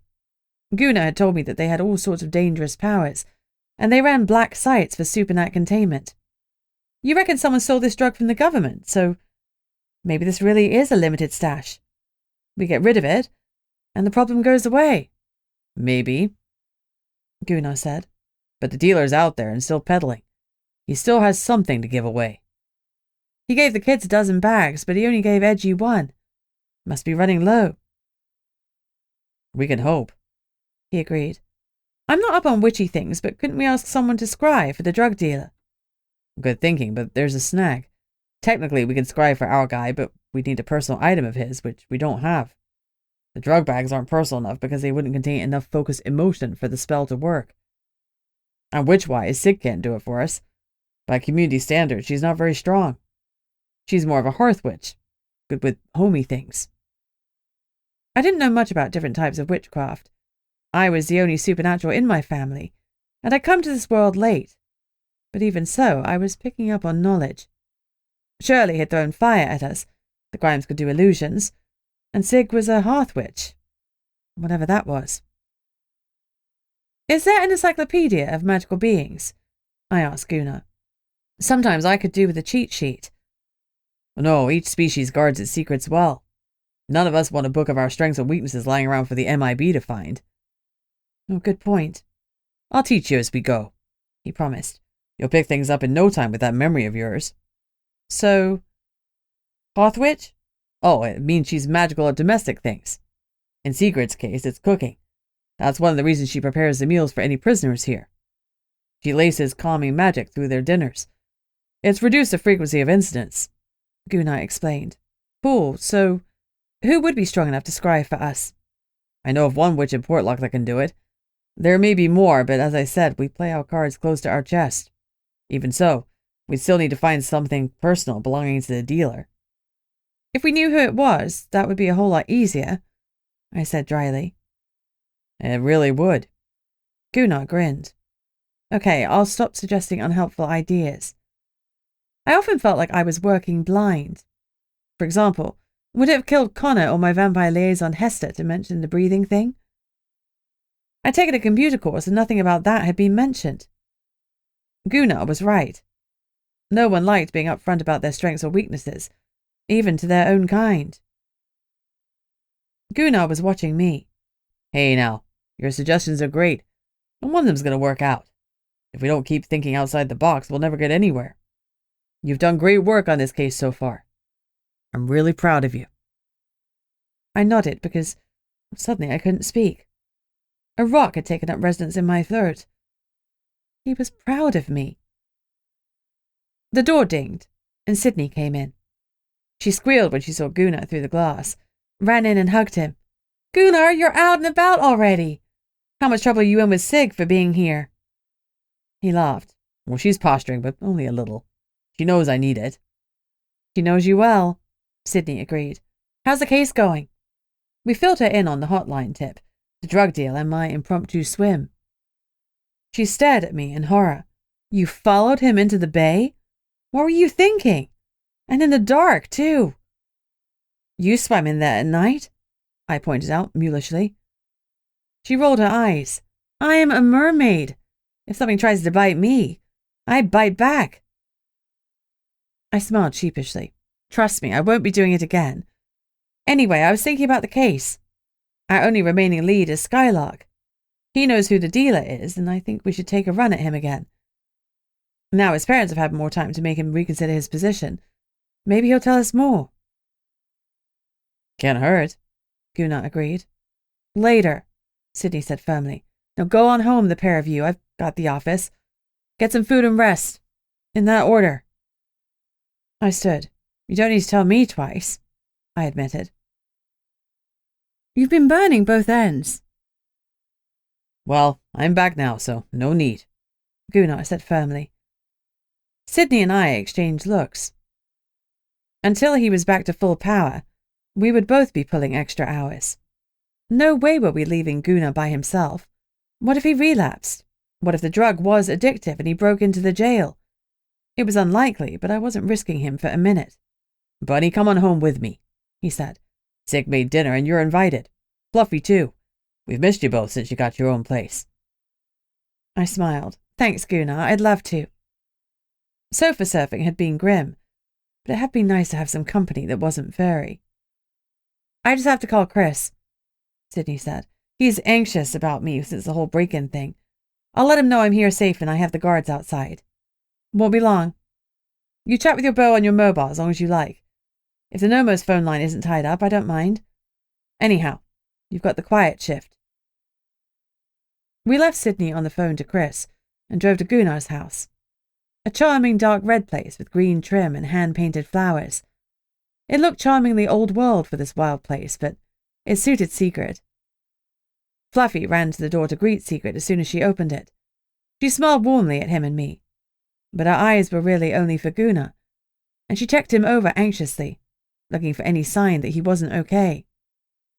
Finding none, her shoulders eased. She gave Fluffy a thorough pat and let him in.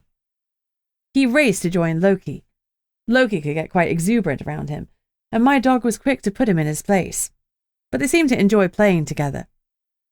Sig let them into the back garden to enjoy the dawn air. Fluffy rarely got a free run since he was with me all day in the office or cooped up in the house. Our tiny garden was barely large enough for him to take care of business. Once I had enough cash saved, I was going to have a doggy door installed so he could go in and out when he wanted. Sigurd was putting some finishing touches to supper, so I set the table and tossed the salad. It was nice to work alongside someone I cared about without needing to talk or having to impress. My stress melted away, and I let my mind rest. After a time, she broke our companionable silence. "So I hear you're going out on a date with Connor? How did you hear that?" "Sydney." She smiled. "She's excited for you." I was uncomfortable at the thought that people were gossiping about me and Connor, especially since we hadn't even been on a date yet. No wonder he wanted to take me out of Portlock. Actually, he's asked if we could go out of town. If we do, could you look after Fluffy? I'm not quite sure when. Of course, anytime, sweetie. We love Fluffy. He reminds Gunnar so much of his old dog, Killer. I think Fluffy's really helped heal that empty place in his heart. That's lovely. I'm so pleased, and thank you. She smiled at me and pulled a large casserole dish out of the oven. That smells divine. I licked my lips and my stomach cramped. Damn it. Blood. I hadn't brought any with me. Well, it's just food. Nothing special. She didn't understand that Fluffy and I ate frozen dinners or takeout almost all the time. Not anything homemade with love. Mum had a chef and rarely cooked. That was probably why I could burn water. Special to me, I said softly. I'm sorry, Sig, but I've screwed up. I don't have any blood with me. Oh, not a problem. We always have some in the freezer in case of vampire guests. We'll get you sorted in a jiffy. She rooted around in a chest freezer, pulled out a small bag, and placed it in a bowl of just boiled water. In a couple of minutes, it was warm and ready to drink. She poured it into a mug for me, and I downed it in one. The cramps eased instantly. Thanks so much. Not a problem. Now go and wash up. Dinner's ready. Yes, Mom. I only half joked. She placed the dish on the table with the warm, crusty rolls and salad, while I went to the bathroom. When I came back, the dogs were already helping themselves to the food Sigrid had served them. Lucky pups. After the meal, Gunnar drove Fluffy and me home, and idled at the curb until we were safely inside, only driving off when I'd locked down the metal shutters. As I went to bed, I tried to analyze what I was feeling. It was an old sensation, one I hadn't had since Nana had died. With a jolt, I realized I felt cared for. More than that, I felt loved. Chapter 35. When the jangle of my phone jarred me from the vice-like grip of sleep, I assumed it was Gunnar or Sydney calling me about something important. "Hello?" I answered, my voice croaking. "Bunny, you've got to help me. Skylark is missing." I recognized Cordelia Riverdream's voice straight away. Just like that, the last vestiges of sleep fell away. I sat up. "When did you notice he was gone?" "About an hour ago. His bed is empty. It hasn't been slept in. I called his phone, but it's here. He would never leave his phone." Skylark had been let out on bail. It hadn't even been that expensive. He was a minor without the means to leave the area without help from his parents, who were established members of the community. He hadn't been considered a flight risk, but maybe we got it wrong. "Have you checked with his friends?" I asked. "Of course I have. It was the first thing I did. No one has seen him." Her voice caught. "I called the hospital, but no one matching his description has come in. I'll run down some other options and call back as soon as we know something. In the meantime, phone me if he walks in." "I will. Thank you. I'll be in touch," I reiterated, then hung up. After I called Gunnar to fill him in, I went into the shower. I needed the pounding of the hot water to convince myself that I'd slept enough. But then, if I was undead, did I really need sleep? Maybe my exhaustion was in my head, like the burning lungs thing. I cracked a yawn and dismissed that idea. I was exhausted. I stood under the spray and considered our options. Option 1, and the most likely, Skylark was up to no good with his friends. Option 2, he'd shifted into dolphin form and jumped bail. Option 3, and my least favourite, the dealer knew he was a weak link and had taken care of him before we had an opportunity to come knocking again. This was a small town, so everyone would know about Skylark's arrest. I drank my blood, grabbed a piece of toast and a travel mug of strong tea. I needed a pick-me-up this early, and Fluffy and I headed in. I might need Fluffy's nose later if Skylark really was missing. When we arrived, Gunnar was just stumbling in. He looked tired, too. "I'll ring Russ and Jake, then I'll get a list of his other friends from Cordelia," I said. "I'll call Calliope and see if we can get some help from the water shifters, in case Skylark is just out having a swim," Gunnar said. We both knew he meant the kid was jumping bail, but neither of us wanted to call it that. If he had jumped bail when we found him, he'd be remanded in custody until his trial, and neither of us wanted that. If we found him in the bay, we'd call it a swim and make sure his parents kept a better eye on him. We went to our desks to make calls. Cordelia gave me some other names and numbers to try. Maybe she hoped they'd tell the Nomo's office something they hadn't told her. An hour later, I'd struck out completely. There was still no sign of Skylark. "I'll go to the River Dreams place and conduct a search," I suggested. Gunnar looked worn out. "I'll come," he said, as he pushed away from his desk. "Maybe you should rest," I started. "Maybe you should can it," he replied sharply. A beat later, he rubbed his forehead. "Oh, I'm sorry. I am tired, but there's a missing boy out there, and it's my duty to find him." "It's my duty, too." My voice was a little sharp now. "I know, but on missing kids' cases, time is of the essence. We find him quickly or we don't find him at all. Not alive, anyway." I swallowed hard. "Well, then let's go."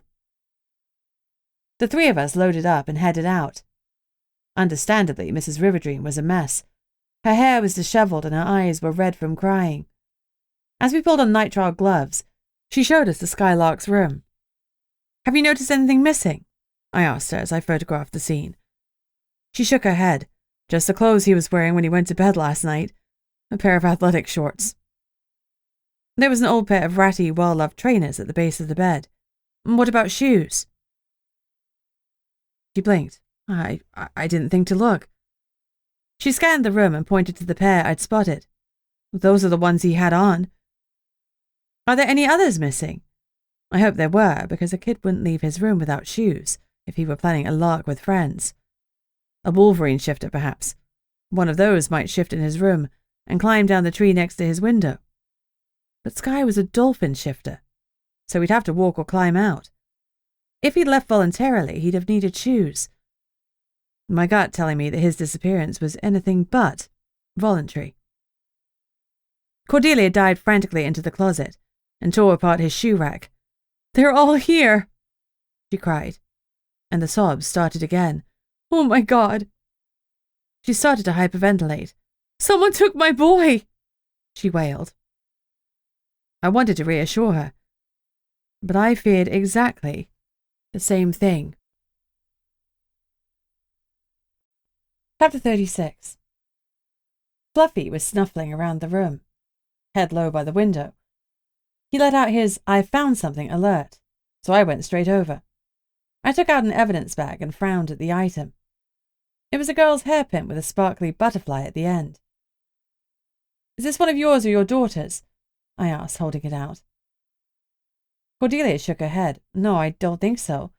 Kestrel has a ton of pins, so I can't be positive, but I don't think so." "Did Skylark have a girlfriend?" I asked. "Not that I know of, and he definitely hasn't brought anyone over here." I showed it to Gunnar. "It could be nothing," he said. "He might have picked it up off the ground or taken it from a girl he liked, but we're going to see if there is anything to find from it." Fluffy gave a sharp bark, as if he agreed.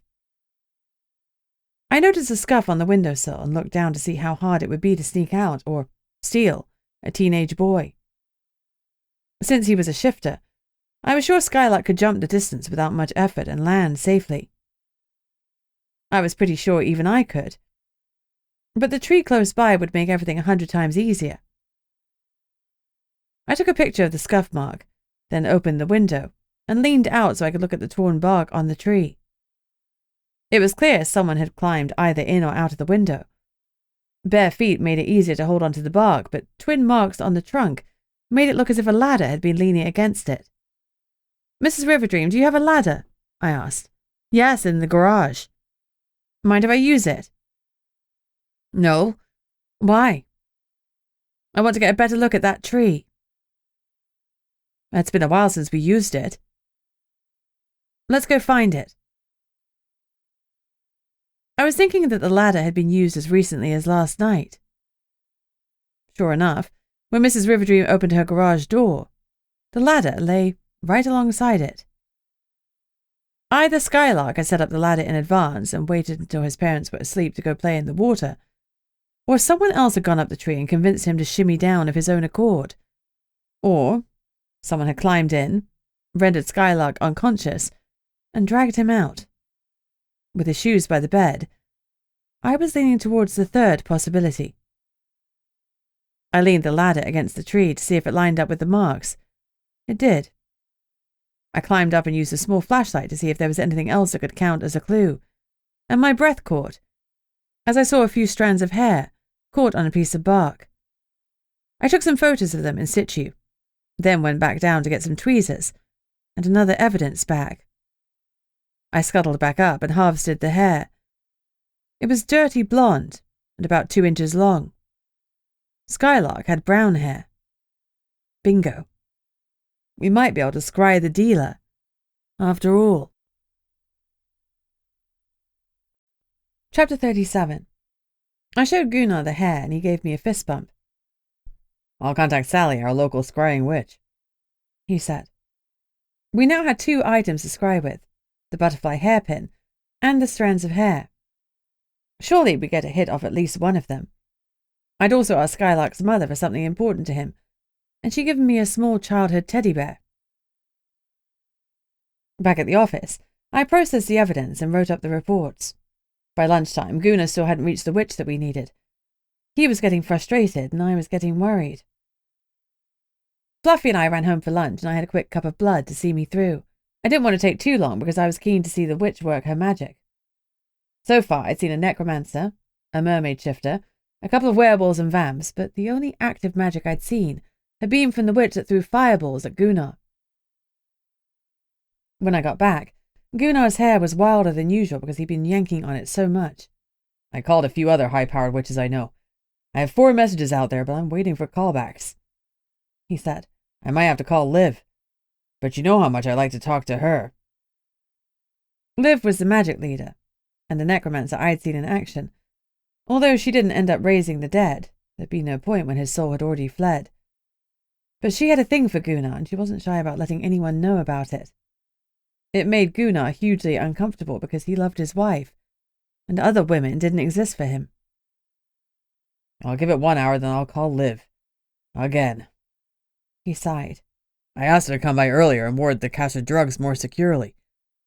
Since they were bold enough to come in here when Sydney was manning the desk, I wanted a little sting in the tail if they try it again. My friend is arranging to pick up and dispose of the shipment, but getting that amount secure is taking more time than I want." I bit my lip.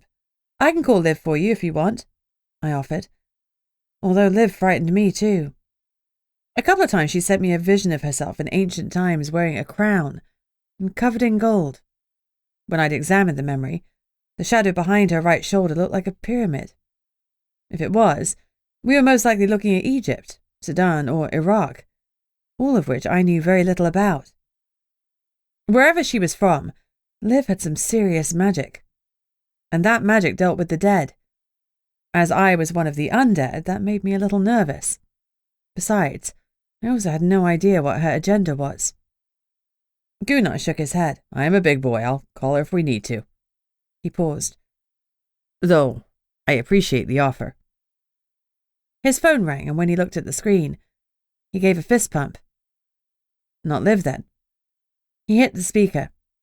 "Gunnar here," he said. "Gunnar, it's Sally Marsh. You need some scrying?" "Yeah, it's pretty urgent. Missing child. Are you available to assist?" "I can do it, but I'll need to invoice you. Scrying's hard magical work, and I won't be able to undertake any other magic for a few days afterwards. It'll be expensive." "Fine. Gunnar snapped, but I could see he was annoyed she wasn't doing it out of the goodness of her heart. Great, I need to prepare. Say an hour from now? She said briskly. That'll be fine. He smiled at me in triumph, and I smiled back. Where'd you like to do it? I'll come to you, but I'll need a level table. We'll have it ready. Okay. See you shortly. She rang off. Thank God. Gunnar breathed. We can use the table in the interview room. I'll go clean it, I offered. I scrubbed it until it shone, just in case cleanliness was important in witchcraft, then quickly took Fluffy outside to do his business. Sally Marsh showed up promptly, precisely 1 hour from when she'd said she would.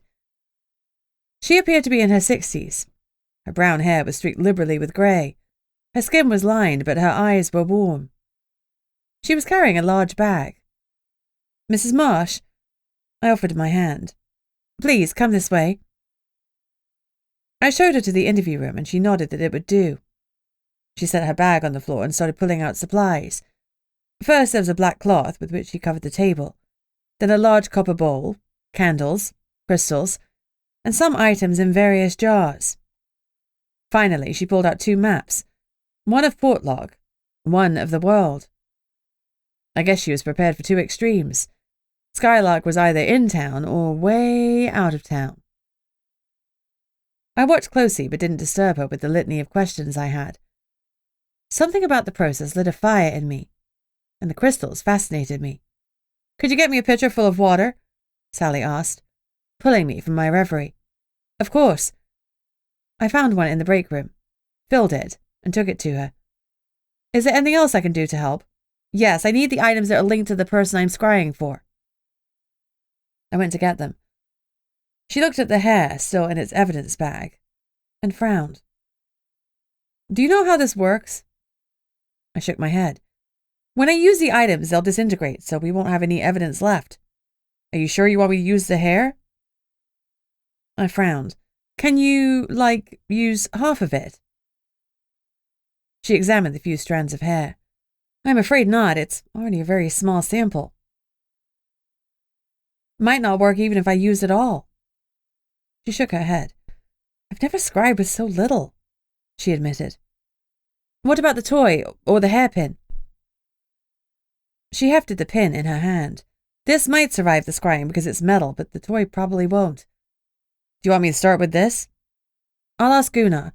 Hold on. I knocked on his door. Sally's ready to start the scrying, but we've got a problem. He gave a barely audible sigh. Of course we have. Hit me. I explained that scrying would destroy the hair, and he frowned. Well, that's not good. If we find the dealer, we won't have any hard evidence to link him to the kidnapping. She can start with the hairpin, then the teddy. Then we can decide about the hair? I suggested. Yeah, let's leave the hair as a last resort. I let Sally know our decision, and asked if I could watch her work. She didn't mind, so I stood out of the way in the corner, and Gunnar loitered in the doorway. Fluffy stayed glued to my side. He wanted to see as well. He was trembling slightly, and I rubbed his head. I guessed he was sensitive to witch magic. Maybe he thought he was protecting me. He was the best pup. Sally filled the bowl and added the contents of 3 small jars. I didn't know what they were, but my vampire nose found them pungent. Fluffy's nose must have too, because he sneezed violently 3 times. Next, she lit the candles, and we turned off the overhead lights. She placed the crystals around the bowl, waved her hands over it, and chanted, then dropped the pin into it. She spoke a few more words in a language I didn't recognize. The air tingled, like it does before a lightning storm, and the smell of ozone filled the air. The hairs on my arms rose. Look, the witch commanded me, her voice unnaturally low. I looked. Chapter 38. The bowl showed the inside of a kitchen, a home I recognized. It was Skylark's home, damn it. His younger sister, Kestrel, was having a teddy bear's picnic. The hairpin was nothing to do with the case at all. We were chasing our tail. Damn it, Gunnar muttered. A dead end. We should have started with the teddy. That was Skylark's toy. That would show us him. Live and learn. Let's try the teddy now, I said urgently. The witch blew out the candles and wiped her brow. I'll need a few minutes. I'll have to cleanse everything. Can I help? I offered solicitously. Partly to help, but mostly to get a move on. I was itching to get some results. I reached towards the crystals, but she handed me the copper bowl instead. Thank you. Take the bowl, empty it, and wash it. She gave me a container of salt. Make sure you scrub it with salt and then rinse it thoroughly. And I'll need fresh water. When I returned, she started the process again. At the appropriate moment, she added the small cuddly teddy bear and said the words. We gazed into the bowl. My heart lurched because it revealed a cavernous space in which Skylark was tied to a chair, his mouth duct-taped shut. He looked wet, muddy, and 7 shades of scared. At least he hadn't jumped bail, but I kind of wish that he had because he looked young and terrified. He was wearing his bedtime athletic shorts and he was shivering. Leaning over him was a man with dirty blonde hair and a muscular build, dressed in loose black combats and a black hoodie. The dealer who dived into the water. The man appeared to be observing or talking to the boy. It was hard to tell because his back was turned to us. We couldn't see his face, nor hear what he was saying. But the way Skylark flinched told us it wasn't all sunshine and rainbows. He was clearly terrified. Can you tell us where he is? Gunnar whispered, as if his words might travel through the bowl. Sally was sweating now, and her hands were trembling, but she nodded. She pulled her necklace over her head and held the crystal pendant over the map of Portlock, then whispered a few more unrecognizable words. The pendant moved and stuck to the map. A few seconds later, her knees gave way. Gunnar caught her before she slid to the ground and placed her gently on a chair. She was already coming around as we secured the map. The industrial part of town, he muttered. That's AML's warehouse, I think. I'm 90% sure. Who? I asked. AML, Alaska Marine Lines. Let's go then, I said. We need to take care of Sally first, Gunnar murmured reproachfully. I was chomping at the bit, but I nodded. I hastily packed up her stuff whilst Gunnar gave her a glass of water. Sally came back to herself pretty quickly, and though she was tired, she insisted she was fine to drive. We helped her into her car, then ran out to the back of the office, dived into the Nomo's SUV and squealed out of the car park. As we headed to the water, we kept the lights and sirens off. This part of town was industrial, and it looked the part. We parked a few warehouses away from our target. From our spot, we could see where Alaska Marine Lines loaded and offloaded the barges. There were stacks of shipping containers piled up, and a crane that was used to load and unload the boats. There was also a small warehouse for storing goods, and that was where Skylark was being held. Who owns this place? I asked Gunnar. I know AML is operating out of it, but do they rent it from someone? Maybe a name on a deed would crack this whole case wide open. AML owns it, he grunted. We'll get a list of employees that have access. First, let's find Skylark. We left the vehicle as quietly as we could. Fluffy was wearing his vest, and he vibrated with a low growl next to me as we edged nearer to the warehouse. There was a roll-up loading door and a regular entry door next to it. Gunnar tried the knob, but it was locked. He did his thing, and the knob turned. The building was silent. My stomach clenched. We'd taken too long to settle Sally. If we'd missed our opportunity to save Skylark, it would kill me. Gunnar put his finger to his lips as he slipped inside the door. I followed closely behind, mouth suddenly dry. He unclipped the gun at his hip, drew it out smoothly and held it down next to his leg. The warehouse wasn't totally dark. Light leaked around the doors, and I could see just fine with my vampire eyes. I heard a splash nearby and wondered what had fallen. That was when I spotted Skylark. He had duct tape over his mouth. He was tied to a chair, and his eyes were bulging with fear. He shot a look to his left and nodded his head, and I looked in the direction that he was desperately indicating. Was the kidnapper hiding? It was certainly possible because there were boxes everywhere. Gunnar holstered his weapon and ran forward to untie the boy. His eyes wide and frantic with fear, Skylark tried to say something, but the duct tape was muffling his voice. I finally realized what he was trying to tell us. To his left, hidden behind some boxes, a gun was pointing directly at him. If we bumped him or tripped the line, that gun would blow the boy's head off. "Stop!" I shouted to Gunnar. "He's been booby-trapped." Gunnar froze, and I pointed at the gun. I didn't feel confident enough around weapons to untangle the trap myself, but I trusted my boss could do it without setting it off. Gunnar studied the trap, then backed up and walked behind the boxes. I moved in front of Skylark in case the gun went off by accident. It was aimed at Skylark's head, so shifter or not, it would kill him. Now the gun was pointing at my torso, and I was a vampire. I'd survived being shot. "It's okay," I said. "We've spotted the trap and we're undoing it. You're going to be okay." Skylark sagged against the chair and started to cry. I waited tensely for Gunnar to disarm the trap. I would survive a shooting, but the memory of being shot was all too fresh in my mind, and it had hurt. I didn't particularly want a repeat experience, though that would be better than witnessing Skylark's brains being splattered on all those boxes, and knowing I could have saved him. Finally, Gunnar put the gun on the ground. "All clear," he called. The trap had been a rush job. The kidnapper must have seen us arriving. That splash I'd heard was no doubt him, or her, jumping into the water. I knew that we had to push harder on Calliope. This was being carried out by one of hers, and she couldn't be the gatekeeper anymore. And maybe after this, Skylark would start talking. I turned on the lights. The old fluorescent strips were audible as they flickered, slowly to life. Once we had full light, I moved closer to Skylark and double-checked for more traps. Seeing none, I carefully untied him. He jumped into my arms and I patted him awkwardly as he sobbed into my shoulder.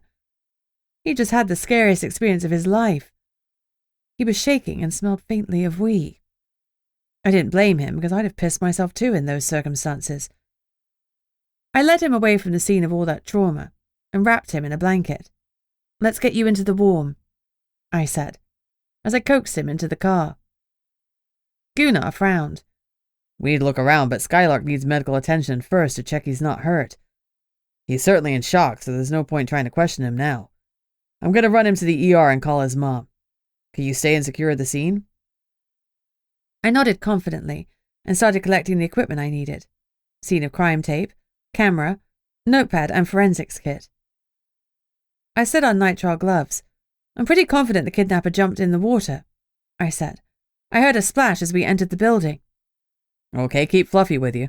Once I get the all clear from Skylark's medical team, I'll see if he's willing to talk to me. You sure you'll be okay alone?" Gunnar looked distinctly uneasy about leaving me. "I'm a vampire," I said airily, "and Fluffy's pretty fierce. We'll be fine." "Well, ring me if there's even a hint of trouble. I'll call Stan and Connor while I drive to the ER and ask them to send backup." "No problem." Gunnar drove off with the newly rescued kid. We'd finally done something right. I hoped the kidnapper had done something wrong, like dropped his driving license at the scene. A girl could dream. Chapter 39. I taped off the area and started my search. First, I returned to the chair where Skylark had been tied up. It was a metal folding chair, and he'd been tied to it firmly. The rope lay where I'd left it when I'd released him. I photographed the scene and laid out cones near anything of interest. Then I put the rope and the duct tape into evidence bags. Fluffy helped too, snuffling along the floor and letting out a whine when he found anything. I followed him as he followed the path the drug dealer had taken to the back dock. Naturally, the trail ended at the water where he jumped in. A floating sock was all that was visible. I checked the area thoroughly for any other discarded clothes, but I couldn't see anything. He probably ripped off his shoes so he could swim more easily, though there was no sign of any footwear. I took a quick shot of the sock, then found an oar leaning against the building, and used it to drag it in. As I bagged it, I wondered if Sally could scry from a sock. It was worth a try. Of course, it was possible that the sock didn't belong to the kidnapper, but it was all I had. I scoured the area but didn't find anything else. I stifled a scream as a man dropped down beside me. My fangs shot out without thinking. I punched him in the face. Ow! Connor muttered. You throw a good punch. Oh my God, I'm so sorry. You startled me. Evidently, he muttered, rubbing his jaw. I came to watch your back, but now I'm not sure I'm needed. The shock of the punch had worn off, and he looked amused. Well, any backup is appreciated, I admitted. I was a little jumpy by myself. Fluffy growled, and I laughed. Yes, I know you're here too, but this warehouse is huge and there are so many boxes. I was worried someone was slinking around watching me. Can't shake the feeling I'm being observed. Overdramatic, I know. Connor frowned. Well, let's work together to clear the warehouse. There was a small office, little more than a lean-to, which held a computer and a filing cabinet. The door was locked. Damn it, where was Gunnar when I needed him? Connor studied me for a moment, before reaching into his back pocket and pulling out a slim leather pouch. He opened it and set out 2 tools. Lockpicks. He raised an eyebrow at me and I nodded. Okay, so maybe we were skirting around the edges of the law a teensy bit. But Gunnar clearly had no issue with opening locked doors. And what difference did it make if it was by magic or lockpicks? Absolutely none that I could see. After a minute, there was a snick, and the door opened. Nice, can you teach me how to do that? I asked. Connor grinned. If you like. He held open the door for me and we went inside. The computer was password protected, no surprise there, and the filing cabinets were full of printouts for orders and deliveries. I was about to give up on finding anything helpful when I spotted something on the printer. It was a list of authorized visitors, and one name struck me. Soapy Willoughby, Calliope's second in command. No wonder she was being difficult about helping the investigation. Her second looked like he might be hip deep in the whole mess. By the time I'd finished combing the warehouse, Gunnar was back. He seemed relieved to find Fluffy and me as he'd left us, and he gave Connor one of those man hugs. Thanks, he murmured. Appreciate the assist. Any time, Connor said simply. How's Skylark? I asked. Overwrought. Physically he's okay, but mentally. He trailed off. He's being kept in overnight. I've got Stan on his door. I nodded with relief. Stan was a huge deterrent. He joked once that he was a weapon. I'd seen him shut down a huge bear shifter without getting a hair out of place. He was formidable. I was running through the evidence I collected with Gunnar and showing him the logbook when Connor's phone rang. He listened for a moment, and his eyes widened in shock. Call an ambulance. Send it to the Nomo's office. I'll ring you as soon as I know more. He hung up and dialed. Get more men down to the Nomo's office. Now. He roared. He turned to Gunnar and me. That was Juan's wife. Their bond just snapped. Gunnar swore. What does that mean? I asked. It means, he said grimly, that someone just killed Juan. Chapter 40. Juan was guarding your office, Connor said darkly. Someone has used Skylark's kidnapping as a smokescreen, a diversion to pull us away from the drug cache. I've sent more men, but we may already be too late. Gunnar shook his head. I already had Liv put some extra wards around the cache. If they tried to get in, they're in for a shock.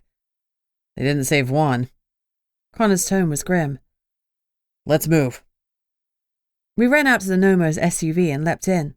Where's your truck? I asked Connor. He shifted a little in his seat. I ran, he admitted. What? I ran to the warehouse. From where? Your office. His jaw worked. If I hadn't left Juan. I turned to face him. You can't think like that. Because if he blamed himself for leaving his post, then I'd have to blame myself for having him act as backup for me. Connor shook his head and fell silent, then reached out to Fluffy and patted him on the head. It couldn't have been more than 10 minutes before we finally pulled into the Nomo's office, but it felt like a century. A small crowd had gathered out front. My men, Connor noted. My shoulders eased. If the drug dealers had been trying to get their stash, it looked like they were long gone. I was disappointed we couldn't apprehend them, but also a little relieved that I wasn't heading straight into a gun battle. We piled out of the vehicle. Connor went straight to his men, whilst Gunnar went inside to check on the drugs cache. After hesitating for a moment, I followed Gunnar to the jail cell. He stopped abruptly. The cell door had been cut open, and a body was lying face down on the floor. From the dead man's stocky build, I could tell straight away that it wasn't Juan. The Nomo knelt down and checked the body for signs of life, then shook his head wordlessly. We had 2 bodies to deal with. Juan and this dude's. Liv's ward had more than a little sting. We pulled on nitrile gloves and started documenting the scene. When everything was photographed, we checked the man's pockets. Nothing. No ID. Nada. Gunnar carefully rolled over the body, and I gasped. I recognized him. Mr. Mahoon, I said. Gunnar's eyebrows shot up. And how do you know Mahoon? I saw him arguing with Soapy and Calliope in her office. I hesitated. You don't think Calliope is involved in all this? He shook his head automatically, then stopped, as he considered the idea further. I don't know, he said finally. I don't know that she'd involve herself in drugs. She has a good thing going here. She earns a ton, and Merrick doesn't bother her. Merrick? Another water shifter leader, one she's had issues with in the past. She came here for sanctuary, I suppose, like plenty of others have done. That made me swallow. Whoever Merrick was, I didn't want to meet him.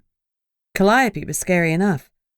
To imagine there was something out there that scared her was enough to make me want to pee my pants like poor Skylark had done.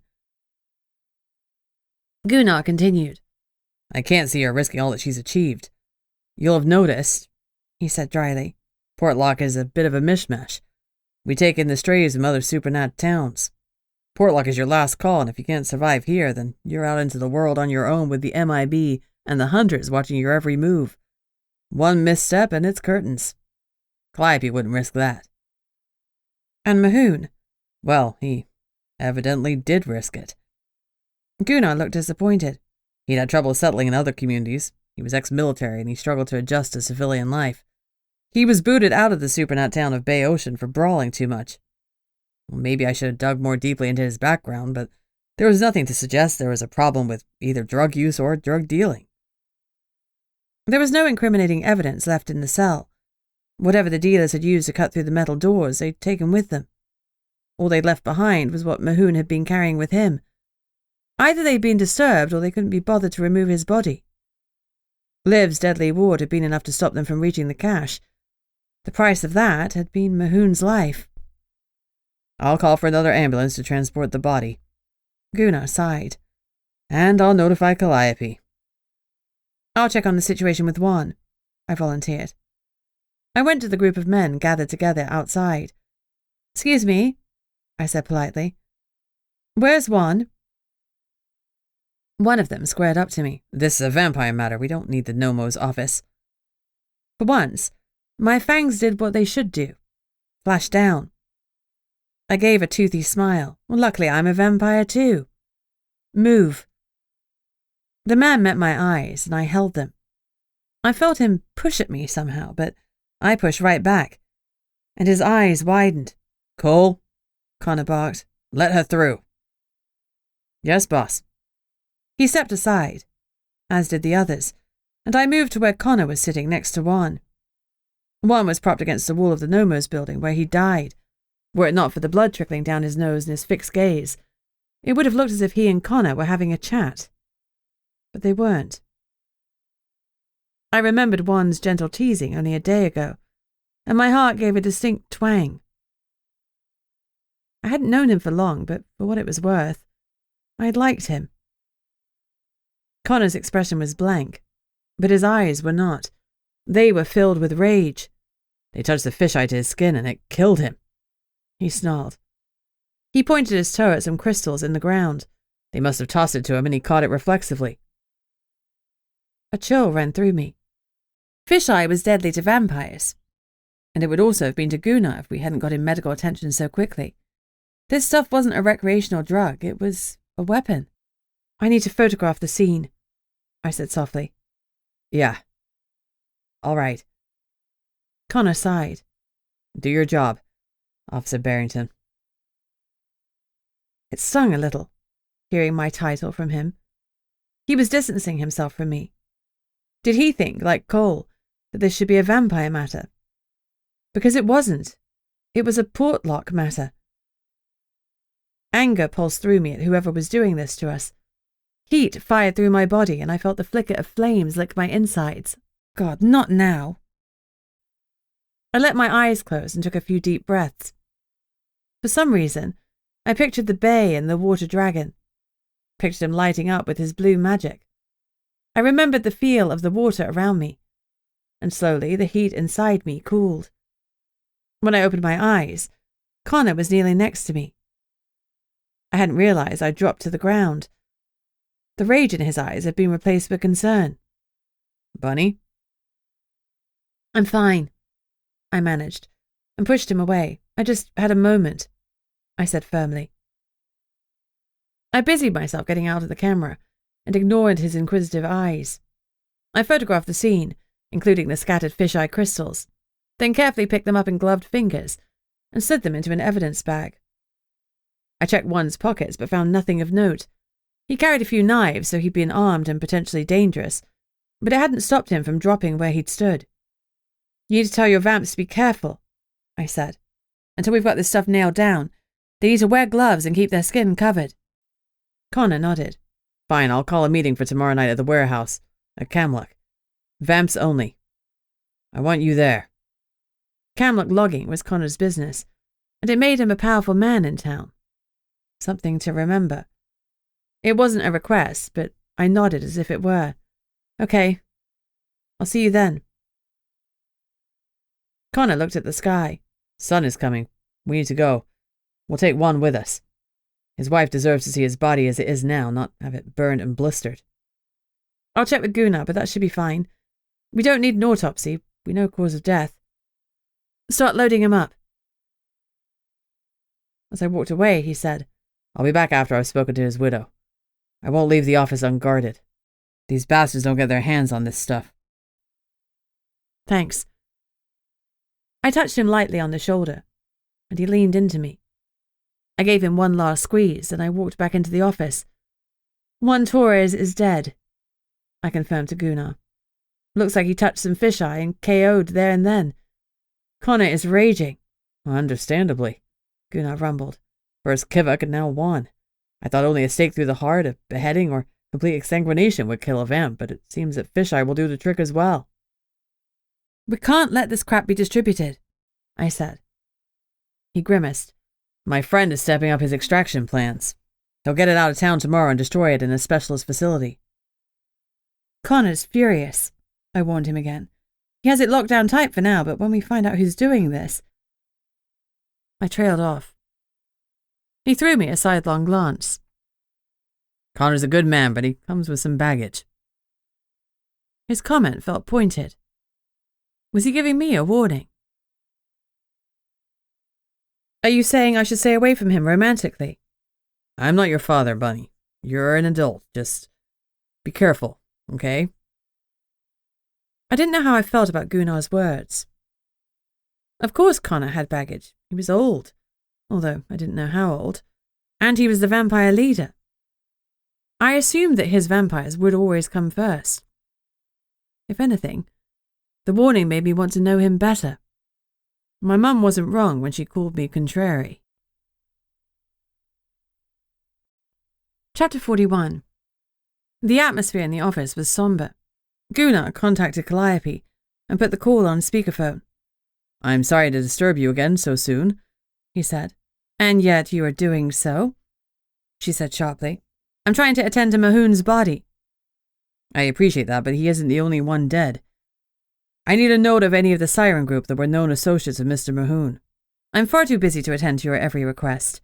You're an investigator. I suggest you compile a list yourself. She snarled. When he replied, Gunnar's tone was deliberately mild. Fine. In that case, I will haul in and question every single siren I know. The drugs are coming in from the water, Calliope, and they were found in the water. The dealer jumped into the bay to get away from us. It's someone in your camp, and I am going to be hauling you all in and looking at your lives under a microscope. Or," his voice hardened, "you can give me that darn list." There was a beat of angry silence. "Fine," she spat. "Wonderful." His voice was genial once more. "You and Soapy can bring it in person tomorrow." She hung up, without responding.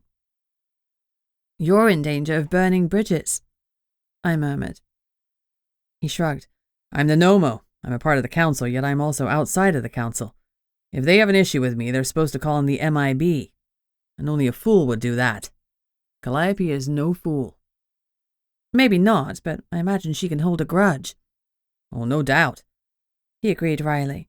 "But I'll worry about that on another day when my residents aren't dropping like flies." "Whilst we're waiting for the list, I assume you've got files on the residents, their applications to move into the town?" "Not all of them. Some of them came before my time. The last Nomo wasn't big on paperwork." I grimaced. "That's a shame. I was thinking that we need to look into people with military backgrounds." "Why is that?"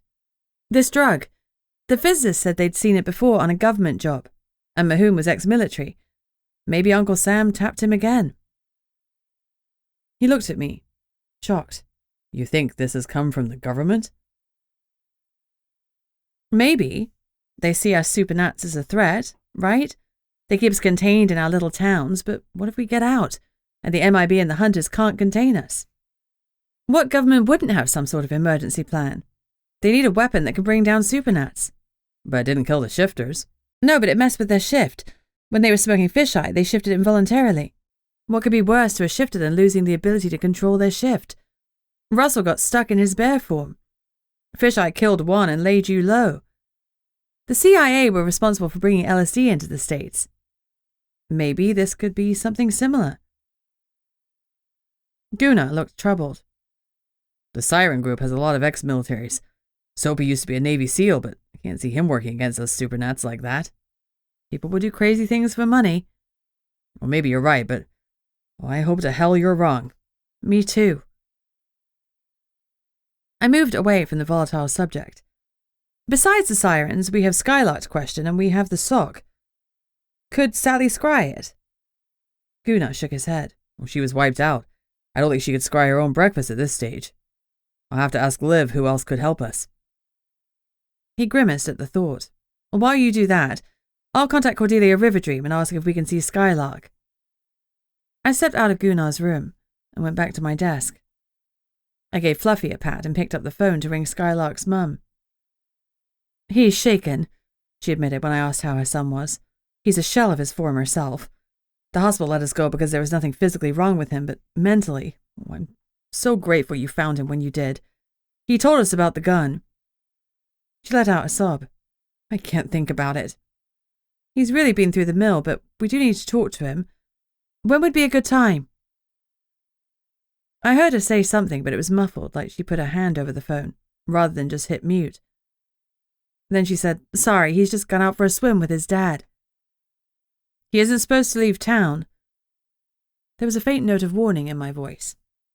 "I know, but they're only swimming in the channel. Going for a swim is the best way to relax dolphin shifters, and Skylark isn't doing well. He needs the water. I'm sure, but this is important. Can you call me when they get home?" "All right," she murmured. "But can you question him here?" "That's not a problem," I reassured her. "We'll come to you." I tried to keep the impatience and worry out of my voice, because there was no point worrying his mum. But Skylark held the key to all of this. Now he was in the water with his dad, where no doubt other Sirens were swimming too. I prayed that he'd come back. Chapter 42. Gunnar was on the phone when I went into his office. He held up a finger, then said firmly, "We're on our way." I waited until he'd hung up and raised a questioning eyebrow. "We've got 2 missing hunters," he said grimly. "Hunters like Pocketalk?" "No, sorry, I just meant men that go on hunting trips." With one's death fresh in my mind, I asked, "Did they take drugs?" He gave me an approving look. No, neither of them did, according to their wives, but they haven't been seen for more than 24 hours, and they haven't checked in. Where were they hunting? Outside the barrier, he confirmed. A chill ran down my spine. After the incident with the rogue werewolf and the beast beyond the barrier, this couldn't be good. Why on earth would they go outside of the barrier? I asked incredulously. Well, it's maybe hard for you to believe after all you've seen since you arrived, but for years there was no need to worry about going through the barrier. These guys grew up hunting there. Subsistence hunting is a way of life. But the beast? Oh, it's been dormant or hibernating. We haven't had a peep out of it for at least a couple of decades. One of the reasons why some people have started complaining to the witches about the barrier attacks. It takes away money you could use to feed your family, and people were saying there was nothing to worry about. Surely that's been silent since Kivik was found, and that can. He shook his head. Plenty of people think that was vamp business. It was a stake through the heart. He pissed off the wrong person. And the rogue werewolf with red eyes? I asked incredulously. An attempt to turn someone into a werewolf gone wrong. Gunnar shrugged. You'll find conspiracy theories in every part of the world, and Portlock is no exception. I've even heard rumors that the witches killed the werewolf in Kivik to justify paying them for the barrier. That's insane. Unfortunately, we're in an age where people are happy to like and share misinformation without checking its veracity. False news spreads as fast as true news. It's dangerous. These hunters, they were in the camp that didn't believe. I guess so, if they went beyond the barrier. Come on, we're going to interview the families and see if we need to call in search and rescue. Grab Fluffy, his vest, and your jacket and boots. More likely than not, we'll be going outside. Outside, as in beyond the barrier? Call me crazy, but that was not a place I wanted to go. Stifling a groan, I slipped on my boots and picked up my jacket, then went in the back room to get Fluffy's vest and put it on him. We were as ready as we could be, which was to say that I felt wholly unready. Grab your weapon and day pack, Gunnar added. He'd buckled on his gun belt and both guns were in their holsters. If he hadn't been so big and looked so much like I imagined Thor did, I'd have said he was the spitting image of a Wild West gunslinger. I picked up my gun case with a little more confidence this time. I'd been practicing. In the Nomo SUV, Gunnar handed me a package. It's for you. I opened it and saw that it was a shoulder holster. I ordered it to fit your gun. As the only other police officer in town, you should have one so you can get to it fast. His voice was gruff but warm. Thank you so much. My own holster. I really was an American now. Next thing I'd be drinking coffee. He shrugged. No big thing, he muttered. I untangled the holster and put it on. As well as the gun, I kept a knife Connor had given me in my boot. I grinned to myself. I was a regular Alaskan now, wearing at least one gun and one knife. I checked that my revolver was loaded and put it in my shoulder holster. I was slightly more comfortable now that I knew how hard it was to accidentally fire it, and I felt slightly safer having a weapon. Surely even the beast couldn't survive modern weapons. Our hunters are Akiak and Lucas Savik, brothers both in their late 40s. Akiak is the older of the two. They both have a wife and kids. It was Akiak's wife, Talia, that called us in. Gunnar explained as we pulled up to a white house with a black metal roof. He went first and asked Fluffy and me to hang back. I grimaced, but we fell back to our go-to position since the fireball incident. When Gunnar knocked, a woman answered and invited us in. Talia was red-eyed and clutching a tissue. The other woman in the room introduced herself as Alina, Lucas's wife. The TV was blaring in the lounge, and there was a whole bundle of kids in front of it, ranging from primary school age up to older teens. Alina closed the door. We're trying not to worry them, she said, with a pointed look at Talia. Talia sniffed. I can't help it, she said. Akiak always checks in. Always. Fluffy gave a sad whine and rested his head gently on her knee. She stroked his head, and tears fell again. Alina's eyes softened. I know, that's why the Nomo is here. She led us into a cozy kitchen with a heavy wooden table with bench seating on one side and chairs on the other. We sat, and Alina poured us each a cup of coffee. Since she didn't offer tea, I accepted it gratefully. Any hot drink was better than no hot drink. When did they go out? Gunnar asked, pulling out his notepad. Well, they've been out hunting since last night. They were due back this afternoon. As darkness crept in again, we're worried, admitted Alina.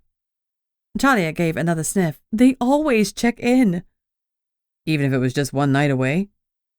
They check in when they make camp and again when they're heading home to let us know when to expect them, Talia said.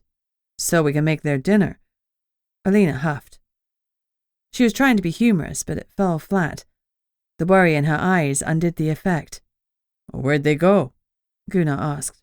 I have the coordinates of their camp. Lucas sent them from his satellite phone. Alina passed Gunnar a piece of paper, and he put the details into a map app. He showed me the location. It was 3 miles outside the barrier. We talked with the women for a few more minutes, asking about the men's hunting habits and what guns they used. They described the brothers' truck and where they'd most likely park to get through the barrier. We tried ringing the satellite phone, but it didn't do a darn thing. It was broken or out of battery or both. It wasn't looking good for either of the Saviks. My mind flashed back to Kivuk, impaled on top of a rock cairn just outside the barrier where a creepy doll had been laid only a few weeks before. A sinister warning. A warning they had disregarded. Chapter 43. As we climbed into the SUV, something else pulled at my memory. Years before, the first time the creature had attacked the town, it had apparently left the mangled bodies in the river. Do you think we should check the river first? I asked Gunnar. If it's the same creature, the bodies might be there. Gunnar scrubbed his fingers through his hair. Oh, you're right. We'll start there before we hike outside the barrier. Oh, crap. I so didn't want to go beyond the barrier. It was there for a reason. I looked down at my toes and my gaze caught on my badge on my chest. Damn it. For good or ill, I was Officer Bunny. I was no longer a trust fund kid or a dirt poor waitress. I was an officer of the Nomo. That meant I had to do things like find missing kids and missing hunters. Only days ago I'd been hoping for a fun case to sink my fangs into. Now I had two. I wished I was back at my desk twiddling my thumbs and feeling bored. Gunnar nodded decisively. May as well check the river first. It's going to be tricky getting help outside the barrier. We could call in the search and rescue from Homer and get them to bring in their helicopter, but they aren't supernaturals and they don't know about the beast. We could be condemning them to death. I blew out a breath. We didn't know about the beast either. We hadn't seen it, and all we had were rumours, superstition, and supposition.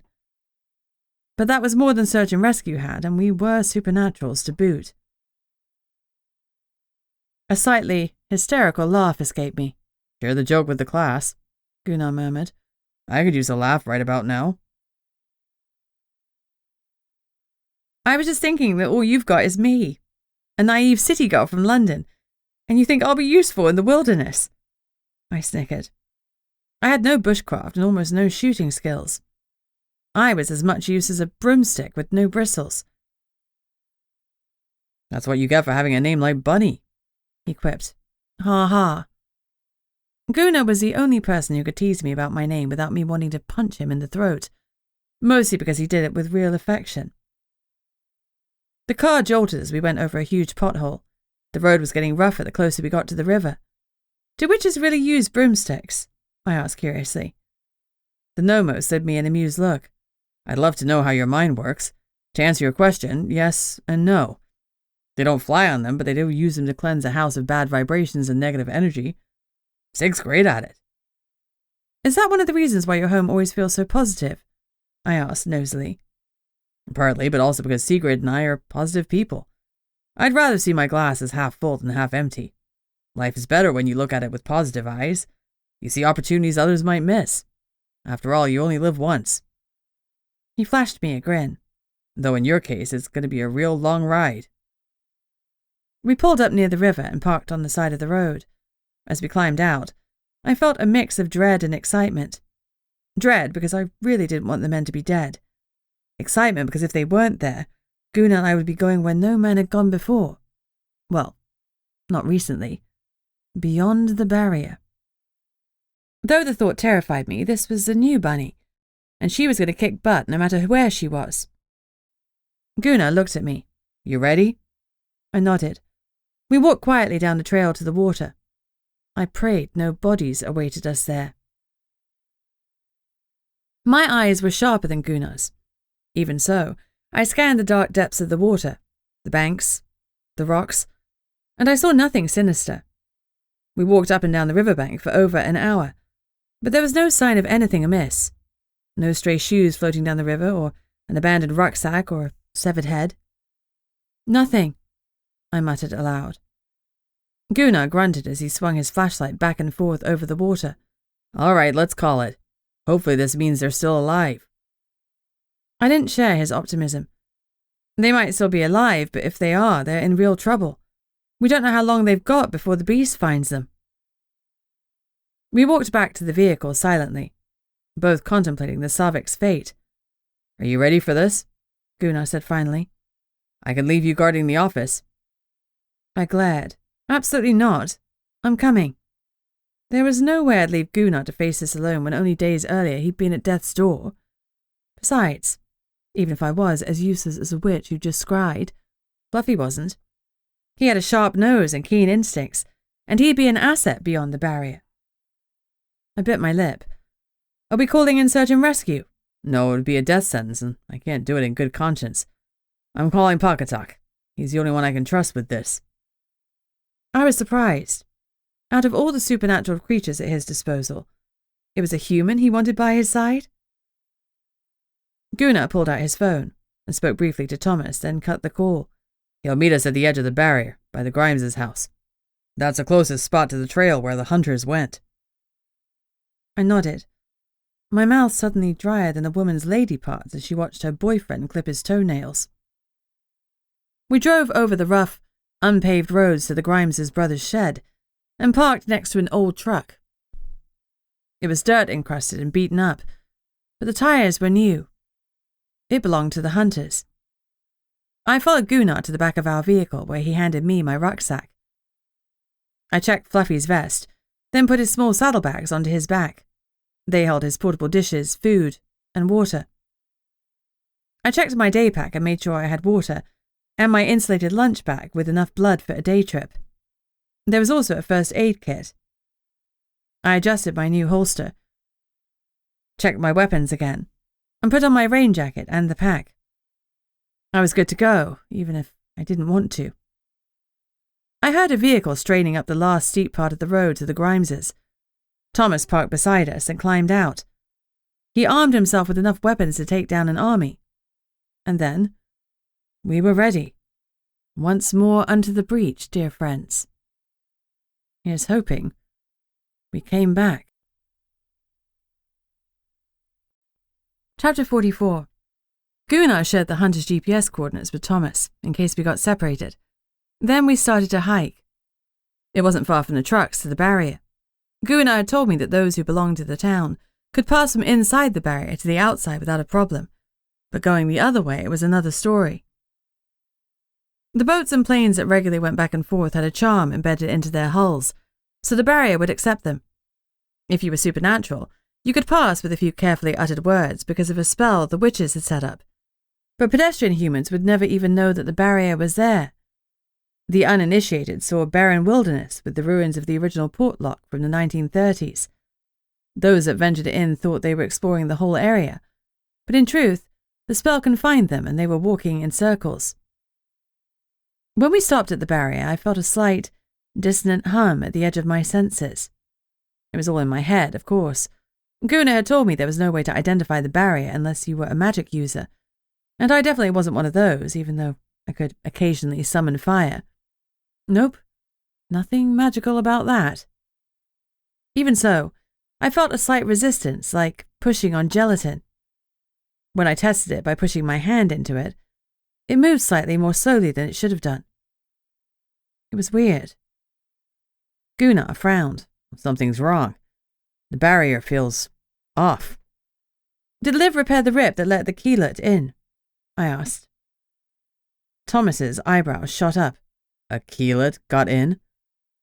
According to Gertrude. Gunnar grunted. Liv hasn't found it, but she did find a rip. She had the witches repair it. Thomas looked worried. We should bring this to the council. We will, as soon as we've found the Savick brothers. Gunnar reached out and felt along the barrier, then froze, when his hand suddenly slid through it. He swore darkly. There's another rip right here. A chill ran down my spine. Another one? What did that mean? Was the barrier failing somehow? What was making the rips? What if the beast could get inside? How large? Thomas asked. Gunnar's hand traced a tear. Feels about 2 feet long and maybe a foot wide. I was relieved. If the beast was large, there was no way it could get through a hole that size. I guess Thomas was thinking the same, because he put away his knife. What does it mean? I asked. Gunnar said grimly, 1 rip is an anomaly, but 2? I'd say someone is trying to open the barrier. We need to get the witches out here pronto to repair it. He pulled out his phone. Hold on a second while I contact Liv. The coward started texting. He sent a message, then glowered as he read an incoming text. God damn it. My friend is here to move the cache under cover of night. Couldn't be worse timing. His jaw worked. I'll call Connor. When Connor answered, he said, Friend of mine is here to take away the cache of drugs. I need you and your men to facilitate that. Keep it as quiet as you can. We don't want the dealers learning we've moved it yet. If they think it's still in the jail, we have leverage. There was a pause as Connor replied. His name is Henderson. Gunnar confirmed. And Connor? He's MIB. He winced a little as Connor replied. I trust him, Gunnar insisted. He said he'll destroy it, and I believe him. Just keep everyone calm while I'm out. Connor must have asked where Gunnar was going, because a moment later he said, Beyond the barrier. A beat. Yeah, she's with me. I'll take care of her, son. You have my word on that. You take care of Henderson. He rang off. Crappy timing, he muttered, rubbing his face. After sending a message, presumably to Henderson, he put away his phone. Let's go. We won't use this spot in case our passing through makes the tear larger. We moved a fair distance down, then took turns to go through the barrier. Portlock went first, then me and Fluffy, with Gunnar bringing up the rear. Walking through the barrier felt weird, like I was moving in a pool, but I could still breathe easily. I wasn't worried for myself, after all, I was a vamp. But I was worried for Fluffy. I needn't have been, because after a few steps we popped back out the other side, and everything started to move freely again. Portlock, Fluffy and I waited silently for Gunnar. When he joined us on the other side of the barrier, Thomas took point once more, and I brought up the rear with Fluffy. My boy was hyper-vigilant, trotting at my side with his ears pricked and his head swinging as he watched for danger. The road continued for about 1 kilometre before it faded into a narrow trail. I kept my eyes open and my ears pricked for any sound I didn't recognize. But there was a ton of them. I'd not had much chance to work on my bushcraft since I'd moved here, and for a city girl, the woods were really spooky. I didn't recognize most of the sounds or smells. I could read about bushcraft and memorize what to do in different situations, but most of what I was seeing now hadn't been in the books, and I wouldn't know what to do until I did it.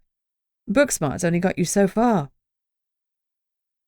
For such a big man, Gunnar moved silently through the forest, whereas I felt like a bull in a china shop as I crunched and crashed my way through. Thomas watched me with amusement, sometimes demonstrating a foot placement or pointing out a quieter route along the trail. He was gliding silently like he was on a marble floor in stockinged feet.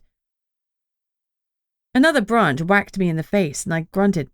"God's sake," I muttered. Fluffy yipped in commiseration, and Thomas snickered at me. "Let's see you navigate the London Underground," I retorted. We were on a narrow animal trail that appeared to be well travelled, and it didn't take us long to reach the coordinates the woman had given us. The remnants of the camp were still visible, a cold fire pit and a small pile of wood, but there was no sign of the men. Fluffy sniffed around, but he didn't indicate anything out of the ordinary. You're up, Pakatak, Gunnar said. Thomas searched the area surrounding the campsite. After a few moments, he said, They went this way. We followed him. Chapter 45. An eerie howl filled the darkness. Fluffy's ears lay back, and a low growl erupted from his throat. Thomas paused and said, Wolves. Wolves? I asked. Real wolves or shifters? I'd seen and heard both since I come to Portlock. Yep, listen. The pack will join in. Sure enough, moments later more howls filled the night. Just regular wolves. I shivered. There was nothing just about them. They were freaking wolves. Fluffy leaned against my legs, and I felt his unease. Other than the werewolf pack, the only other wolves I'd been close to were the skanky ones in the city that required a solid knee to the bollocks. Those wolves were vile, but they wouldn't rip your throat out. We started climbing up a steep slope. We were still on a trail, but it was getting rougher. The brush was trying to peel off our skin, and some sections were almost impassable because of thick branches. It's easier if you try to step over the alders, Thomas said. I could see why. It was impossible to walk through them. Even Fluffy was struggling, and he was smaller than us.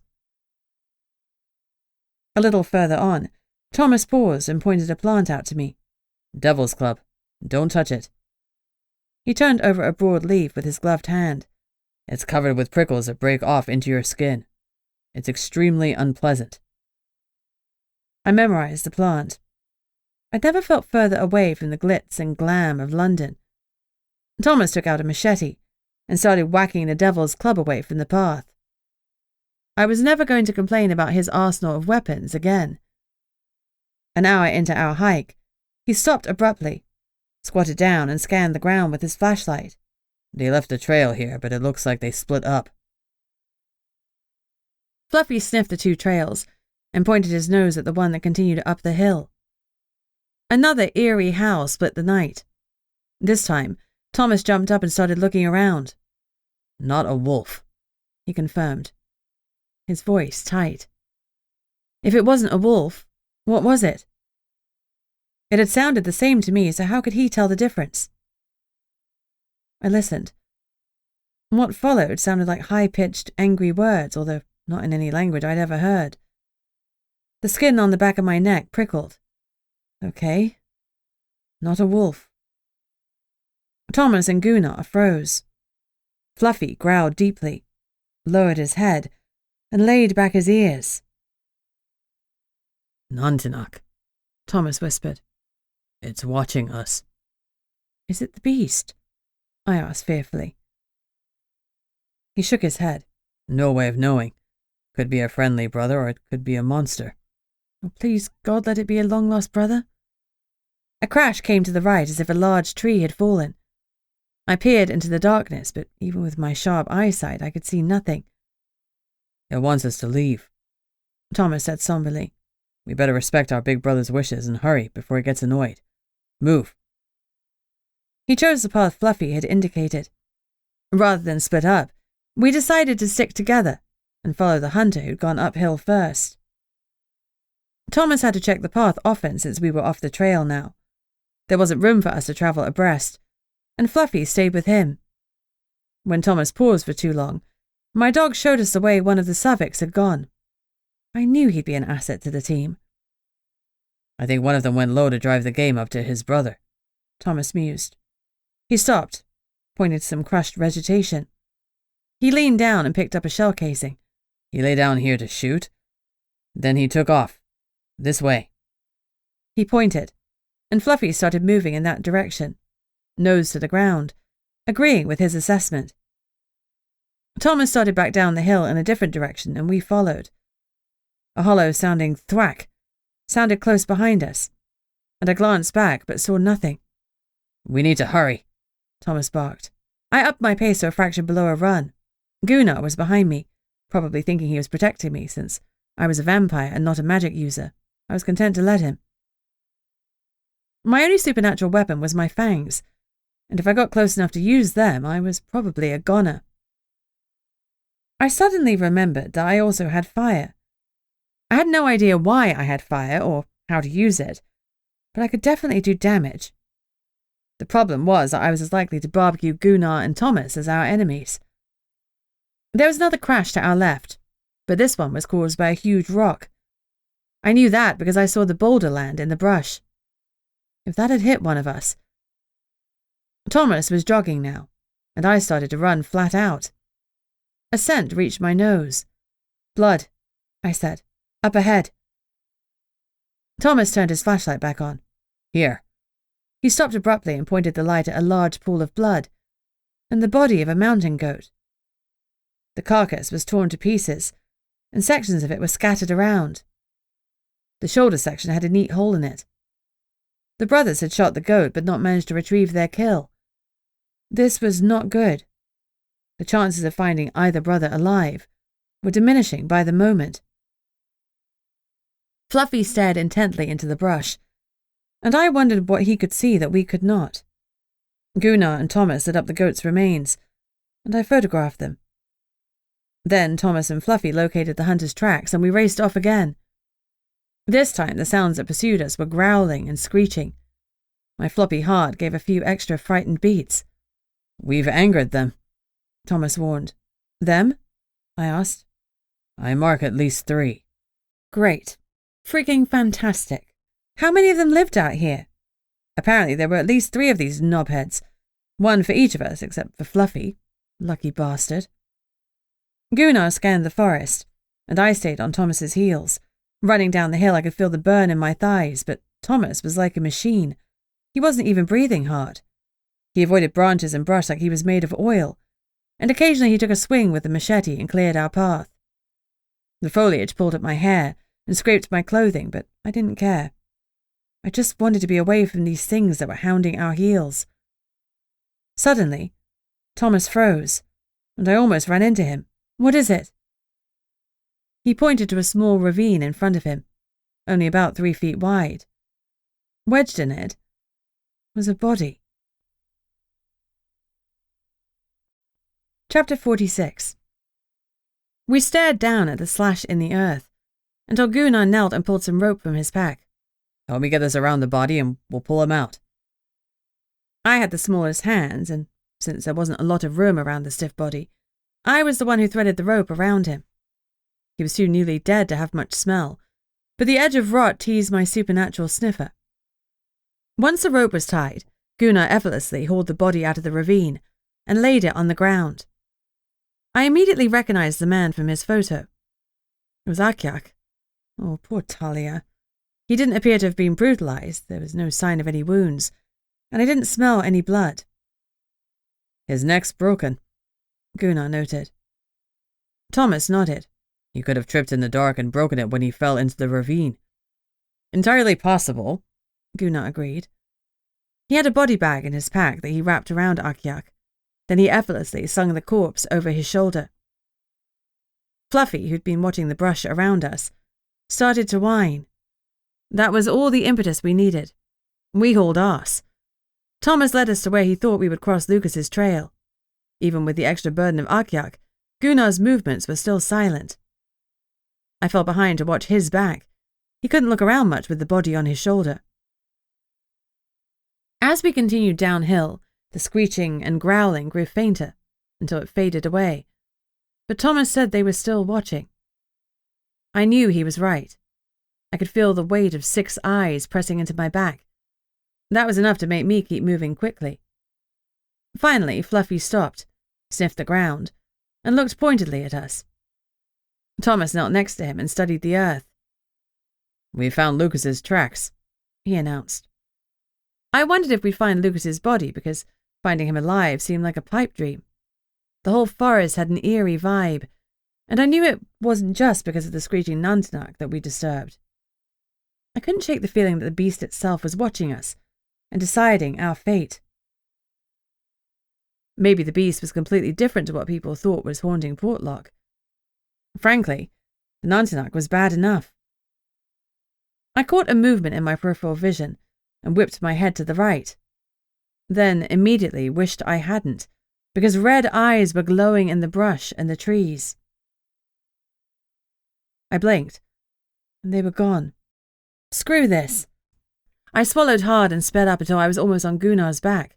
I saw something, I whispered, although there was no reason to keep quiet. The creature clearly knew where we were. What? Gunnar asked. Red eyes in the trees. I half expected him to laugh at me, but he didn't. After that, he kept his eyes on the trees too. Something besides the three Nantnak had us in its sights. My impression of what I'd seen was something dark, huge, and filled with malevolence, although the latter might just have been the red-eye thing. Maybe it was an albino creature that was naturally red-eyed, but was kind and friendly and always up for a jape. Maybe it was a lovely red-eyed unicorn. But it didn't feel like it. It had seemed full of rage and hatred. I didn't say anything. We were scared enough already. But I loosened the snap on my holster and made sure I could draw my gun quickly. Thomas had a large gun in his hand now. He must have either seen something or heard my whisper to Gunnar. Gunnar had unfastened both his holsters, although he'd have to drop the body to draw the one on his right side. Fluffy sped up, and we stayed close together. This time the scream that rent the air made us freeze in our tracks. My blood ran cold. Once my mind was my own again, I whispered, "What was that?" "Our signal to get back through the barrier," Thomas said grimly. "We'll loop back round." As we started to jog, we practically stumbled over Lucas, or what was left of him. He was in the middle of the trail, and it was immediately obvious that his death hadn't been an accident. Only his head remained, his face frozen in a rictus of horror, and I instantly had a flashback of the rogue werewolf I'd beheaded. Whilst I dealt with my own little trauma, Gunnar was already working like the consummate professional that he was. He carefully lowered Akyak's body, zipped open the body bag, and shoved Lucas's head into it, then slung the remains of both brothers back over his shoulder. A branch soared through the air, struck Fluffy, and he yipped in pain. I rushed over to him and looked up to where it had come from. "F off!" I yelled at whatever had flung it. It might be an evil demonic beast, but no one hurt my dog. Red eyes glinted in the dark, and I pulled my gun and shot 3 times at them as I ran my other hand over Fluffy. Nothing felt broken, though he was panting and upset. He seemed to be okay. "Let's make tracks," Thomas barked. Immediately there was a roar from the trees. Something extremely pissed was behind us, breaking trees and flinging branches and rocks. We dodged and dived and, thankfully, got lucky. I had vampire speed and sight, but I had a hard time keeping up with Thomas since he was better at avoiding the obstacles in our path. I wondered inanely if he was being helped by a spell. It was better to focus on anything other than the red-eyed beast that was dogging our steps, who I had just told to F off. That hadn't been my wisest move, but the heat of the moment was a real thing. Finally, we burst through the brush onto the trail that led to the road and safety. I was panting from fear rather than exhaustion. We were so close now. But just as I thought we were going to make it, something screamed to our left. Without stopping, Thomas shot 5 times towards the spot. There was a nasty screech and a crash as something fell. Was it too much to ask that Thomas had just killed the beast and ended its reign of terror? "Hurry, it's just wounded. It'll only buy us a few seconds," he urged. On the straight, Fluffy and I quickly pulled ahead of the men. I'd been on the university running team, and now vampirism was giving me blinding speed, so I reached the barrier first. But I couldn't get through it without Gunnar's spell. That was something to remedy if we ever came this way again. I took up a shooter's stance like Gunnar had showed me, drew my gun, and aimed it beyond the men, looking for any sign of nightmarish red eyes. I could hear Thomas and Gunnar's pounding feet, and the creature tearing up trees and hurling them to the ground to our right. It was definitely not dead then. Fear made heat rise in my gut, and I struggled to keep it within me because I didn't want to harm Gunnar or Thomas like I had Virginia and Jim. The fire was my own beast, and I battled to contain it. Gunshots rang out as the men were on the final approach. Gunnar still carrying the body bag with its grisly contents. The fire was burning me up, but I pushed it aside and focused. "I've got your backs," I shouted. "Just run!" Behind them, the red eyes were coming closer. Thomas reached me first, placed his hand on the barrier, and mumbled the spell, though I couldn't make it out over the screeching and crashing. Then he swore. Nothing was happening. He looked up, dismay on his face. "Gunnar, it's not letting us through." Gunnar dropped the body bag, placed both hands on the barrier, and delivered the spell. Nothing. "Oh, it's not working," he said grimly. "The rippet must be affecting this area of the barrier." We couldn't go right because the beast was there. It was only a matter of time before it stopped its temper tantrum and came after us with all its might. I'd seen Lucas's body, and I knew the extent of its rage and strength. Thomas ran about 30 feet down the barrier to the left and tried again. "Nothing," he yelled. "The rip is near here, right?" I asked. "We might be able to squeeze through it." "It's here," Gunnar said, feeling the boundary. His hand sank through it. "You go first, Bunny. You're smaller. If you can't make it through, then none of us can." I wanted to argue, but there was no time, and he was right. I was the logical choice. I felt around at shoulder height where Gunnar had identified the rip, thrust my arm through, and then literally dived. Unlike when we come through the other way, the barrier now felt solid and about a foot thick, but I kicked my way through and finally slithered through it. "It worked! Come through!" I screamed. "Chuck me Fluffy!" Thomas lifted Fluffy and slipped him through the barrier. Then Gunnar lifted the body bag.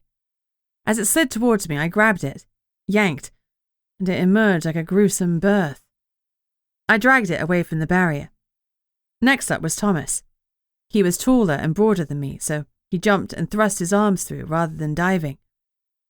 As he struggled to get his shoulders through the gap, I reached up, grabbed his hands, and pulled with all my might.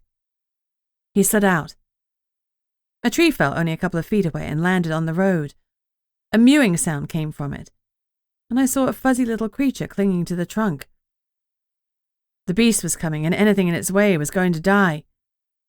Gunnar also saw it, and being a total softy, he grabbed the cat and thrust it through the barrier where it landed at my feet. Then, his expression strained, Gunnar bent and thrust forward both his arms. No way would his shoulders fit. The rip had barely let Thomas through. My stomach clenched. "Pull!" Gunnar yelled at us. Thomas and I each grabbed an arm and pulled, but the huge man was wedged tight. His face turned red as the barrier squeezed his shoulders and chest, and his breath was shallow and fast as he started to panic. Then, I saw something I never wanted to see again. Something that would haunt my nightmares and my waking moments forever. I saw the eyes, and they were coming for Gunnar. Chapter 47. The beast was not an Antinuk. I didn't know what it was because it was nothing more than a dark smudge against the night with blazing red eyes. But it was huge. For the first time ever, I saw Gunnar looking afraid. Thomas and I pulled with all of our might, so hard that I heard Gunnar's shoulders pop. The black demonic smudge raced towards him, but just as it reached for his legs, he finally slipped through. We all tumbled to the ground in a heap. Black smoke poured through the gap and panic raced through me. We couldn't let that thing come through. That was why the barrier was there. I let my fear unfurl in a wall of heat, and fire exploded from me. A hot fireball ripped from my chest and flung itself towards the gap in the barrier. The beast of shadows screamed as my flames broiled its inky tentacles, and it withdrew, no doubt to lick its wounds, though it gave another scream of rage before it went. The threat was clear. It was going, but it would be back. Gunnar muttered something that sounded Scandinavian, and white light blasted out, temporarily sealing the rift. But the spell had taken something from him, and he slumped to his knees, his arms hanging uselessly by his sides. His face was twisted with pain. We'd dislocated both of his shoulders to save his life. He gave me a small smile. "I knew it wasn't a gas explosion," he said. referring to the cause of the fire at my last house. Mouth suddenly dry, I admitted, I don't know what it was. It's only happened that one time. Well, twice now. I sighed. It isn't normal for a vampire, is it? I asked unhappily. No, not for a vamp, Thomas confirmed. Looks like you've got some elemental witch magic. Gunnar nodded. Like Shirley. Great. I had the same sort of magic as that poisonous bitch. The heck had Franklin done to me? Thinking of him made me think of John's message to Connor. It couldn't be a coincidence that a witch had paid Franklin to turn me, and now I had witchy powers. Do you mind if we keep this to ourselves until I get a handle on it? I asked the two men. Thomas mimed zipping his lips, and Gunnar winked. Keep what to ourselves? Now, I'll need some help with these arms. I'll put them back in, Thomas offered. But it's gonna hurt like a mother. Gunnar blew out a breath and nodded. I know. Do it. Thomas took Gunnar's right arm and pulled it out straight to his side. Then lifted the arm, put it behind Gunnar's head, and pushed. There was an audible pop as it slid back into its socket. Gunnar bellowed, and I winced in sympathy. Finally, Gunnar nodded for Thomas to do the other arm. My boss was panting by the end, clinging to consciousness by sheer stubbornness. It looked horrendous. I reminded myself never to dislocate my shoulders. We waited patiently until Gunnar caught his breath. Fluffy licked his face, and eventually the Nomo lifted one of his arms carefully and patted my boy on the head. I'm okay. They'll heal fast now they're reset. I'm bushed, though. He studied the ground, clearly wondering how he was going to get to his feet. Offering him an arm wasn't the best idea with his shoulders newly put in place, so I carefully reached around Gunnar's middle and helped to pull him up. He swayed. Whatever that white flash had been, it had taken it out of him, and he'd already been operating at less than full power thanks to the bloody fish-eye poisoning. Fluffy whined softly and glanced at the small animal Gunnar had saved. I recognized the breed from my first job as a Nomo's assistant. It was a lynx.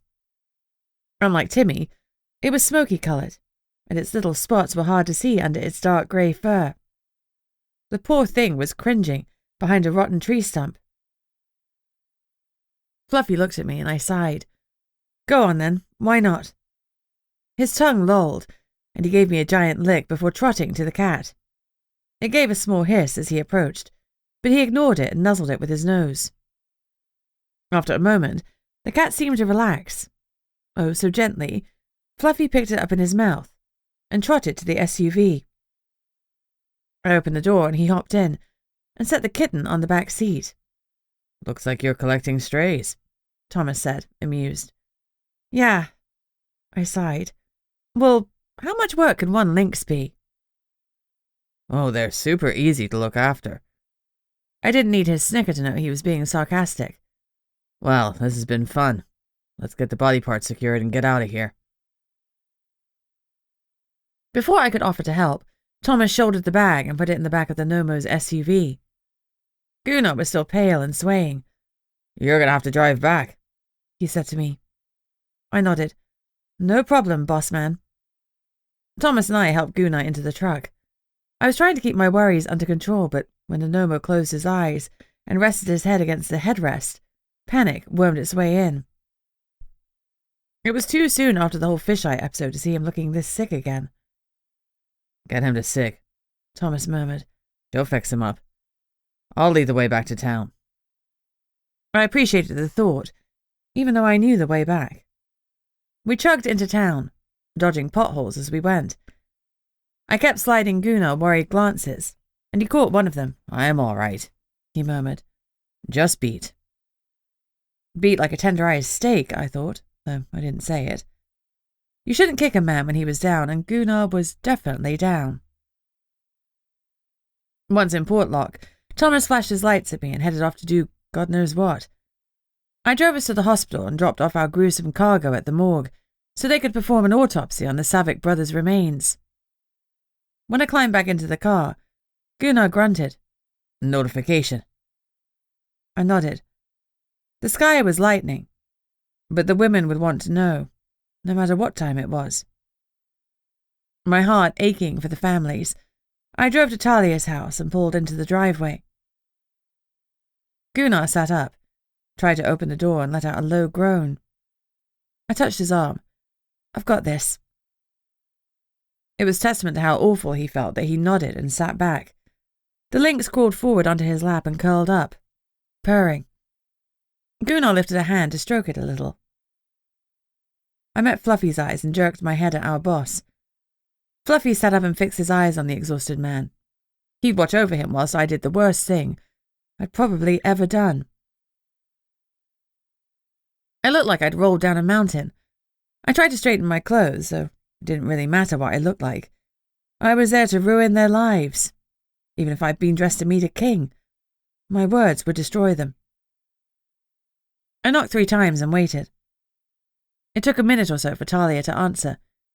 The hope in her eyes died as she saw my face. "Can I come in?" I asked. She held the door open, then sagged to the floor. Elena ran down the stairs. "Who is—" She trailed off as she caught sight of me. "No," she whispered. I shut the front door and faced them. "I'm sorry," I said uselessly. "I'm so sorry. Akyak and Lucas are both dead." I was probably doing it all wrong. I was supposed to say something else, wasn't I? "I regret to inform you," or something like that. Oh, this was awful. Talia wailed, and Elena hastily finished ascending the stairs to go to her. "Hush now," she said, her voice sharp. "You'll wake the kids. They've only just gone down. Hush now, Talia," she repeated. "They need their sleep." She pulled the other woman into her arms and rocked her back and forth. And then she looked at me over her friend's shoulder. She'd known on some level that Lucas wasn't coming back to her. "Let's get you to bed," she said to Talia. "Come on, love, it's already been such a long day. You're exhausted." "Akyak," she sobbed. "My Akyak. How'll I raise my children alone?" "You won't be alone," Elena said fiercely. "You have me, and I have you. Neither of us will be alone." She half carried, half dragged Talia up the stairs, then paused on the landing. "I'll be back in a moment," she said to me. I waited patiently, and about 10 minutes later, she came back down, her eyes red and her cheeks tear-stained. "Sorry to keep you," she murmured. "Not at all." "How?" she asked. I didn't know what to say, what details to give. "Akyak broke his neck. It looked like a simple accident. And Lucas?" Elena's voice wavered. "He was attacked by something. We couldn't recover all of his body. I'm sorry." Her lips trembled. "Attacked by what?" "We can't be certain at this time," I said, hoping that vague answer would satisfy her. Her eyes sharpened. "What aren't you saying? Tell me." "It appears," I said carefully, "that the beast beyond the barrier may have killed him. We'll know more after the autopsy." "The beast?" Elena shook her head. "Lucas said that was a tale made up by the witches." "No," I said bleakly. "I saw it. It's real. Very real." "Do you know other men in the hunting community?" Elena nodded. "Please urge them not to go beyond the barrier. It's important." She suddenly looked weary. "I will. I don't want this to happen to anyone else. I can hardly believe it's real. I keep expecting Lucas to walk back in and—" She cut off with a sob. I reached out and patted her shoulder. "Do you want me to call anyone?" I asked. "No. Everyone I love is already here. Thank you for letting us know. When can we see them?" I grimaced. "I'm not sure that's advisable, but the morgue will be in touch once the autopsies have been completed." "Okay. Thank you." She was a shadow of the formidable woman I'd met only hours ago. "I'll go," I murmured. "If there's anything I can do, please call me." She nodded, but we both knew she wouldn't. She showed me to the door and I left her to her grief. Outside, I breathed in the cool air. That had been horrendous. The Sarvik families had been torn apart, and for what? Because the men had encroached on the beast's land? As far as I was concerned, the barrier tax was worth every penny. The thought of the death and destruction that beast could wreak on Portlock was terrifying. How did you kill something made of shadows and evil? Chapter 48. Gunnar was snoring lightly when I climbed back into the car. I drove him home and gave Sigrid a sanitized version of what had happened. Despite the frustration she clearly felt while I was telling her the story, her expression was gentle when she woke her husband. She helped him from the car and waved me off. Just this once, I decided to park the car at my house instead of the office. The adrenaline crash was hitting me, and I needed to get home as soon as possible. I wanted to lock my doors and windows, close the metal shutters, and never look outside again. I was supposed to be a big, tough vampire, practically immortal, but I'd just seen something scarier than my worst nightmare. And I wasn't sure I would ever get over it. Even Fluffy seemed a little cowed, as he kept an eye on the lynx kitten. I was surprised to see Connor sitting on my front step. "Hey," I greeted him warily. "Are you okay?" With the events of the last few hours, I'd forgotten about the mysterious MIB friend of Gunnar's moving the drugs out of the Nomo's jail. "I'm fine." He studied me. "You're not." "I've been better," I admitted. He didn't press, didn't ask what I'd seen. "Can I come in?" he said instead. "I'll check under your bed for monsters." "Sold," I agreed instantly. The shadows would scare me tonight. I unlocked the front door and flicked on every light I could find. Then I activated the metal shutters and locked up. It made me feel marginally safer, although I had the distinct feeling that the creature we'd seen would have zero problem gaining entrance if it wanted to. I hoped Liv already had people repairing the rip in the barrier. I needed to check. "Do you have Liv's number?" I asked Connor. He pulled up a contact on his phone and passed it to me. I hit ring. "Not now, Mackenzie," Liv snarled as she answered. "It's not Mackenzie, it's Bunny." The handy thing about having a unique name is no one ever said, "Bunny who?" "I'm busy, Bunny," she said, but her voice had a little less bite. "Are you at the barrier? Gunnar did something temporary to patch the rip, but you need to do something permanent. Now." My voice wavered. "Did you see it?" she whispered. "Yes," I admitted. "It can't be let in, Liv." "We're repairing it," she confirmed. There was a shrill scream. The hairs on the back of my neck stood up, and I gripped the phone tightly. "What was that?" I demanded. "A sacrifice," she said wearily. "The barrier doesn't run on wishes and dreams." I went cold. Oh my God. "A goat," she relented. "Just a goat. I have to go." She hung up. I passed the phone back to Connor and blew out a breath. Well, God. What did I thought a necromancer would do? Liv's power came from death. In this case, a goat's death.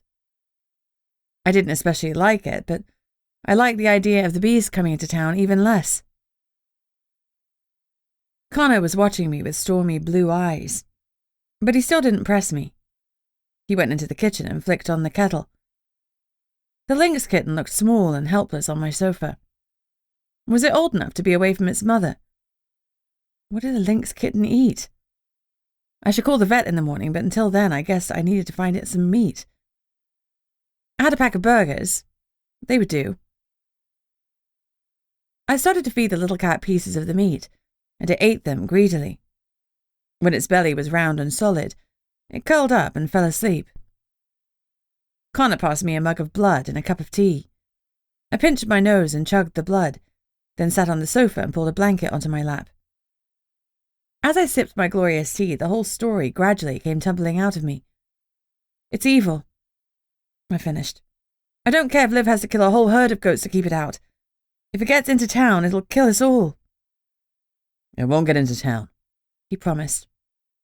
I hope not.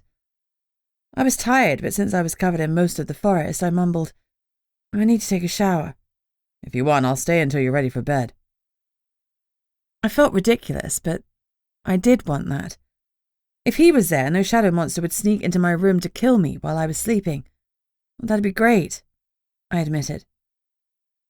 I showered quickly, dressed in my pajamas, and dried my hair. Connor was waiting in the hallway, and his eyes softened when he saw me. You're dead on your feet, he murmured. Come on, Sleeping Beauty. He took my hand, tucked me into bed, and tucked the duvet around me. My, Grandma, what big teeth you have, I mumbled. Wrong story. He smiled. I don't believe in Prince Charming, I countered with a yawn. And if he does exist, you should know that kissing unconscious girls is a no-no. He looked rueful. What about sleepy ones? That's fine, I said hastily, suddenly feeling a whole lot more alert. He leaned down, and tension hummed between us. He flicked his eyes to my lips, and then he kissed me on the forehead. I was still blinking in confusion when he slipped out of the room. Tease! I shouted after him. His laughter drifted back. I sank back into the pillows and a smile pulled at my face. Despite all I'd been through, I suddenly felt steadier. I felt Fluffy jump up next to me and place the kitten on the pillow. I drifted off, with a warm, furry lump, purring, in my ear. Chapter 49. When I woke up, I told myself I had to focus on something else. The monster and the barrier were above my pay grade, and thinking about them left a hollow, scared pit in my stomach. Drugs, though, I could deal with those. The cache of fisheye had been moved, but the drug dealer was still at large. I put together a temporary litter box, left the kitten locked in the bathroom with some hamburger and water. Then Fluffy and I marched to the office, feeling determined.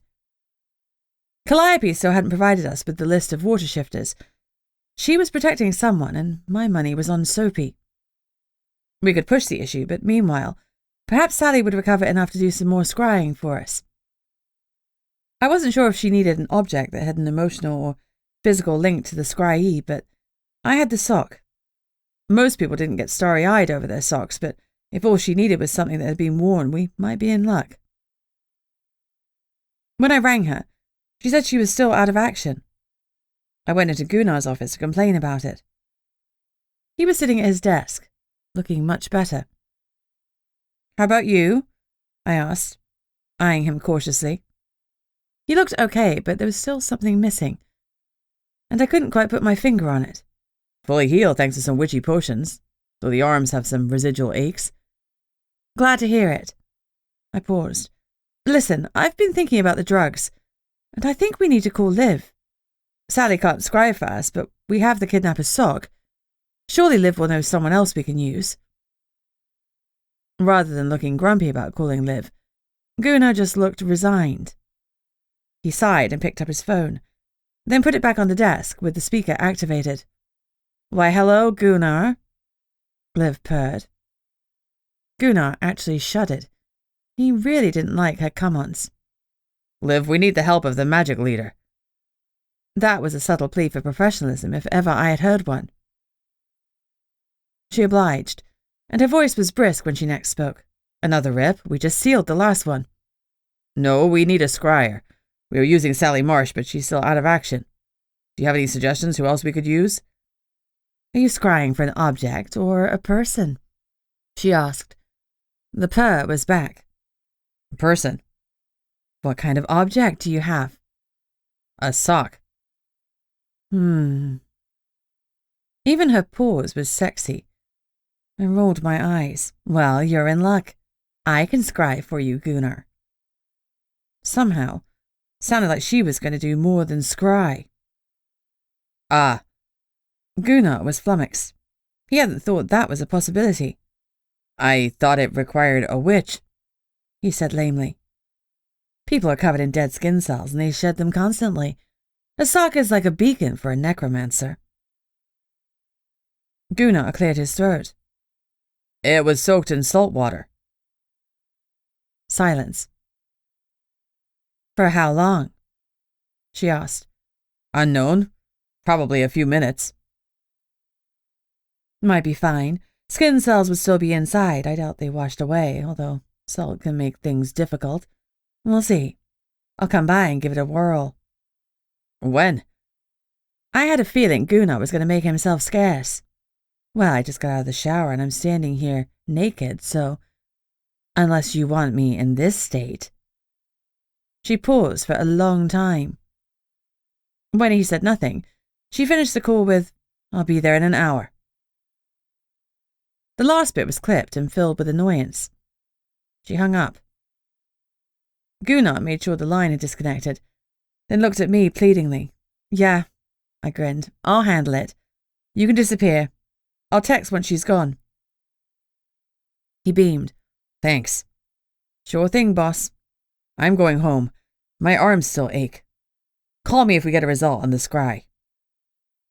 He gathered up his things and went out of the back door. I watched him run away. I would have run away too if Liv had me in her sights. I sat at my desk and Fluffy heaved himself out of his cushioned dog bed to lean against my leg. You're lucky Liv isn't as fond of dogs as she is of Gunnar, I remarked, and scratched behind his ears. I caught up on some admin while I was waiting for Liv, but thankfully she didn't leave me hanging for long. She pushed open the front door and sashayed in. She had a large bag over her shoulder and was wearing a flowing ivory dress, low-cut, belted with a thin strip of gold that set off the burnished bronze of her skin.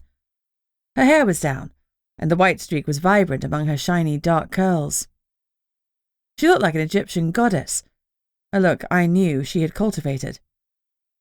She was going to be disappointed that her prey had escaped. Liv, I said brightly. That was fast. If you come round here, I'll open the room for you and retrieve the sock. She looked around. For Gunnar, I assumed. Yes. I let her into the interrogation room, and she plonked her huge bag down on the steel table and started removing its contents. I went to the evidence room and collected the sock in its plastic bag. When I returned, she asked boldly, Is Gunnar here? No, he went home. Dinner was ready. It didn't hurt to remind her that Gunnar was happily married. Shame. She looked me up and down like I was a viable replacement for Gunnar. Too skinny, she muttered. Charming. I ignored the slight. She wasn't my type either. Will it affect your scrying to have me around? She waved her hand dismissively. No, I'm not doing anything for the general dead, or undead in your case. It will only affect the sock. Will it burn up? I asked, remembering Sally Marsh's warning. She looked at me in surprise, then considered it. The sock won't, but the dead skin cells will be gone. It'll be worthless for DNA evidence once I'm done. That would suck if we needed DNA, but right now we had nothing. Go ahead. The risk is worth it, I said. Liv put the sock on the table. Her scrying items included a large glass bowl, candles and herbs, all things I'd seen her use when she tried to raise Eric Walker for us. Her style was slightly different from Sally's, presumably because she was a necromancer, rather than a witch. She didn't fill the bowl with water. Instead, she put various items into it and added something from a bottle that held an amber-coloured liquid. At first I thought it was some kind of alcohol, but it didn't smell alcoholic. I didn't ask her about it either. With my luck, it was dead body fluids boiled down to some sort of broth. I shivered and felt vaguely sick. She lit her candles, lifted her arms to the ceiling, and chanted. The candles flared brighter, and I felt that same nauseating tug I'd felt the last time from her magic. Like an oily slime was sliding around my guts, then yanking me towards her. A chill ran down my spine, and I took a step back.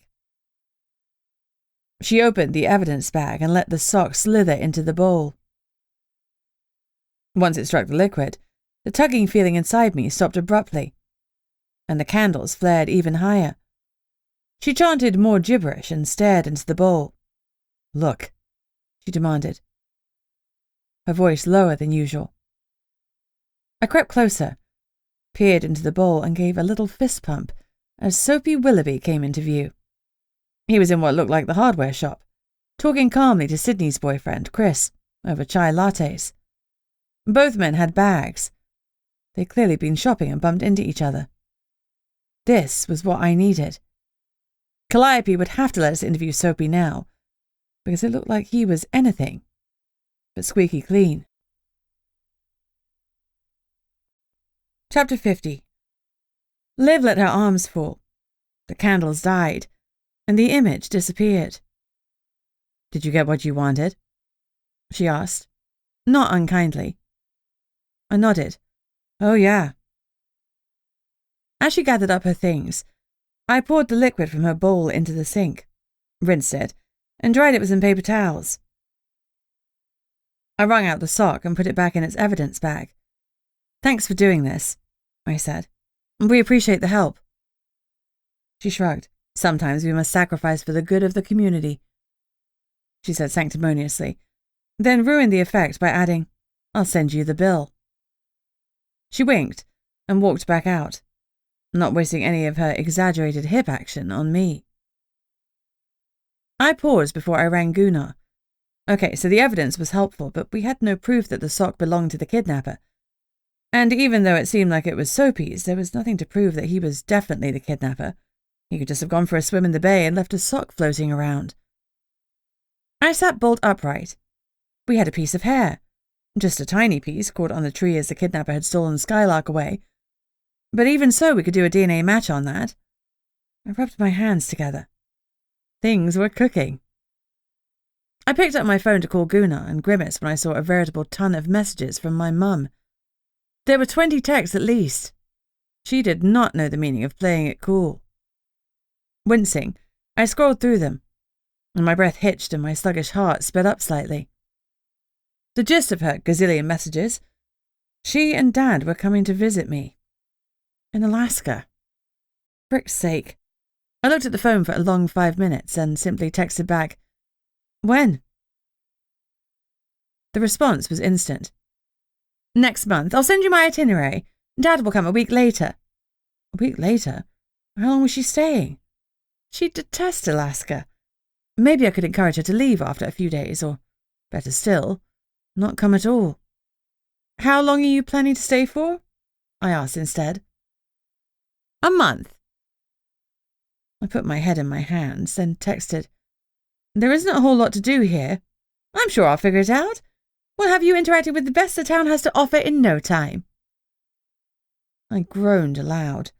What did she think was going on here? Balls? Charity events? Galas? So far, the biggest social event had been my Welcome to Portlock party, which had ended with me singing my lungs out and passing out, and Connor looking after me. Mum would not approve of such behaviour. The other thing to worry about was the fact that she was human. Even though she knew about vampires, she was as pet as they came. This had disaster written all over it. I tried again. "Mum, there's no high society here. This is Alaska. I think they might be anti-high society." "Oh, nonsense." Bugger. This wasn't working, and I didn't have the time or patience for her right now. "I've got to go back to work," I wrote. I had a month to come up with a plan to deal with her. It would be fine. "Love you, darling." A small smile curved up at that. "Love you, Mum." Fluffy looked at me. I was sure he could feel my anxiety ramping up. "It was my mum," I explained. "She's coming to visit us. Here." He shot up, barked once, then growled and bared his teeth. "It'll be fine." How bad can it be? His expression said pretty bad. Yeah. Chapter 51. I called Gunnar and told him about the sock scry. He said to leave it with him for now, and he would speak to Calliope. Grudgingly, I agreed, though I felt like I had my hands tied. Personally, I would have stormed down to the fish plant and demanded a meeting with Calliope and Soapy. But Gunnar knew the politics of the situation, and he knew Calliope better than I did, so his call was probably the better one.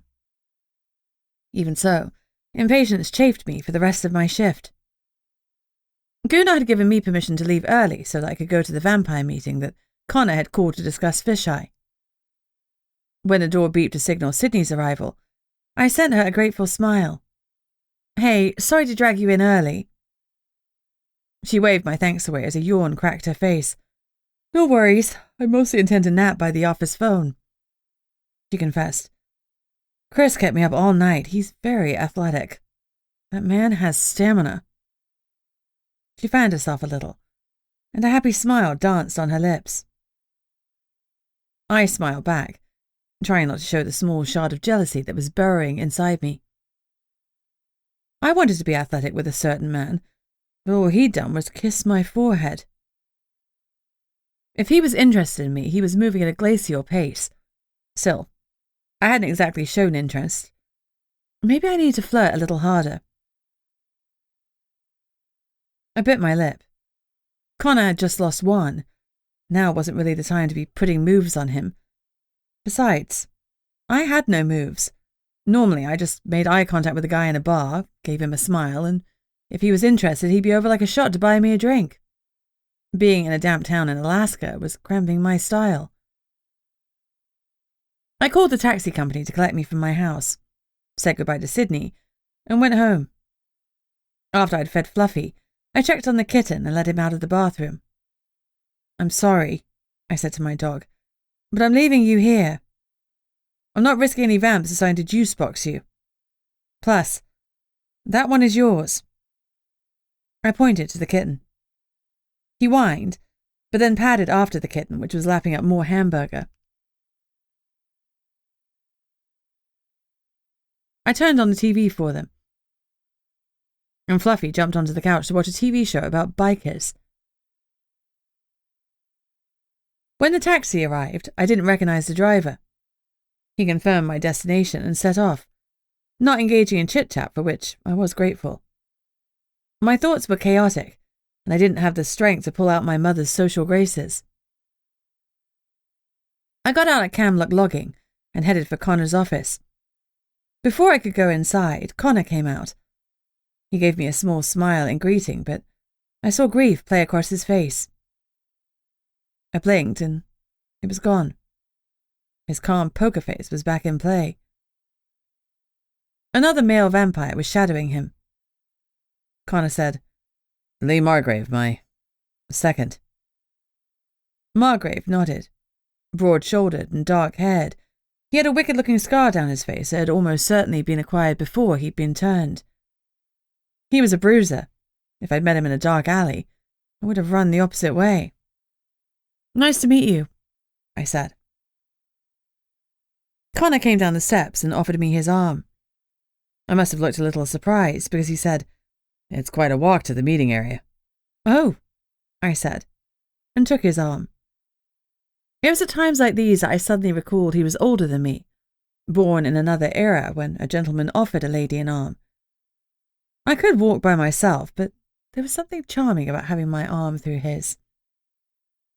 We went down the path behind the building.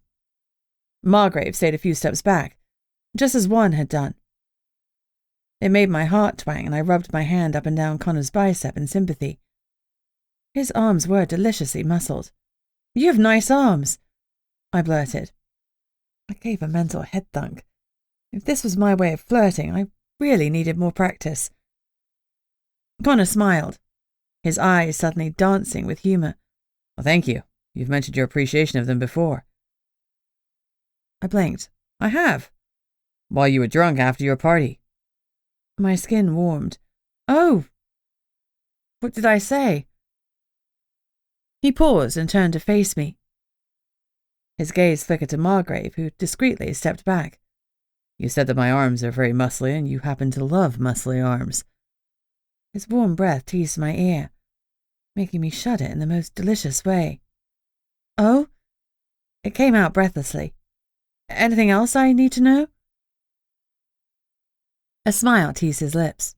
In the privacy of your own home, you dance like no one is watching. His eyes darkened. Even when I was watching. Oh boy. Heat pooled in my belly. I wish to heck that I could remember that night. Why had I drunk so much? Surely being a vampire should have protected me from drunken memory blackouts. But no. I'd love to repeat the experience, Connor murmured. But with you sober. That way I'd know every swing of those hips was really meant for me. His arm went from being laced through my arm in a gentlemanly way to sliding around the small of my back.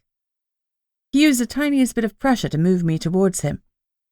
I could have resisted if I'd wanted to, but I didn't want to.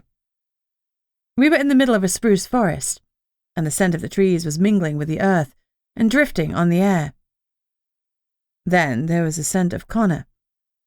He smelled like sandalwood, bergamot, and vanilla. He smelled divine. The cold air of Alaska licked around me, but I was suddenly very warm. Giving me plenty of time to move away, Connor reduced the distance between us to a finger length. His blue eyes looked at my mouth, and he licked his lips.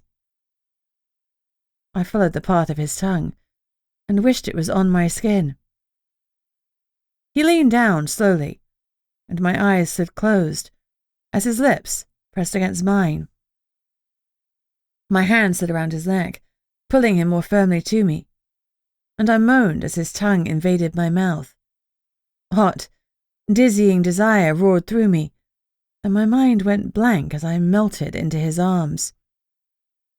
And then that zing that I always felt with Connor crackled along my skin with so much strength that I pulled back. "What is that?" I panted. Connor's chest was heaving, and he looked a little disconcerted. "I'm sorry." He ran his hand through his dark curls. I shouldn't have." "You absolutely should have," I interrupted firmly. "And we're going to do it again, lots. But that spark. Connor?" He pressed his forehead against mine. "Not now," he murmured. "We have to get to the meeting. I'll explain on our date when we finally manage to have it." "But it's a thing." He nodded slowly. "It's a thing." I didn't want to have a thing. I wanted to have something normal for once. Connor offered me his arm again and led me along the woodland path. I recognized parts of it. It was on the way to the cabin where he'd hidden me after I'd been shot. Soon we reached a much larger building that looked like a warehouse. That made sense, since a logging business presumably needed somewhere to store the cured wood out of the rain. Connor paused outside the entrance and let his gentlemanly arm drop. I felt the loss of that comfort more sharply than I was prepared for, but I did my best to emulate his poker face. We walked in. The door went directly into the storeroom, where lumber was stacked ceiling high, and the immense space was redolent with rich scent of freshly cut wood. We passed all manner of logs and boards, then went into a showroom in one corner of the building where a range of flooring and wooden items were displayed. Everything had been pushed against one wall, so that chairs could be laid out, and the room was filled with people. My people. The vampires of Portlock, Alaska. Nerves sprang to life in my stomach, and my stupid fangs dropped. Wankers. As I put my hand over my mouth, Connor caught the movement and smiled sympathetically. "Don't worry about it. Everyone here has been through it." Thankfully, the crowd had yet to notice our entrance, so I let my hand fall.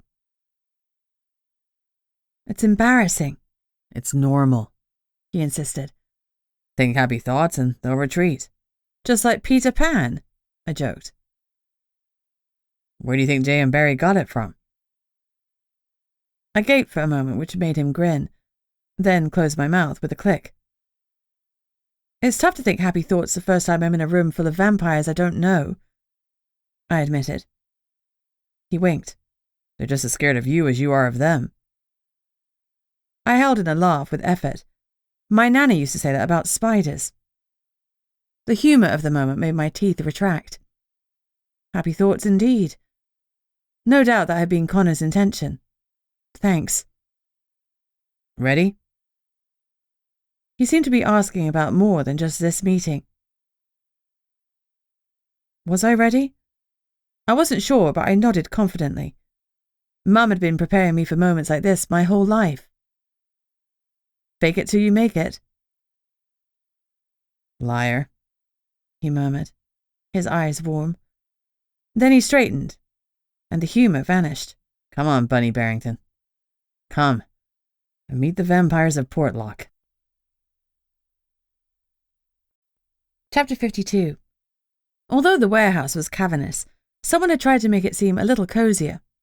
There was a table of snacks and treats in one corner, together with bottled water, tea and coffee. No blood in sight. Despite the chairs, the vampires were standing in small groups, talking and socializing. For them, this was a regular meeting. For me, it was something else, and I wasn't sure what. Connor waited until I was ready, then jerked his head to the podium, indicating that I should follow him. As he stalked through the crowd, it parted like the Red Sea. All eyes were on him and on me, and I felt the weight of their collective curiosity as I followed him a step ahead of Margrave. A mic had been set up. Margrave stood behind Connor to his left, watching me appraisingly and with a hint of challenge, so I moved behind Connor's right. If you will all sit, we'll begin. There was immense power in Connor's voice. For a moment, my knees wanted to buckle, but I had no chair on the podium, so, with an effort, I remained standing, as did Margrave. Some vampires made it to the chairs. Others simply dropped to the concrete floor where they'd been standing. Silence fell, and Connor let it hang, like a heavy cloak. As the tension of the moment built, my scalp prickled, and still the silence held. Finally, Connor spoke. By now you'll have heard of one Torres' death, our second in command. He spoke with an almost royal plurality. It's a hard loss for us all, especially so soon after losing Kivok. He gazed at the assembled vampires, but there was nothing soft about his expression. No grief. Instead, he looked angry. We will find those who took one from us, and they will be held accountable. He drew out the last word, each syllable heavy with threat. One was killed in a way that no vampire has been killed before. I have notified the council, but you also need to be aware of the method of his death. I've invited Officer Barrington of the Nomo's office to talk to you. Listen to her respectfully. His tone said, play nicely, or else. He stepped back and discreetly placed a reassuring hand on the small of my back as I moved to the mic. I gazed at the assembled crowd of vampires and felt faintly sick. Then I cleared my throat. Thank you, Connor. For those of you who don't know me, I'm Bunny Barrington. I recently moved to Portlock from London, England, and, as Connor said, I work at the Nomo's office. My mouth was dry, and I paused, wishing I had a cup of tea. We've recently had some issues with a new street drug called fish-eye. The stony silence held, but all eyes were looking at me, with eerily rapt attention. One Torres died, not because he used this drug, but because he simply touched it. Noise exploded in sharp contrast to the silence a moment before. I looked uncertainly at Connor, and he covered the mic. Give them a minute to process it, he murmured. After the promised minute, he uncovered the mic, and his voice cracked like a whip. Settle down. Listen to Officer Barrington, then we'll answer questions. The crowd became mute and stared at me once more. The drug looks like bright pink crystals, I said. It can be mixed with salt water and vaped. Do not touch anything of that description, and do not vape anything you have not prepared yourselves. The drug is mildly radioactive. It doesn't appear to affect humans, but it affects both land and sea shifters, and gives a sustained high when it's vaped. However, it appears to be fatal to vampires. If you know of anyone who has come into contact with it, contemplating using it, or has already purchased it on the streets, Please let the Nomo's office or Connor know immediately. Touching it with your bare skin is fatal, Connor said. Until further notice, you are all to wear gloves when in town. Ensure as little skin is exposed as possible. The drug was tossed to Juan and he caught it, and that was all it took to kill him. Take sensible precautions and let me, Margrave, or Barrington know immediately if you come across any drugs. Questions? What is the Nomo doing about this drug problem? One woman called. She was ginger, curvy, and wearing a tight red dress that was out of place in the warehouse. Her red hair made her look a little like Jessica Rabbit. I had a bunny rival. Everything we can, I said confidently. We're raising awareness. You'll have seen the article in the Supernat Sentinel, and we're working hard to identify who's distributing the fisheye.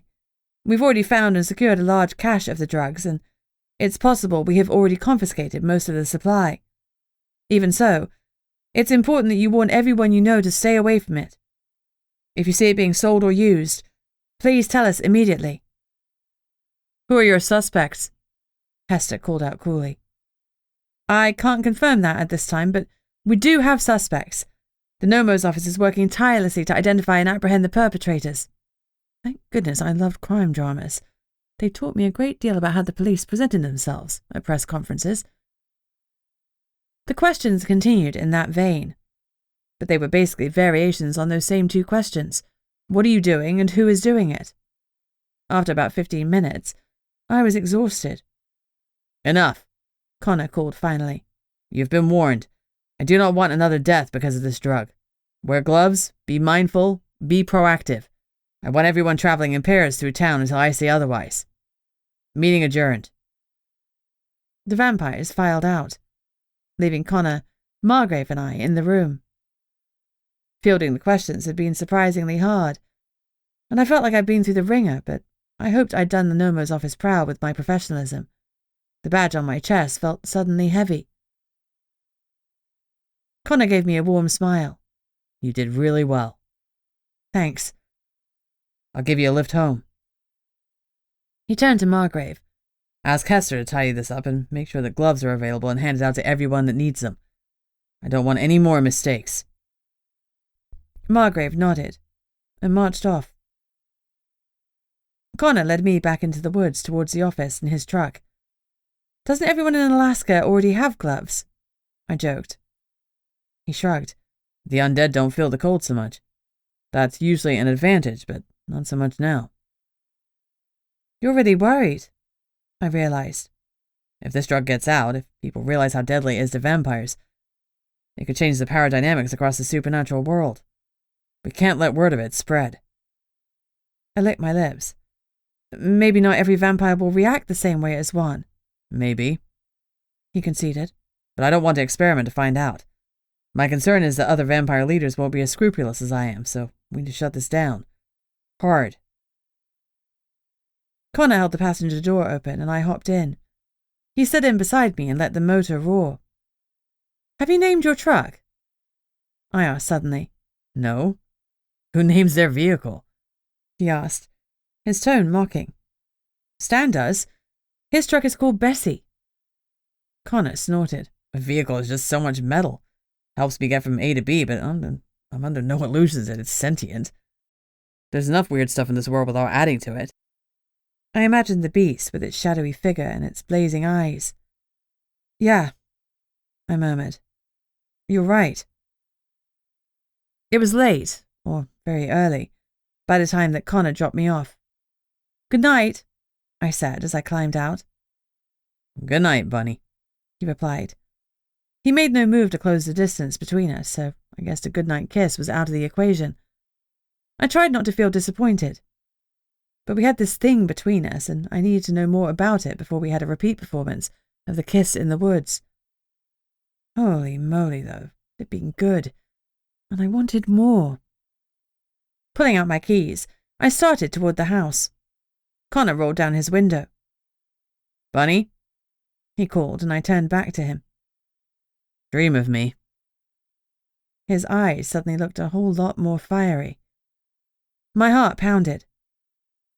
Yes, I managed, and then fled into the house, where I dreamed exclusively of a certain dark-haired vampire. Chapter 53. The next afternoon, Fluffy and I left early to get in a run before work. It was still daylight, but I felt rested for once. And since I'd not been running consistently, I figured the exercise was needed. Afterwards, I was energized and rejuvenated.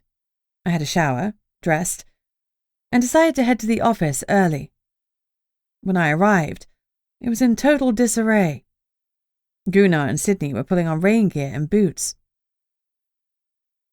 "What's going on?" I asked. Perfect timing, Gunnar grunted at me. We're going out on the boat, so grab your gear. I slung on wet weather clothes. "Should we take Fluffy?" I asked Gunnar, but he shook his head. We should get out there fast, and I don't want to risk him going overboard. He can man the office. We need a mermaid more than the dog for this one.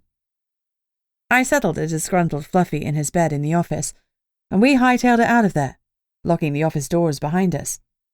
It didn't take us long to reach the dock where the Nomo's boat was kept. On the way, I briefly gave them the rundown of my meeting with the vampires. I omitted the kiss.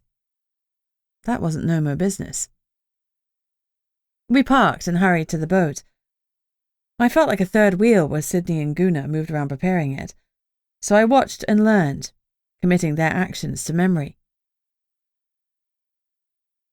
Next time I would be an asset, rather than an ass. "Where are we going?" Sydney asked once we were underway. You remember that sea cave where you found the fisheye? Gunnar asked. Well, we've had an anonymous call saying there's another one. "Another cave full of fisheye?" I asked. Supposedly, we'll know for sure when we get there. Sydney, are you up for a swim? Yup. She gave 2 thumbs up and a wide grin. She was bouncing with excitement. The sea cave is under Elizabeth Island, so we have a 5-mile ride. The sea's a little wild today, so you might want to find a comfortable spot. The furthest boat ride I'd taken was a short distance into Port Chatham Bay. We were going out into the ocean, and the ride would be rough. "Oh, this'll be fun," Sydney said happily. "I haven't swum in open water for a long time, not since my parents." She trailed off. "Anyway, I love seeing new things. This'll be great." It was the first time she'd ever mentioned her parents. There was a story there, but now wasn't the time for prying. I made a mental note to raise it another time. I wonder if they had the drugs out here the whole time, or if they moved them once we found that huge cache. "Is Elizabeth Island inhabited?" I asked. "No," Gunnar grunted. "Just a few dry cabins, rarely used." The sea was choppy, and he was focusing on keeping the boat moving in the right direction. "That might make it a great place to manufacture the drug," I pointed out. He shook his head. "There are 0 facilities, no services whatsoever. If it's a manufactured substance or something from the military like the lab guys seem to think, I don't know if they could put anything together out there." A small stone on the bow of the ship lit up, and we jutted through the barrier. As we passed through, the light winked out. Travelling through the barrier felt wildly different at sea. It felt stronger, more solid, and I didn't know whether that was a good or bad thing. Either way, a frisson of fear trembled down my spine. The beast wasn't the only thing that the barrier kept out. What kind of monsters were lurking in the water below us? Now I'd gone and scared myself. Chapter 54. The boat was really bumping along now. I moved around in my seat, but it was still uncomfortable. There wasn't a pad thick enough to compensate for the jostling, and my bony bum was already starting to hurt. Gunnar's chair appeared to be on hydraulics, and he barely moved as it absorbed the bouncing. Sydney was looking forward over the bow, perfectly at ease, moving in time to the boat's rocking. I decided that vampires would definitely land supernaturals, and I wondered how long I'd survive in the freezing Alaskan waters. I had no urge to find out. I'd leave experimenting to another vampire. We hit an even bigger wave, and I shot off my seat as we plummeted down the other side of it. My teeth dropped down. I felt queasy. I pushed it aside, Now was not the time to barf. Then a particularly hard bounce had me letting loose a string of swear words that would have absolutely mortified my mother. Not much further. Sorry about the rough ride, just a small storm brewing, Gunnar reassured me. I didn't want him or Sid to see my stupid fangs, so I gave a thumbs up and kept my mouth closed. Think happy thoughts. Think happy thoughts. The first thought that came to mind was Connor, his arms around me, his lips against mine. I used my sharp memory to revel in the moment. When I opened my eyes again, the fangs were gone. Thankfully, the sea smoothed out as we approached the island, and the wind died to nothing. The coastline was rocky, probably a good place for a sea cave to form, but it quickly changed to grass and then to steeply forested slopes. Like Gunnar had said, there were no signs of inhabitants, buildings, or boats. There was nothing. Gunnar checked his GPS coordinates and moved us along the shore until he was sure of our location. As I saw it, there were 3 options. Whoever had called our hotline had sent us on a wild goose chase, was setting a trap, or had discovered the cache of drugs and wanted nothing to do with them. You said the call was anonymous, but we haven't seen anyone out here. Any Siren group member could swim out here. It's only 5 miles, I noted. That wasn't all the caller said, Gunnar explained. He said he'd passed Soapy's boat out here.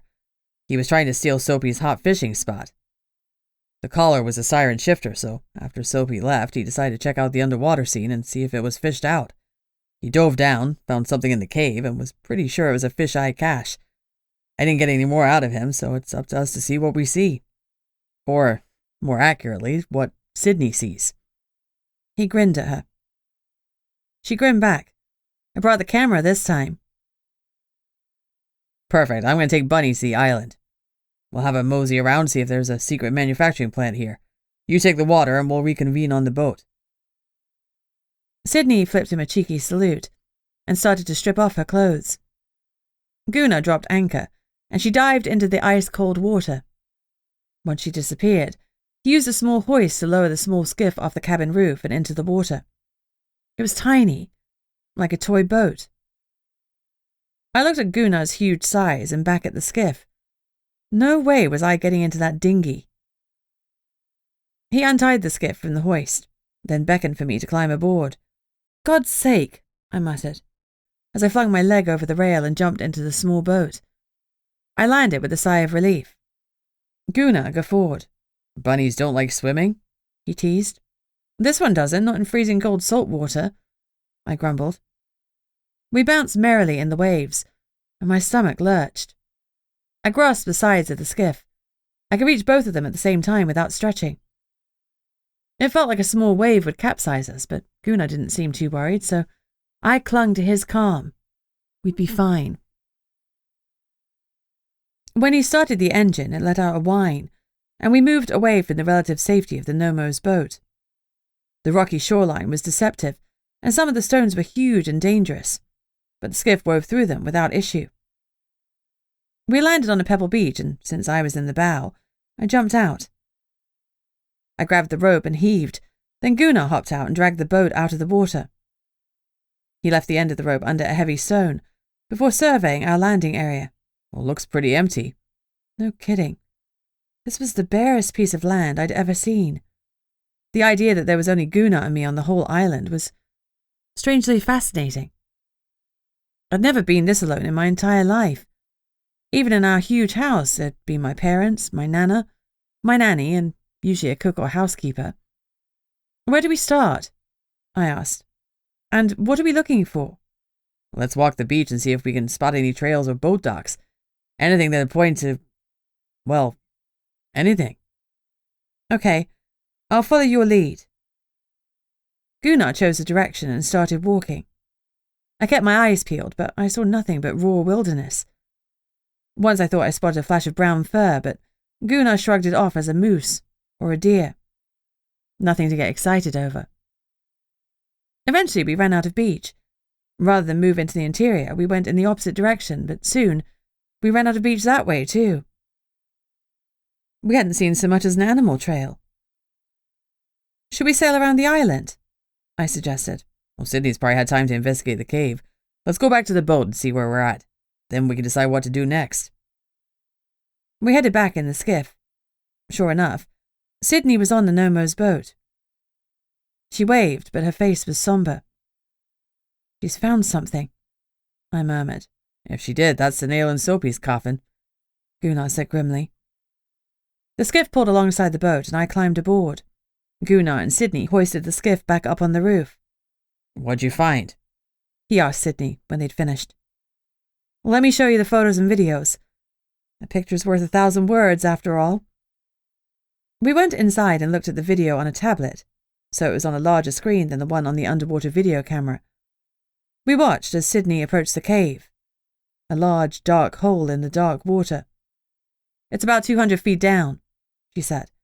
"That puts it well out of the reach of humans. Only water shifters would store stuff that deep."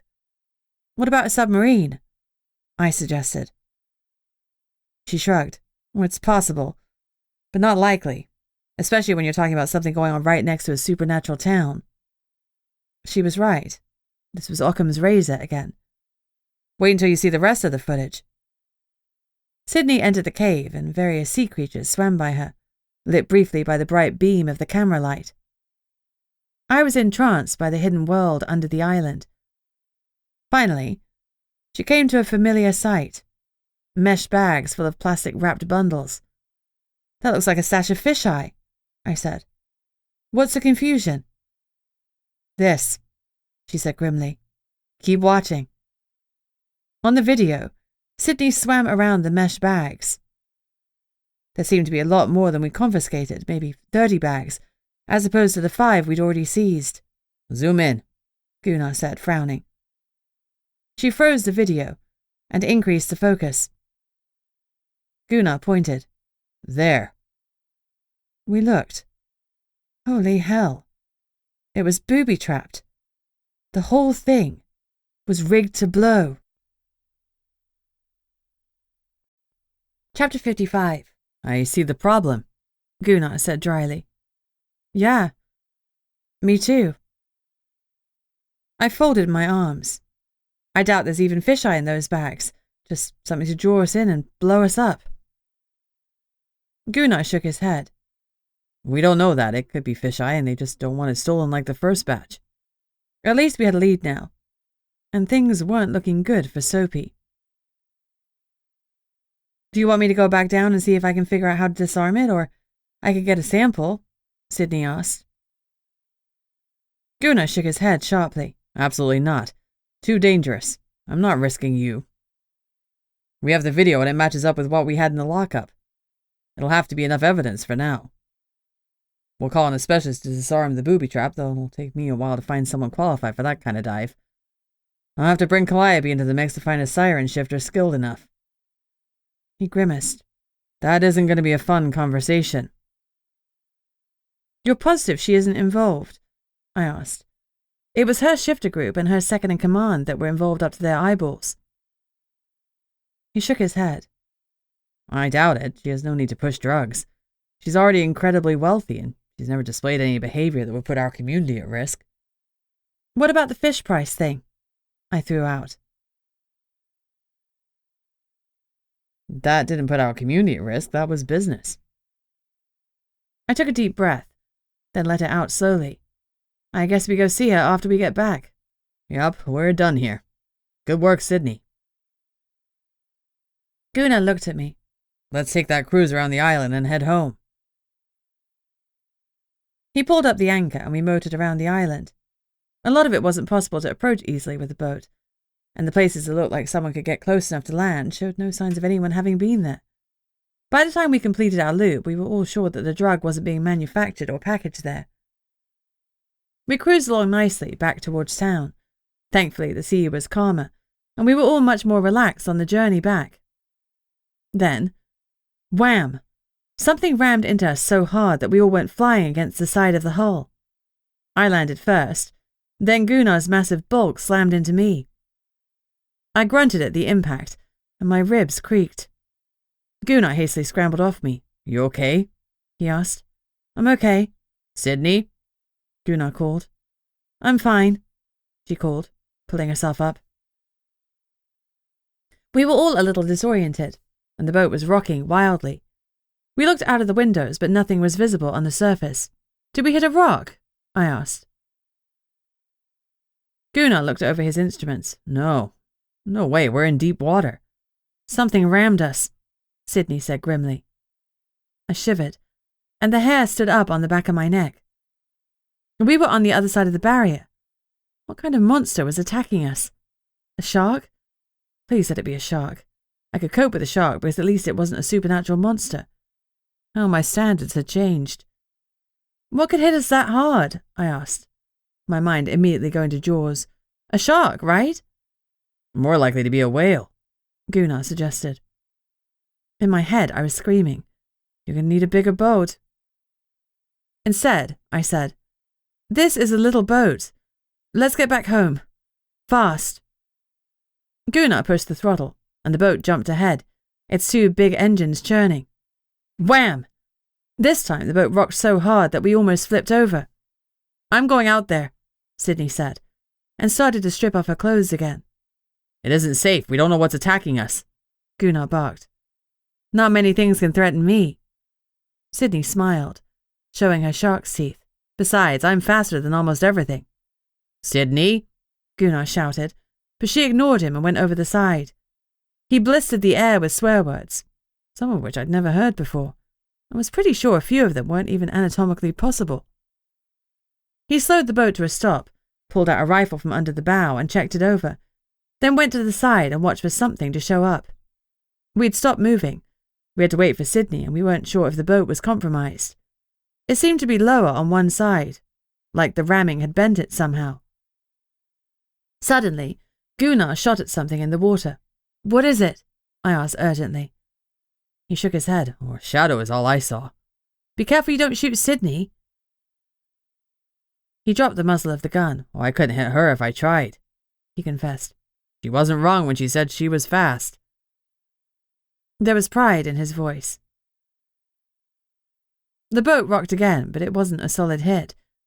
I checked that my flotation device was done up correctly. Again. What kind of shifter is Soapy Willoughby? I know he's in the Siren group. Could this be him? "I think he's a salmon shark, so yeah, definitely could. They can be 10 feet long and weigh 500 pounds. My Jaws fears were coming true. At that moment, Sydney leapt onto the deck. "Can't find anything," she said crossly. "I think the prick swam off. I didn't see a thing, but the boat has a big dent." "See any holes?" Gunnar asked. "No, but you know the deal." "Yeah, it'll have to be pulled out of the water." We all hurried inside the cabin, and Gunnar punched the engines, and we raced back to town. This time, without incident. Chapter 56. I was very grateful when my land-loving vampire feet hit the dock. To say I'd seen my life pass before my eyes was an understatement, and it hadn't been that exciting. My life could be summed up by soirees and serving shots, which was a bit depressing, really. We were all quiet as we walked back to the SUV. We were pretty sure we knew who the drug dealer was, but now we had to confront Calliope. Even Gunnar didn't speak. The boat being rammed had shaken him as well. We would have to inspect it for damage because those hits had been hefty. Things were stacking up against Soapy. I could understand why Skylark hadn't wanted to point fingers at the second in command of the Siren group. And no wonder he'd willingly climbed down the tree when Soapy had come knocking. If we could get Skylark to corroborate our suspicions, the case would be ironclad. I climbed in next to Gunnar and Sydney hopped in the back. "Should we call in Skylark?" I asked. "Now we can ask him if it was Soapy that kidnapped him. We might get a response, or at least something we can use." Gunnar started the engine. "Yes, we'll talk to him first. Then we'll get Calliope involved and hopefully make an arrest." I used the drive back to the office to set up a time with Skylark's parents to bring him in for another interview. I was worried that they'd be difficult, but the kidnapping had scared them, and they agreed to an appointment the following evening. The delay chafed, but we had little choice. Besides, we were all shattered. Sydney had put in a ridiculously long shift and was ready to collapse into Chris's arms. He'd already rung a few times to see where she was. We pulled up to the office, and my heart stopped. The door had been rammed open. "Fluffy!" I shouted. I rolled out of the car whilst it was still moving, ran into the office, and immediately saw him. He had a collar on and he'd been chained to the leg of the desk, but he was okay. I melted onto the floor next to him. Oh my God. I wrapped my arms around him, letting his solid presence reassure me. Thank goodness you're okay. He gave a soft whine and licked my face, then nuzzled my neck whilst I clung to him in sheer relief. When I'd seen that door busted in, Gunnar came in. You okay, boy? He asked. Fluffy gave a solid bark. Good lad. Gunnar made short work of freeing him from the chain, then went to look in the jail cells. Well, looks like Soapy and his crew used a diversion to come in here and try to get the cash. He smiled grimly. The trick was on them because it was already gone. Yeah, I agreed. Small mercies. Should we do some fingerprinting? Gunnar shook his head. No point. It's like Grand Central Station in here with people coming and going. Besides, Soapy's not stupid. They will have been wearing gloves. Sydney patted Fluffy and he gave a low whine. Glad you're okay, puppers, she said to him. I'm heading off. I'm so tired. I need to crash. Fluffy lunged forward and grabbed her top with his teeth, tugging her back to him. She laughed. I love you too, but I really have to go. She kissed him. I promise I'll go straight home to bed. Reluctantly, Fluffy let go of her. An alarm bell rang distantly in my head, but I squashed it down because it was ridiculous. I wrote a few emails while I waited until Gunnar had secured the front door. Now I understood why he always had his plywood ready. Once he'd finished, Fluffy and I headed home to check on our little lynx. The kitten let out a pitiful meow when we arrived, then wound in and out of my legs, purring loudly. I leaned down to pet him. Did you miss us, bud? I asked gently.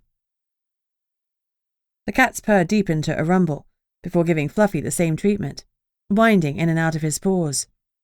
We can't call you Bud, can we? I murmured. What about Shadow? The name seemed to fit the smoky-coloured kitten. He added a trilling moop of approval to his thunderous purr. Shadow it is, I smiled. Let's get you both fed. I made up generous bowls for both of them, and a brew for myself. It had been a long shift. My body was aching, but I couldn't be sure whether it was from my earlier run or the horrifically bouncy boat ride. Either way, blood would fix it. I warmed a small cup in the microwave and managed to drink it without holding my nose. As the rich drink flooded through me, it washed away my aches. As much as the idea of drinking blood revolted me, the effects were totally worth it. Bed was calling my name. The daytime exhaustion was starting to roll in, crushing me with its weight. But at least we'd made progress today. Soapy's days were numbered. Chapter 57. I awoke to pounding on my door and blearily checked the time. I'd only been asleep a few hours, and it took a real effort to wrench myself out of bed. I threw on some clothes and willed myself to wake the F up. I opened the front door and blinked when I saw Russell Octos. How the heck did he know where I lived? Russ, what are you doing here? Skylark's in trouble. Real trouble. I tried to talk him out of it, but he went to the fish plant. He hasn't come back. I rang the Nomo's office, but no one answered. You're closest, so I came to you. I looked beyond him and spotted his bike. My brain felt like it was full of wool, but I tried my best to focus. Okay, come on in. I need to grab my boots. Tell me what's going on. I don't know for sure. When Skylark called me, he was freaking out that his parents had agreed to another interview with you guys. He's scared about ratting. He went to the fish plant to speak to Calliope. He was supposed to call me when he was done, but I haven't heard anything. It's nearly 10 a.m. The boy was frantic, and I couldn't blame him. What the heck was Skylark thinking, walking into the lion's den like that? God save me from stupid kids. I pulled on my boots and turned to Fluffy. His close brush with the drug dealers at the office was fresh in my mind. You stay here, I told him. Look after Shadow. I won't be long. He whined and paced, but he finally lay down with his head on crossed paws and his big brown eyes pleading. You have to stay here. I can't have anything happen to you. I kissed him, then hightailed out of my house. We'll go to the office first, I said to Russell. We'll grab the Nomo SUV to drive to the plant. Russell hopped on his bike and pedalled slowly, whilst I jogged to the office. He was right. The Nomo's office was empty. I went around the back to where the car was parked. As always, Guna had left the keys on the top of the driver's side wheel. Not the most secure hiding place for a cop to choose, but handy today. I pulled out my phone and rang Guna. No answer. I left a voicemail and then did the same for Sydney. It nagged at me that neither of them had answered, and dread started coiling in my gut. That alarm in my head I dismissed earlier rang again, louder this time. I hesitated, then texted Connor and Stan. It was broad daylight, and as far as I knew, only Connor and I had daylight charms, so the vampires would be of limited help. Stan, though, should have some shifters awake who could help if I needed them. I didn't wait for either man to respond after I'd sent out my SOS. Concern for Skylark was consuming me. Okay, I said to Russell. I've got it from here. He opened his mouth to protest, but I cut him off. Go home, Russ. I'll get Skylark out of this. I hoped. With a grimace, he hopped on his bike. I checked he was heading for his home, then drove fast to Sydney's house. I needed to reassure myself that she was fine. But when I arrived at her house, her truck wasn't parked outside, and the tendril of worry flared into a flame. The drug dealers had tried to break into the office yesterday and got the cache of drugs, but found them gone. Sydney and Guna weren't answering their phones. Had the dealers come knocking at their houses instead? I tried to calm down. Sydney's house looked fine, if empty. There was no sign of forced entry or damage. She'd probably gone to Chris's house. Then worry turned to panic because one thing had been nagging at me. If the call to get us out to Elizabeth Island had been nothing more than a diversion so they could break into the empty office, why had they thrown Soapy under the bus? The caller had said they'd followed Soapy's boat, which had cast more doubt on him. If Soapy was involved in all of this, why would he do that? And if Soapy wasn't involved in all of this, then the other person who'd been scribed by the sock was Chris. Chris Jubatus, a selkie who could easily dive into those underwater caverns to place the bomb. Chris, with whom I'd shared dinner and sang karaoke. Chris, who was dating Sydney, a mermaid whom his family didn't approve of. Chris, who had muddy blonde hair, just like Soapy. I hadn't put it together earlier because I hadn't wanted to. I dismissed my vague concern without even consciously acknowledging it. I liked Chris, and Sydney was well on the way to loving him.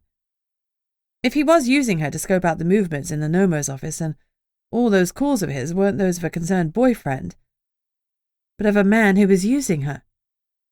I felt sick. I checked my phone, but no one had responded. Not Guna, Sydney, Connor, or Stan. I texted them my latest suspicions, and after a moment's thought, I also texted Pakatak. Then I headed to the fish plant to rescue Skylark. Luckily, I'd been to the fish plant before. I knew something of its layout. I parked my car at the far end of the car park where there was a blind spot on the CCTV. Virginia Tide had parked Eric's truck there when she'd been trying to frame Stan. Keeping to the edge of the car park, I ran as fast as I could, digging deep into my supernatural speed, and running far faster than I had the previous day. If I hadn't been petrified, it would have been exhilarating. I ducked behind a crate and paused to assess the area. The warehouse door was wide open. I took a calculated risk, jogging to the loading bay doors and slid carefully inside. The thing about risks is that they're risky. As I slid into the warehouse, a cloud of hot pink crystals was thrown into my face. Deadly, I thought. And then I knew no more. Chapter 58. I woke up feeling sicker than I'd ever felt as a human. For the first time since I'd been turned, I craved blood. I needed it. It was all I could think about. I needed that hot liquid rolling down my throat, restoring me, saving me. My fangs flashed down. I bit my bottom lip. Iron liquid swelled in my mouth. It didn't banish the craving, but it cleared my mind a little. Pink crystals. I tried to raise my arm, because my hair had escaped its braid and was tickling my nose, but my arms wouldn't move. I jerked them, but they were tied securely behind me, though my feet still felt free. I wrestled my eyes open and looked up. The world swam and the nausea amped up a notch. This was 50 shades of not good. Gunnar was tied up on the floor, unmoving. I was tied up on a chair, as were Sydney, Soapy, and Secret, and yes, poor foolish Skylark. They were all conscious, but bound and gagged. I giggled. All their names started with an S. That had to be the freakiest coincidence in the world. S. I made the sound aloud, hissing like a snake before snickering to myself. She's awake, Chris's voice said. I should have pretended to be asleep, but really the S sound was so much fun. I giggled again. I was high as a kite. Let's go fly a kite up to the highest height.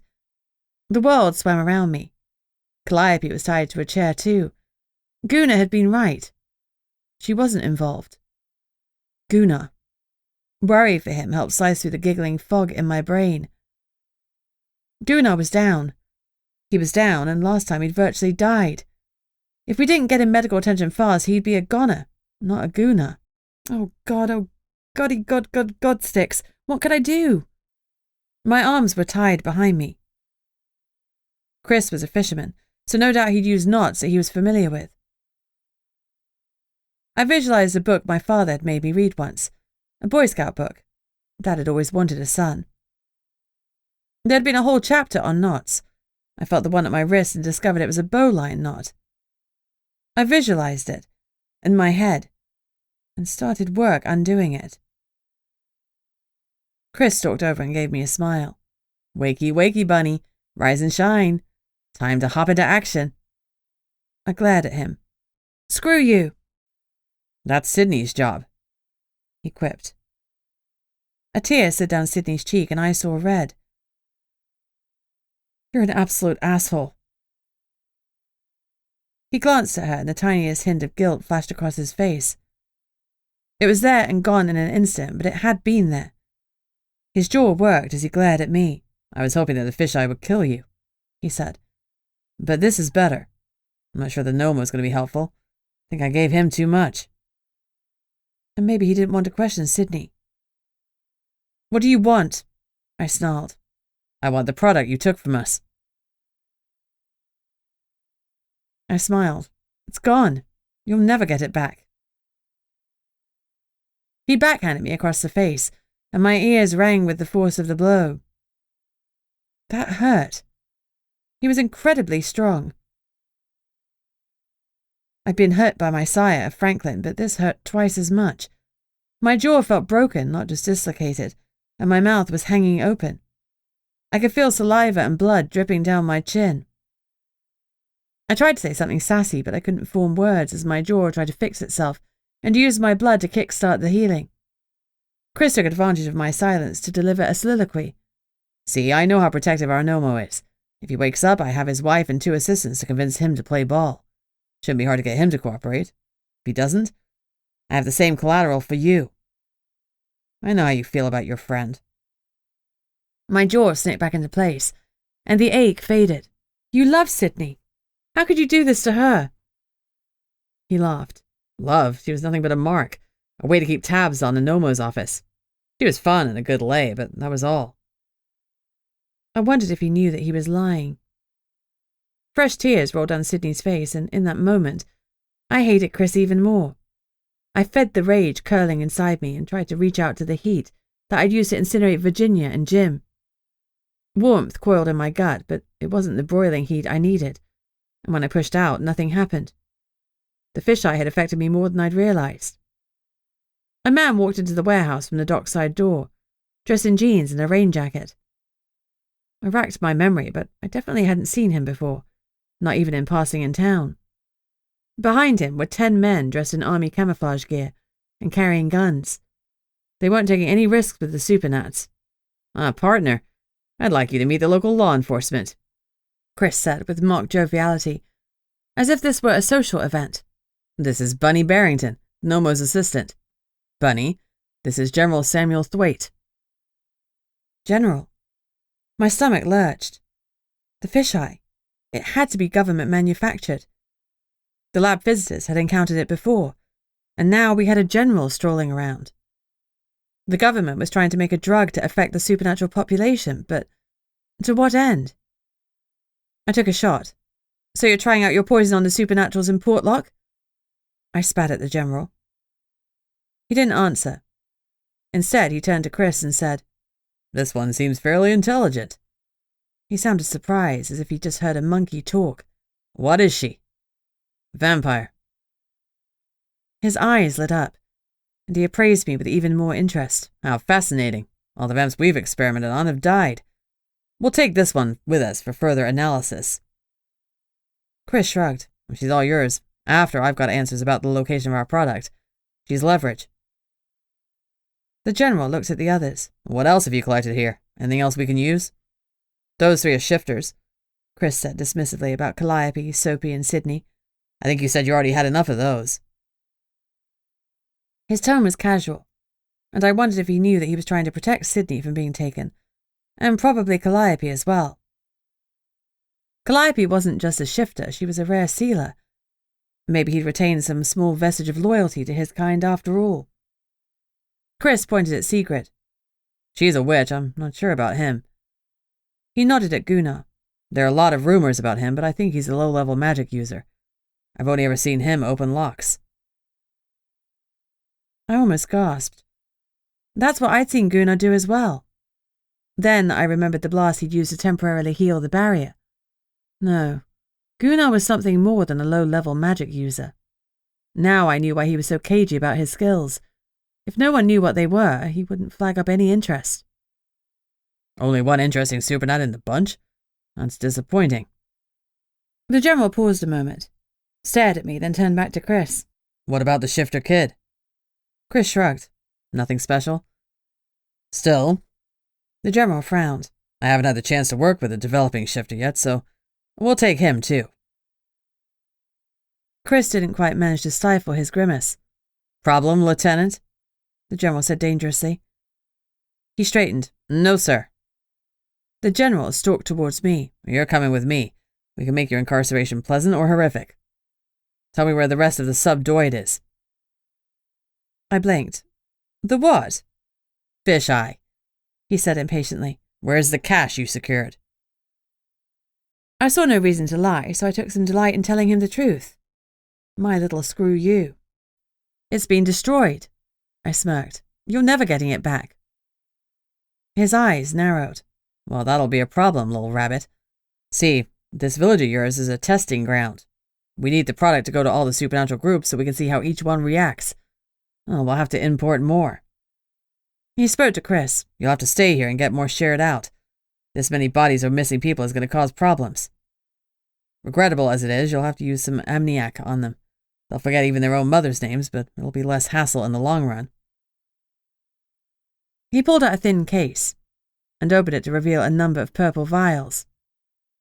You do it, he ordered. Start with the women. He nodded at Sydney, Secret, and Calliope. Calliope's eyes were blazing with fury. Sydney looked broken, and Secret's eyes were locked on the too-still form of her husband. Chris approached them, and I saw a moment's hesitation as he looked at Sydney. I'd been trying to buy time for Connor or Stan or Thomas to arrive. Someone had to be on their way. But now I had to act. I couldn't let any of those women get their memories wiped. I'd picked the knots out, and my hands were free, but foolishly, they'd left my legs untied, presumably assuming that, as a vampire, I would drop dead anyway when they chucked fisheye in my face. You know what they say about assumptions. Time for them to discover how much of a pain I could be. Chapter 59.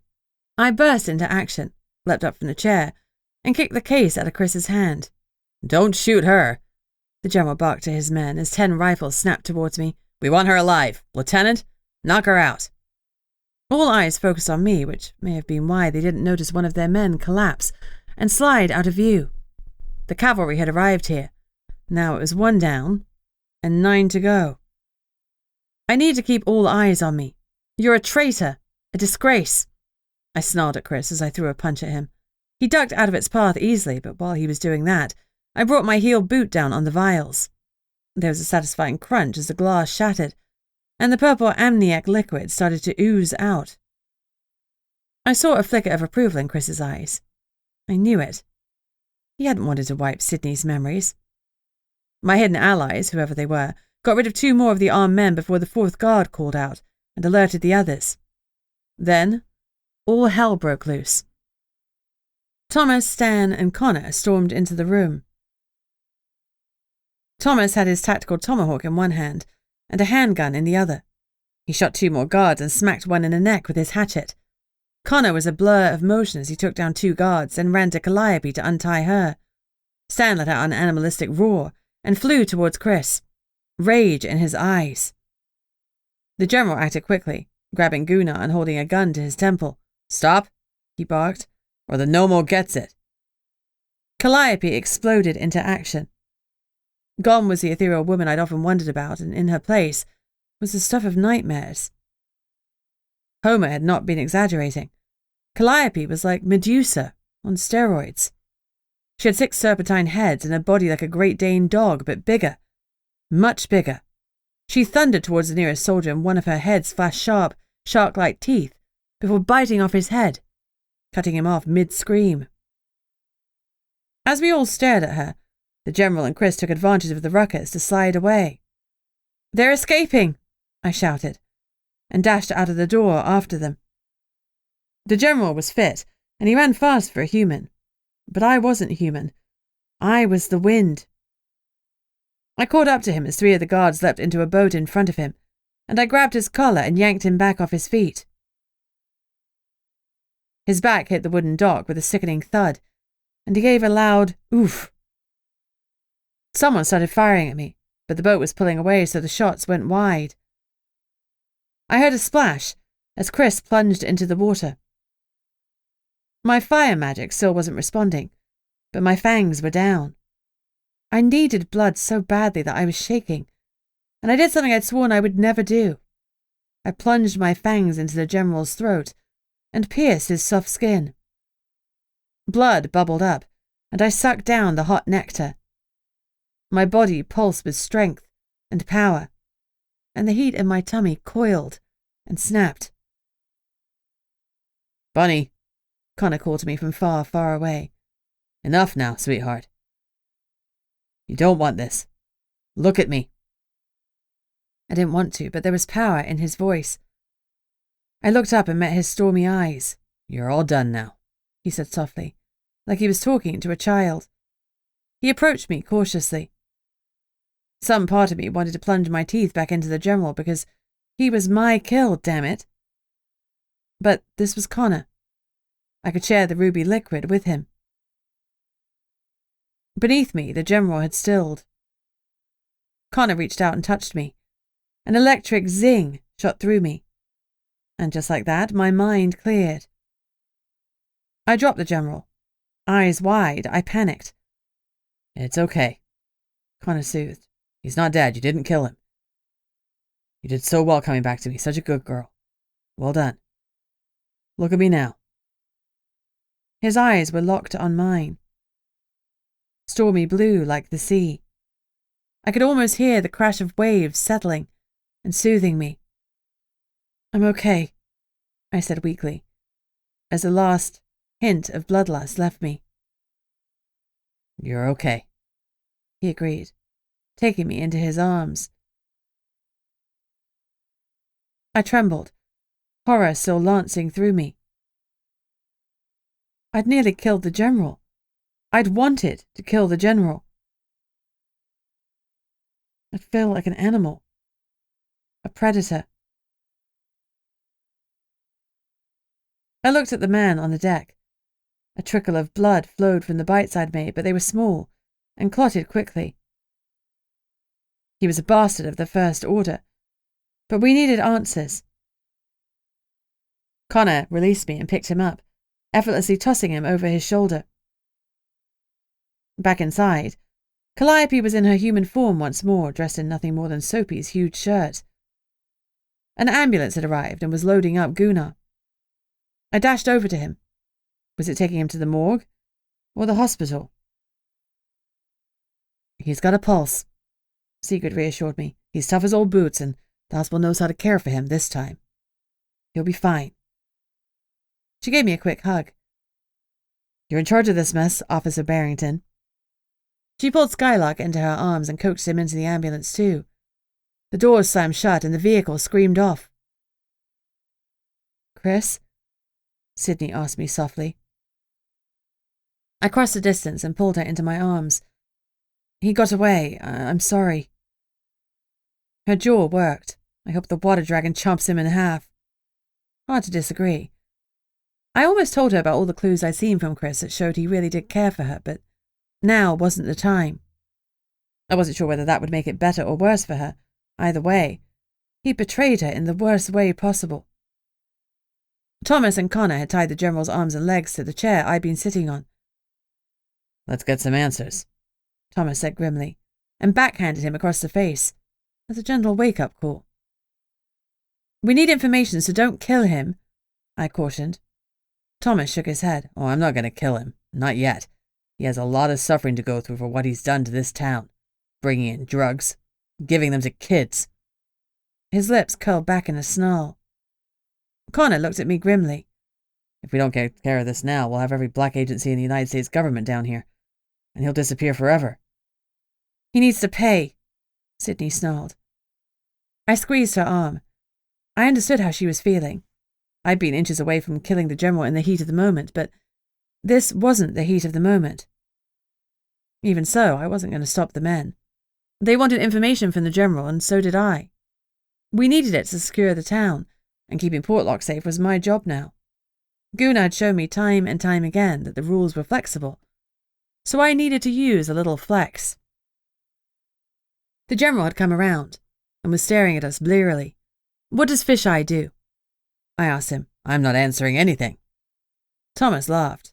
You will. You're in a town of supernaturals, and, as the old saying goes, we have ways of making you talk. He nodded at Connor, who went outside the warehouse on the street side. I watched curiously. A moment later, he returned with Liv. You see, we don't need your permission or your cooperation, Thomas explained. In fact, we don't need you to be alive at all. Liv is a necromancer, and she raises the dead. That means all I have to do is slit your throat, and she will reanimate you. All your secrets will be under her control. Liv smiled her creepiest smile, and the feel of desert sands and hot sun washed over me. The General felt it too. He started to sweat, and his face twisted with horror. You wouldn't dare, he spluttered. I am a general in the United States Army. Liv smirked, and I am a necromancer in Portlock. With dramatic precision, she set out a salt circle and laid candles around it. The General paled. I'll talk. That's okay, we really don't need you to. Thomas's face was expressionless. The General squirmed and thrashed on his chair, but he wasn't going anywhere. Were they really going to kill and reanimate him? I remembered Liv saying it was rare that a spirit hung around long enough to be questioned, so killing him seemed risky to me, but what did I know? Maybe it was different if she killed him herself. That was something to have nightmares about later. Liv continued to spread herbs and chant as she lit each candle. We're trying to make supernatural soldiers, the General shouted. Thomas ignored him. Liv continued. Why here? Sydney asked, arms folded. The General swung his head to her. Stop them and I'll tell you everything. From behind the General's head, Thomas winked at Sydney. She held up a hand and Liv paused. I'm nearly ready, she said huffily, as if she were annoyed at her preparations being interrupted. Sydney looked at me, then tilted her head at the General. She wanted me to take over. I guessed I was bad cop. Given that I just drained a load of his blood, I doubted he'd have any difficulty believing my new role. We'll stop if you answer all of our questions, I said. But if you hesitate, I'll have Liv do it the other way. The corpse way. Are we clear? Yes, I understand. Fine. Do you have records of what the drugs are and what they do? He'd referenced amniotic as well as subdoid, so we had at least 2 supernatural-focused drugs bopping around. Yes? We'll need that data. Anything. I have an encrypted flash drive in my left pocket. It's all there. Thomas kept a knife to the General's throat, as I searched his pockets. Sure enough, I retrieved a small flash drive. I put it in my own pocket. What's the password? I asked. He rattled off a series of letters, symbols and numbers, which I immediately memorized. How many supernatural communities are you experimenting in? I asked. 5. I closed my eyes in horror. 5 communities going through this, just because the government wanted supernatural soldiers. What were you hoping the drug would do? I demanded. We wanted supernaturals to be able to access their full powers on command and, if possible, increase and enhance them. That's not what we witnessed here, I said angrily. We're still refining the substance. To do that, we need test subjects. Snatching too many supernats was raising suspicion, so we take a few from each community, release the drug to experiment on the rest, and leave people around to collect the data. I'm assuming you didn't ask for volunteers or ask permission. He looked incredulous. No, of course not. Why not? He actually looked confused. You're not human. We don't need your consent in the same way we don't get a monkey to sign a waiver. Besides, we needed results fast, and we didn't have time to go through normal channels. Checks and balances take time that we don't have. You're saying that supernaturals are less than human to you? You're nothing more than animals and monsters. The General sneered. He grimaced after the words left his lips, as if he'd suddenly realized who he was dealing with. Calling me an animal or a monster might not be the wisest course of action. Bunny's not a monster, Calliope said sweetly, but I am. In a flash, she was in her sealer form. The General started to scream. No, don't! One of her serpentine mouths, full of opalescent teeth, all sharp as razors, opened wide. She swallowed the top half of the General's body while he screamed. Then, she snapped her jaw closed and cut his body in half. Soapy pulled a shirt off one of the dead men and held it out to her, but she shook her head. Let's go looking for Chris, she hissed. Soapy nodded. The 2 of them left the warehouse and dived into the water. Well, Liv said, that was fun. Her candles were scattered around. She ignored them, picked up her bag, and strolled out, leaving the rest of us to sort out the mess. And what a mess it was. Chapter 60. It was all too clear that Thomas was intimately familiar with body disposal. He made a call, and in minutes, a team of humans rocked up with tarpaulins and shovels. The bodies were lugged into the back of the truck, and Thomas's disposal team drove away again. Stan headed to the hospital to check on Gunnar, and Thomas offered to drive Sydney home. She accepted gratefully, looking worn and wounded. I hugged her goodbye. You'll get through this, I promised as she clung to me. She nodded against my shoulder. I've gotten through worse, but it hurts. Tonight it just hurts. I'm sorry. You want me to come home with you? She pulled back, a real smile curving across her face. I appreciate the offer more than you know, but tonight I just need to wallow. I get it. I'm here if you need anything. I know you are. Thank you. She gave me one last squeeze and left with Thomas. Connor wrapped an arm around my shoulder. Come on, Calliope and Soapy can deal with the rest of the cleanup. I'm taking you home. I couldn't do anything more than nod. Home sounded good, and I needed to see Fluffy and Shadow, not to mention wash off the General's blood. Calliope just ate half of him, I said dully.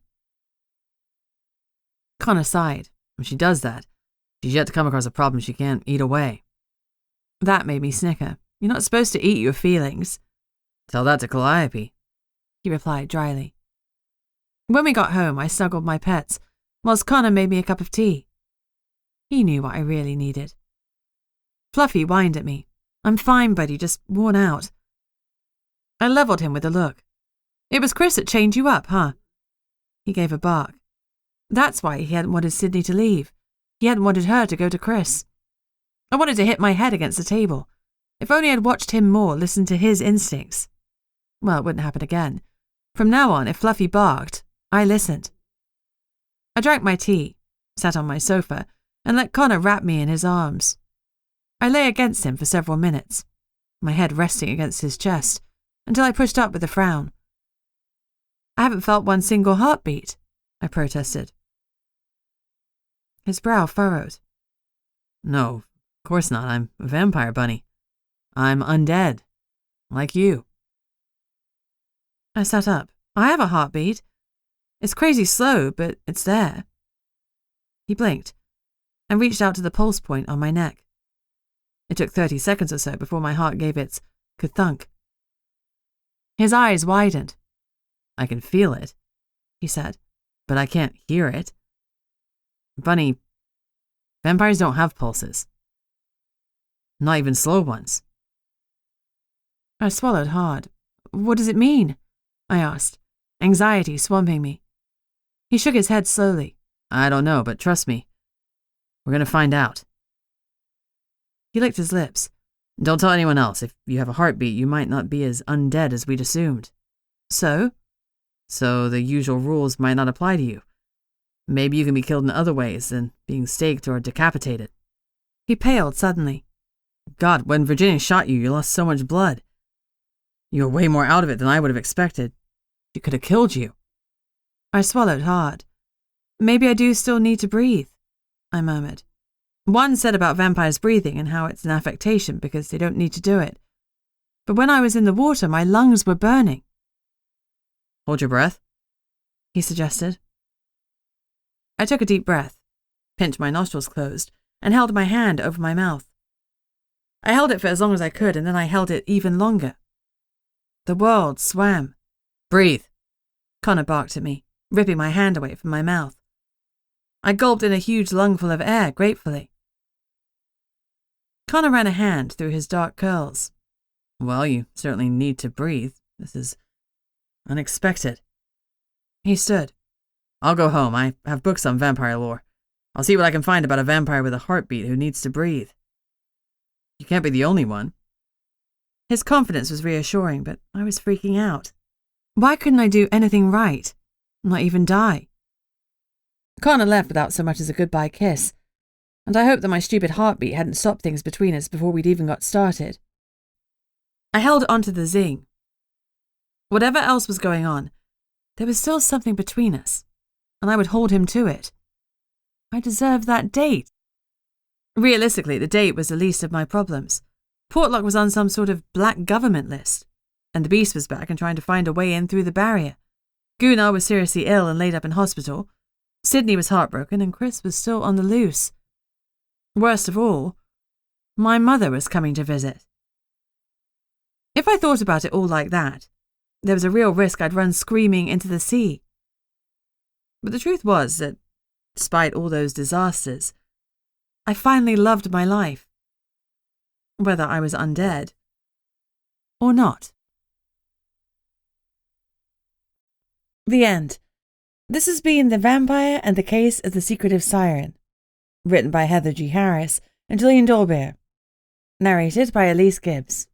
If you'd like to support Heather on Patreon, a monthly subscription service, then you can do so from as little as $1 a month. If you'd like to hear about Heather's gossip, new releases and bargains, please sign up to her VIP newsletter at heathergharris.com/subscribe. And please do feel free to check out his direct store, where all sorts of goodies and merchandise await you.